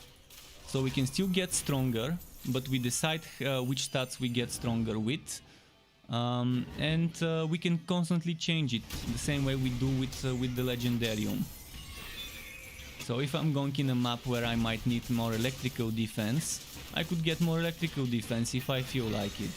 If I'm stacking % bonus fire damage and I have a lot of flat fire, I can maybe take like 5% more fire damage. And yeah, you progress through the Fazir, you unlock certain things, you have an interface where you put those things, the psychology of the player seeing things that they unlock, and having an inventory where they have a bunch of different things that they've collected. It gives them a sense of accomplishment, it gives them something to keep grinding for, and it gives them an option to tinker with those things. And then when you make a build, you would consider what things you take when you're pushing the Fazir with you. And it can be balanced. Obviously, for the stronger Fazir levels, you would unlock the stronger things that go in the top. And I was thinking of either giving us 5 or 10 SWATs, and then if it's 10 SWATs, 2 triple and 4 quadruple or 5 quadruple, 4 double or 5 double stats, and the rest would be single stat SWATs. And if it's 5 SWATs, the same thing you saw: 1, 2, and 3, triple, double, single. And I'm very surprised. I mean, I couldn't believe my eyes when I saw this artifact thing from that video that you saw. It was as if my idea for the Fazir as extra power creep that's not connected to gear has been implemented into a game. Actually, originally this idea 6 months ago or 7 months ago, I called it Fazir's Gifts, and I said it could be trinkets, artifacts, whatever you want to call it. But right now, I think tarot cards would really fit, and having a deck of tarot cards and just choosing which things of your deck to take in your hand. So to have a hand and then to have a deck, and from the deck you take a hand of cards, tarot cards, because it fits the Fazier.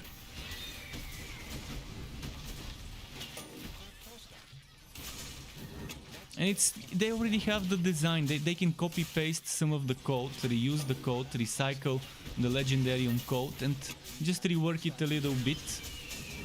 But it's something that they don't even need to spend this much time developing, because they have the technology developed. The Legendarium is basically this thing, one way or another. And Yenervite, welcome back. And Separator, this game is called Magic Legends. I just uploaded a video today on my YouTube channel, you might wanna watch it. It's free to play, it has open beta in March. So you can check on my YouTube channel. And welcome back, Yenervite. If you wanna learn more about that game, I made a longer video where I'm talking about all sorts of things, like 17-18 minutes. So it wasn't, hey, there's an open beta on the 23rd of March and a video. I decided to tell people about the game, what's the game, some of the skill systems, spell systems, the gear changes that they're making. Because the game didn't have wood that you can upgrade and equip, and they're making that change, and that's my main reason to show interest in the game. When there was no wood, an item whore like me, person that's all about wood and drops, I didn't feel like it's my kind of game. Playing a wooder game without wood is like I don't know, like like shagging without actually doing the shagging, mind shagging. It's weird. It's like trying to eat food from distance without eating it, like with your mind to eat food. And just not the same. To just try and remember how the food tasted, but to not taste it. So yeah, now that they've done some changes to the optimization, it feels like I would really want to play the game, and it's free to play with something that for some people could be pay to win, to others it won't be. You would be able to unlock certain heroes with real money, but you would also be able to unlock the heroes by playing. So in a way it's pay to win, because see, those heroes, apparently the developers are saying those heroes would not be stronger than the starting hero. They would just allow you to play a different type of spells, different type of abilities. So if that's really true, if you're just as strong with any class, if it's really balanced, then sure, it's not pay to win. But if the classes you can unlock with real money quicker, I mean, you can still unlock them while grinding, it's just gonna take you a while. And the question would be how long it would take you to unlock them if you don't pay for them. That's also another question. But I think the pay to win in the game would be very mild for a free-to-play game of the genre. And you're gonna have co-op for up to 3 people. And it's basically Magic the Gathering, but isometric hack and slash shooter. You can put 12 cards in your deck, and out of those 12 you always have 4 that you can activate. Once you activate one, it disappears and a new one appears instead of it. And that's a very interesting, fun system for the combat. So yeah, I think Magic Legends will be very fun. Magic Legends, now that they've added wood to it, would be fun. Hopefully for the open beta the wood implementation is finished. But yeah, I tried to include as much information in one video as I could find. I mean, there's obviously much more information I can find if I spend more time researching, but then the video would need to be much longer. And I just tried to cover everything there is to cover about that game with a few words, without making it too much. But yeah, 23rd of March, mark the date. The game is free to play, so we can test it, and in the worst case we would lose a few hours of our time. I know it's precious, but at least we don't pay to try it. So I think it would be nice for everyone interested to just try it and decide for themselves whether it's their kind of game or not, and whether they think the cash shop is overpowered or not. I'm definitely not gonna spend a penny on it initially. If I think the game is worth supporting, I don't mind supporting a game. I've always been like that, but yeah, we'll see. I do appreciate the game though, that it's free to play and that I can test it in a time where I'm saving money and I don't have money to spend on new games. A free to play game is something nice, because I'm looking for something new to play, but I also don't want to break, I don't want to touch the money I'm saving for a GPU. So Magic Legends is the perfect title for me in this moment around March to try. So make sure to sign up, by the way. If you're interested in the game, you can sign up and maybe get accepted for the final alpha test. I think in February next month will be the final alpha test before the beta in March. So you can sign up on their website. Yenervite found a new green enchanting recipe. Usually it's all duplicates. Oh, nice.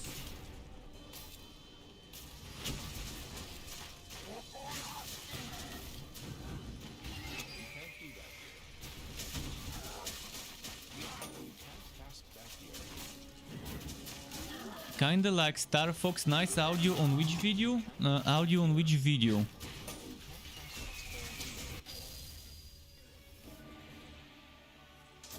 I'm not sure on what video you're referring to the audio. Is the stream muted? Because I don't think it is. And Sky... Oh, my YouTube Magic Legends video. Is the audio bad or not? I've removed the background music and the developers talking over the footage I've included, because I want to avoid, well, for the obvious reasons, you wouldn't want to hear the developer talking while I'm talking, and then I wouldn't want to get a copyright strike for using music that might be copyrighted from the trailers. But yeah, my pet is hungry. It's 12:23 p.m. a.m. So 23 past midnight. It's time to stop playing for tonight. Thanks everyone on Twitch and on YouTube for stopping by, for tuning in. Sky, come here. Let's show you. He ran away. He ran away. He ran away. Okay. Well, yeah. Goodbye from me and from Sky. Until next time, keep it cool. And thanks for stopping by again.